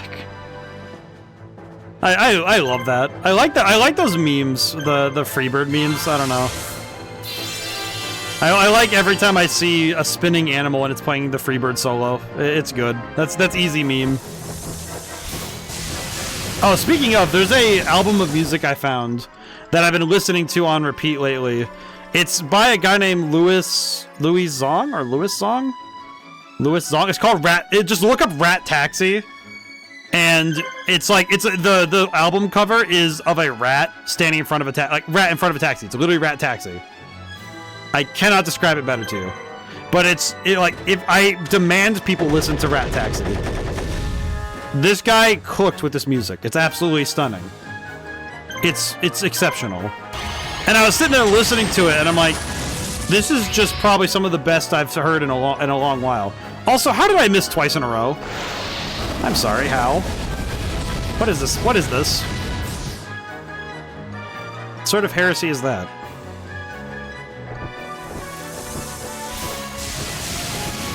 Ow. I do seriously wonder if there's some sort of stat. Like, I wonder what the stat is specifically that decides what the dodge rate is of a character.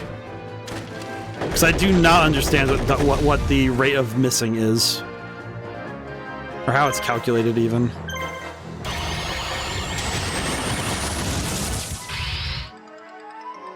Okay, nice. I got nothing. Yeah. It's like I can only provide conjecture. I have no clue. I have no earthly idea what causes a character to miss, what causes a character to hit. It's like, I don't know, man. It could just be like the grace of God. I don't know. It could be anything, truly.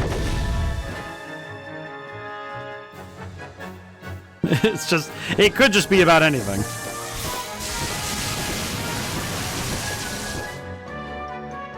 Hidden accuracy stat, maybe? Either that or my current theory would be that it's something to do with their star count. That it probably applies some passive. It's probably, you know what, you're saying a dice roll. It's probably a weighted dice roll based on I would say star count, because that's kind of the closest thing to speed that we have. Because star count does affect. It might even also be a part of defense. THAC0, maybe. My current thought would be that it's something. You know what? Maybe the manual has something about it. I don't have the manual down here for. You know, hang on. Let me grab the manual really quick then.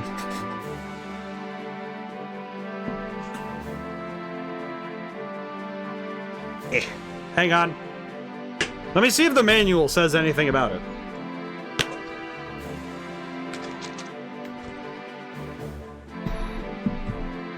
One moment. Need to slide back in really quick. Let me see the manual. I will appraise the enclosed instruction book. Let's see. Let's see. Teens, marshals, monsters. Probably under monsters then, huh? 15.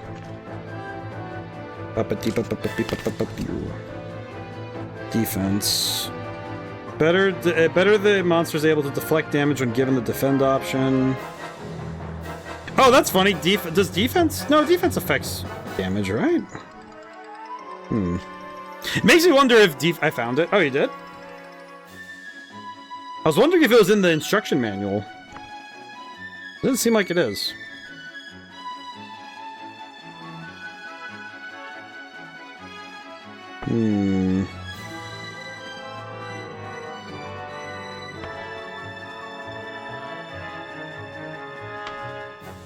Yeah, the manual does not have a ton of answers on that right now. So what have you found? Tech stat versus speed stat.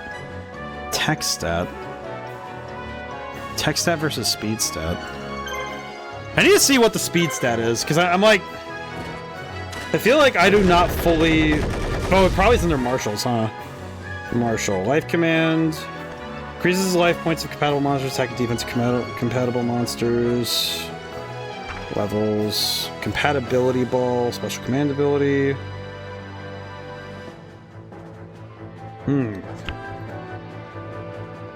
Trying to, it's like, I guess the instruction manual probably doesn't have everything, but I'm just curious. I was just curious if it had anything on there.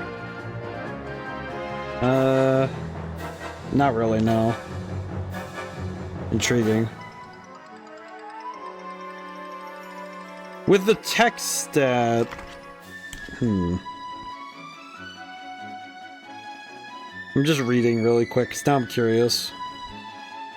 We got some numbers here. So,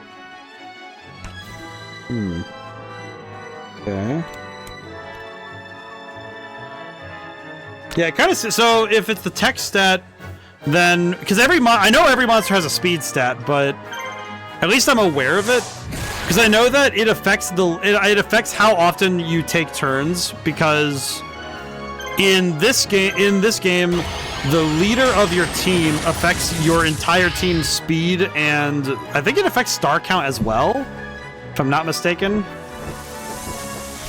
It's very bizarre how much it all affects each other, but basically, as long as you choose a good team leader, you get a bunch of bonuses. I don't know. It kind of you know what's funny is it kind of feels a bit like how Silver Bow and Arrow adds to accuracy. Oh, I see. There's a bunch of items I have not seen yet.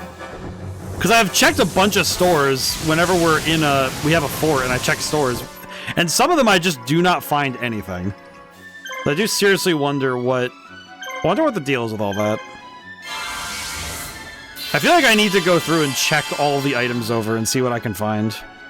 We did get some new ones too last time because we got the fire one. There are some items we haven't looked through yet, so I'll need to look through them again.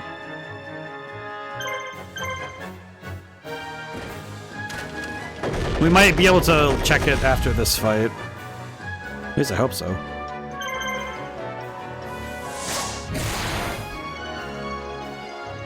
I think this fight's gonna be over now. Yeah, I'm hoping we can find some more items here, because I would like to have some extra stuff going on here. Like more complex items and such. Alrighty, Labyrinth Tank. Yeah, Labyrinth Tank is leveling up pretty fast, so that's good. I can deal with that.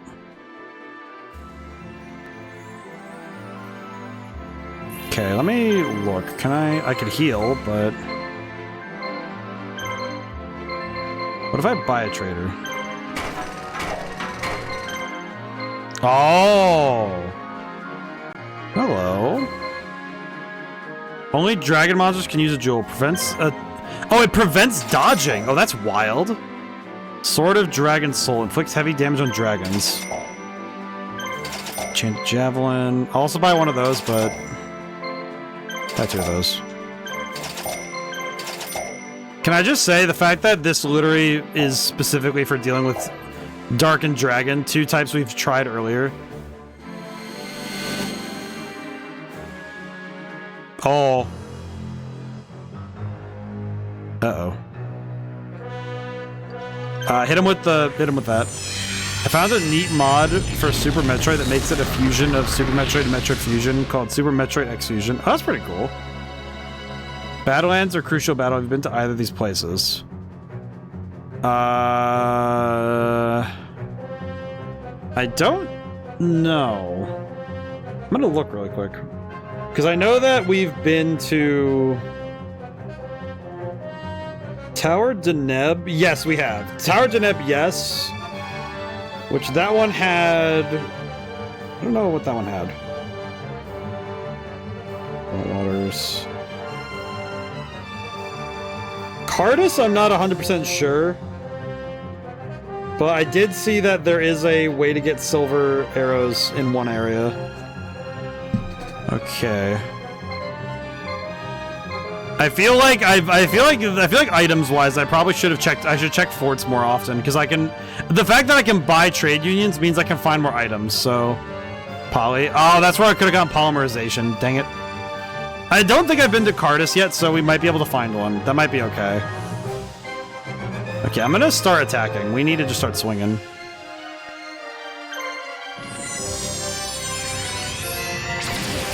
It might be worth it for me to just start swinging.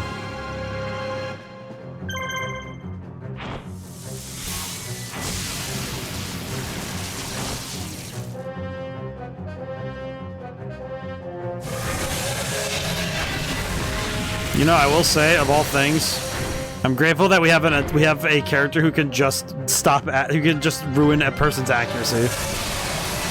This is good. I guess one thing that is a little tough is with Blue Eyes' attack, I straight up can't tell if they're getting hit until after the attack is over, because that animation is so cracked that I can't tell what's happening. It's so loud a color that it's very hard to see what's going on in there. I have no idea what's happening.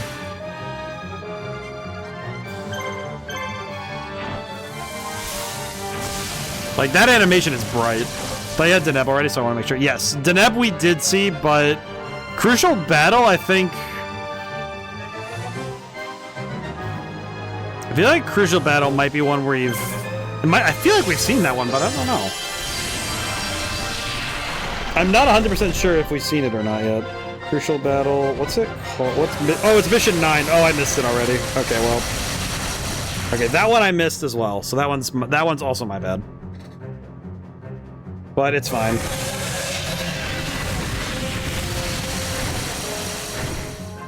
Honestly, I think that's okay. I think it's one of those things that it comes with the territory of a first playthrough, is that you're gonna miss stuff. It does give me decent incentive to go back through the game when I have more knowledge and try it. At least for knowledge, yep.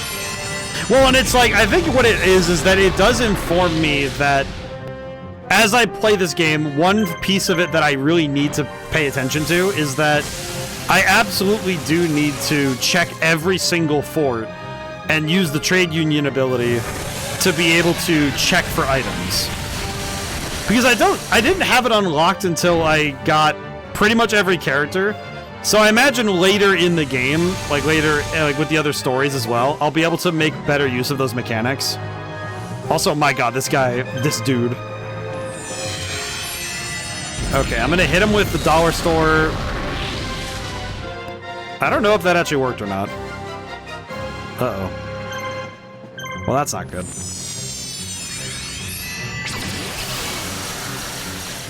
I'm like 30-ish% sure that this is gonna be death.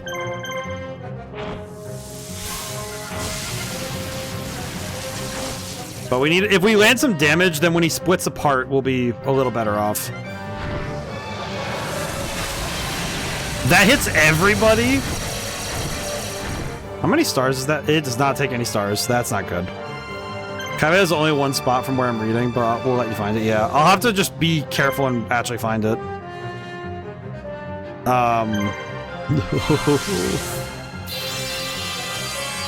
Blue Eyes Ultimate Dragon kind of earned the name in this game. Okay. I think we're cooked. I'm gonna be honest, I think we're cooked. Because his normal attack is an all attack, which is crazy. Yeah, his main attack, his main form of attack is an all-hitting attack. Oh wait, what? Why did that one only hit one? Why does he only hit one sometimes, but not all the time?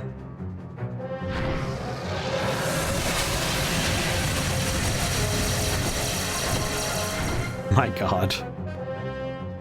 Okay, what I've learned from this is that Kaiba is absolutely going to crush me.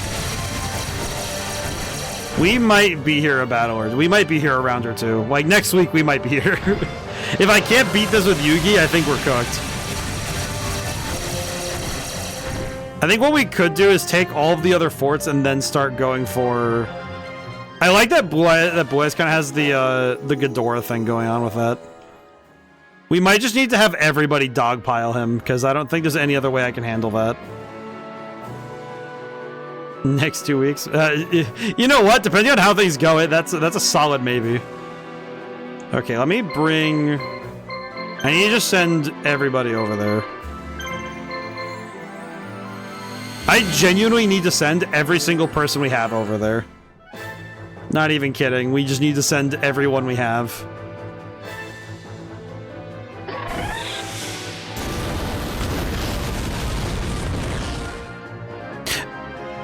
Wait a minute. Why is he still Magician of Black Chaos? Oh, it's for this mission. Oh, so he'll stay in this form as long as we don't leave this mission. I see. Okay, that actually makes it better. Because I thought I lost the Magician of Black Chaos thing, but it's still there, so... My guess would be that it's one of those things where it won't go away until we win. So I guess it stays until we win the fight. Okay, that's actually that's very kind of them. That's absolutely way more generous than I thought it was going to be. The fact that they're basically saying you get to have him for this battle, that's good.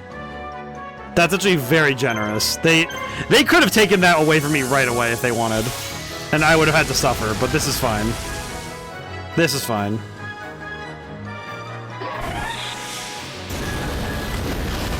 Alright, we might need to heal Magician or Black Chaos, but...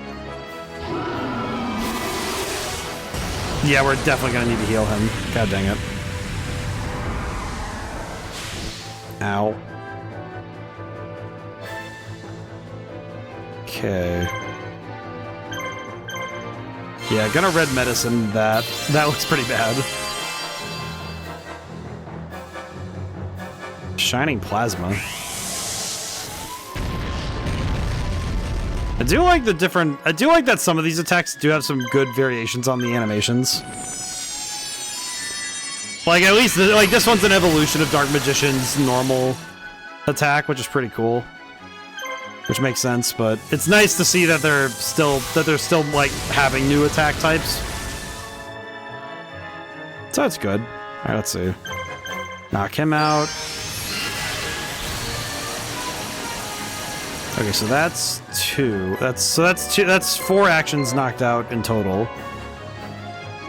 Okay. I guess I can check which one has the lowest oh yeah, okay, Paradragon. It's kind of nice that I can check their stats a little bit too.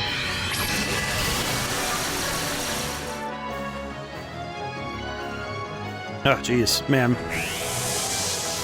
I do feel like at this point I'm a little fatigued, but I think strategy-wise we're not doing too much more. It's just send everybody we can at Kaiba first and then send Yugi. Because I think if we send Yugi too early, we might not have softened them up enough to win. But who knows? Maybe it might be fine. Who knows?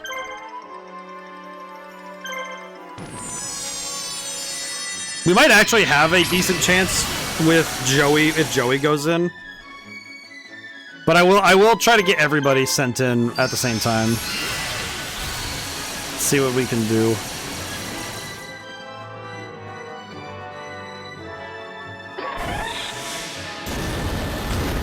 It is funny when an attack misses, they just stand there. just sitting there like, yep, alright. Alrighty. Not bad. Not bad at all. Okay. Thinking ahead, I think if I... let's see, who's going over to Kaiba first? Joey, okay.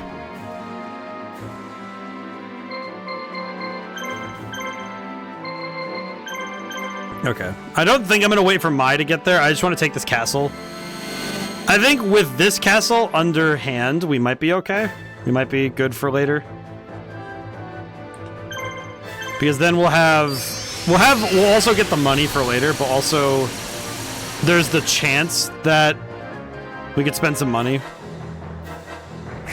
And also heal. I probably should use the chance to heal, because then I can just use a healer. That might be good.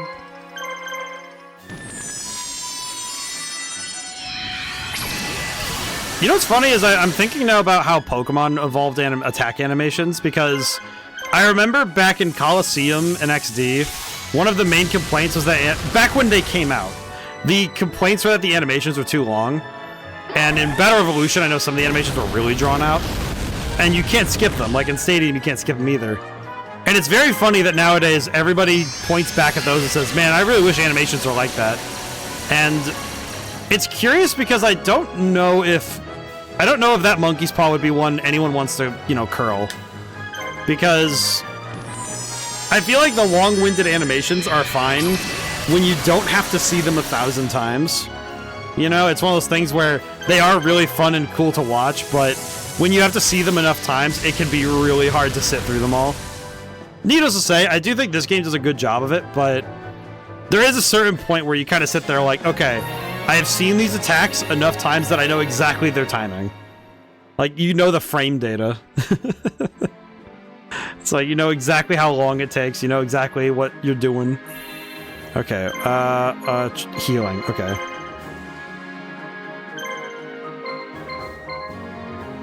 Oh, interesting. So it literally, they heal over time anyway. That's right. Okay, so I can have Yugi heal in the fort, so it's fine.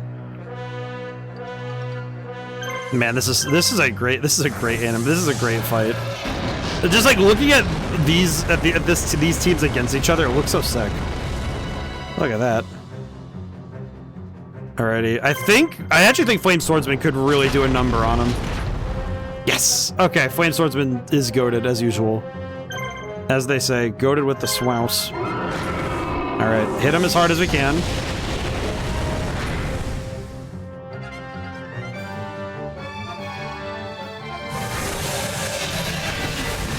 That's gonna hurt a lot. Ow. That was correct. I will say, this camera angle, getting shot by laser beams is way scarier. Like, you're low to the ground, you're watching these laser beams come right at you. It's like, oh. Okay, I'm glad that she's finally gone. Oh. Hey, I feel that, man. I get that. I will say, there are just sometimes when you meet somebody, you just go, you know, I'm grateful that no one else on this planet is like you. Because sometimes you just meet somebody where you just go, one in a million.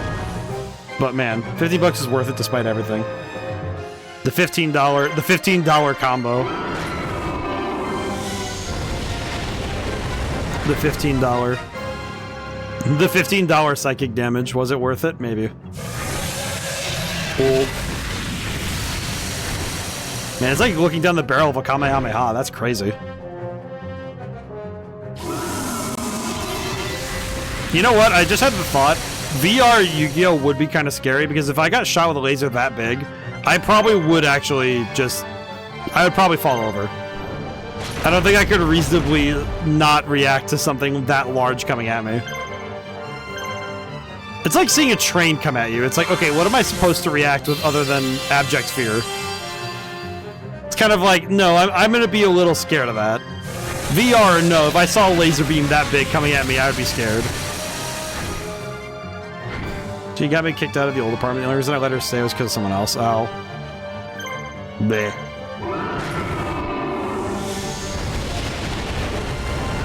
Curse the deep intricacies of social interaction.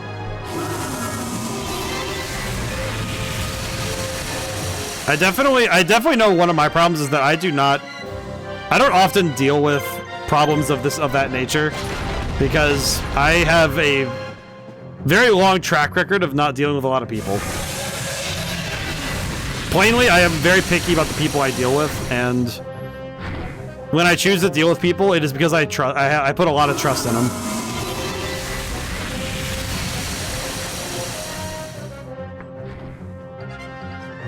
Okay, I think we got cooked. Okay, yeah, Joey got cooked. If nothing else, Joey did do the heavy lifting, so that's fine. Joey did the heavy lifting part, so that's fine. But we did get cooked. We still won that? How? Where in that was a win? What is that? What is that? All right, I'm gonna send the lads back for now. It's getting late. It's getting late for them, so...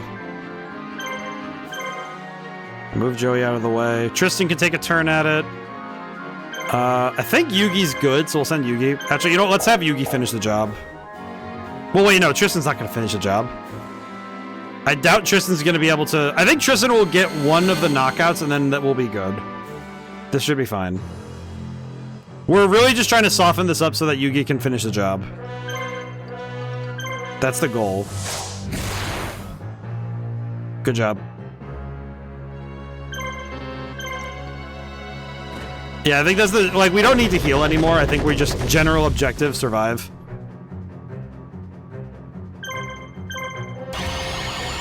I'm actually kind of worried now. I think Tristan might be able to win.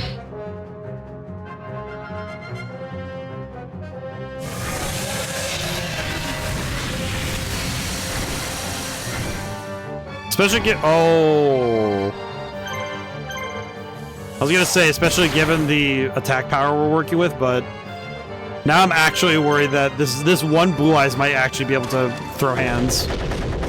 But we'll see, we'll see. I actually kind of want to see what this dragon can do, damage-wise, because he is cooking. Critical. Okay, we're good. Realistically, we are kind of fine.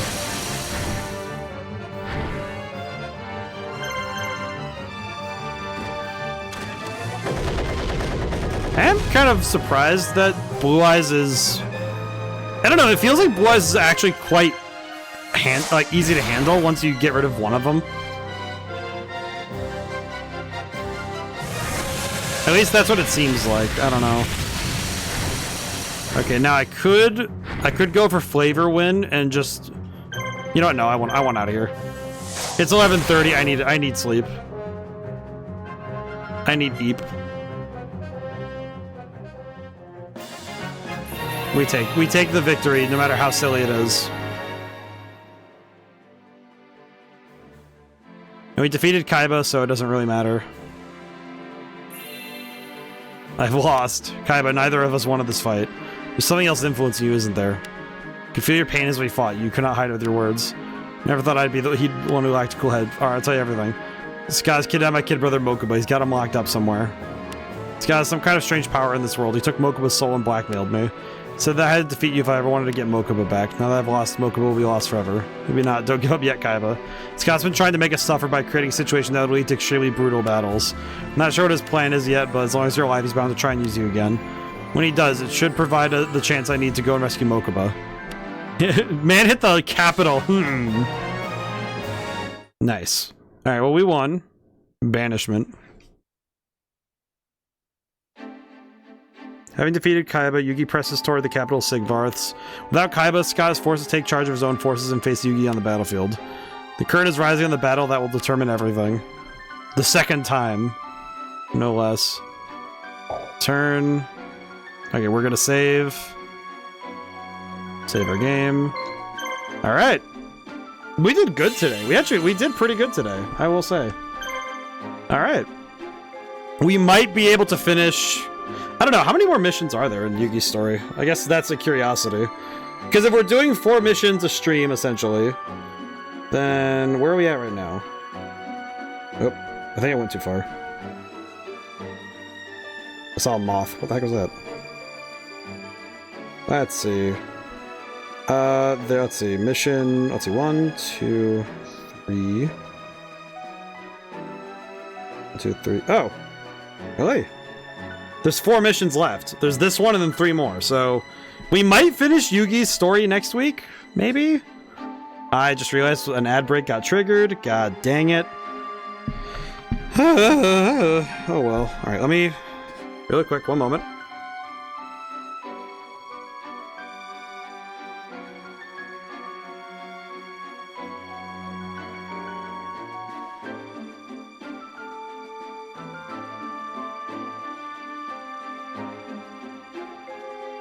Okay.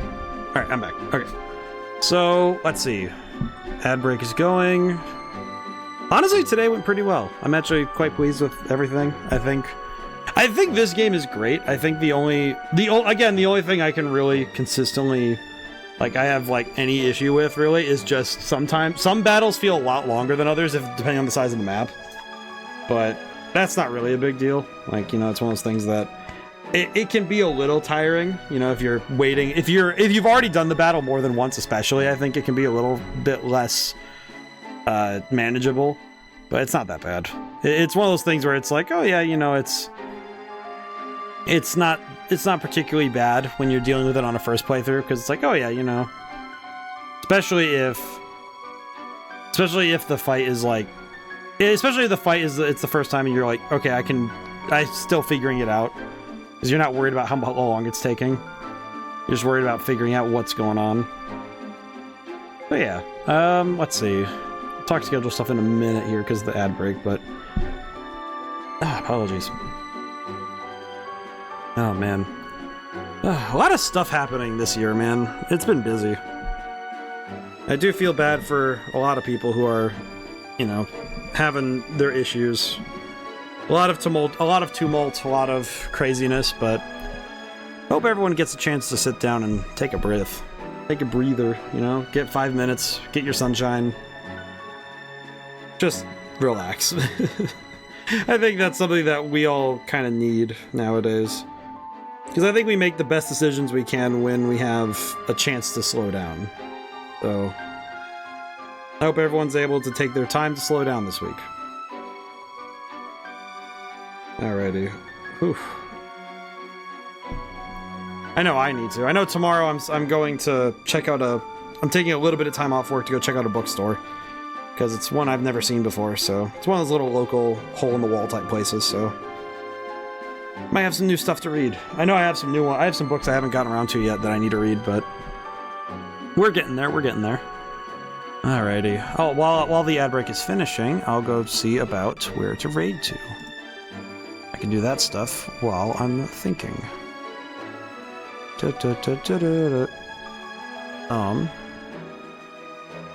Let's see. Where am I raiding to? I have genuinely no idea. I can raid over to Daichi. Daichi would be fun. Yeah, we'll raid over to Daichi. I like going over there. It's always nice. Alrighty. So, thank you all for coming by.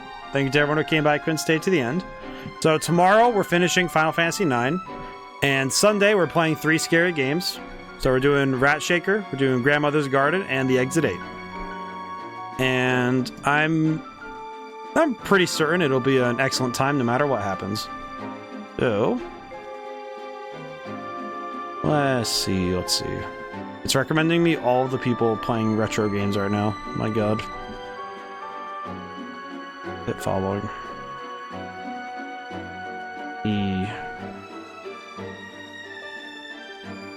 Yeah, we'll go right over to Daichi. Alrighty. Well, now whenever I see you guys next, goodbye for now and thank you so much. I'll see you soon.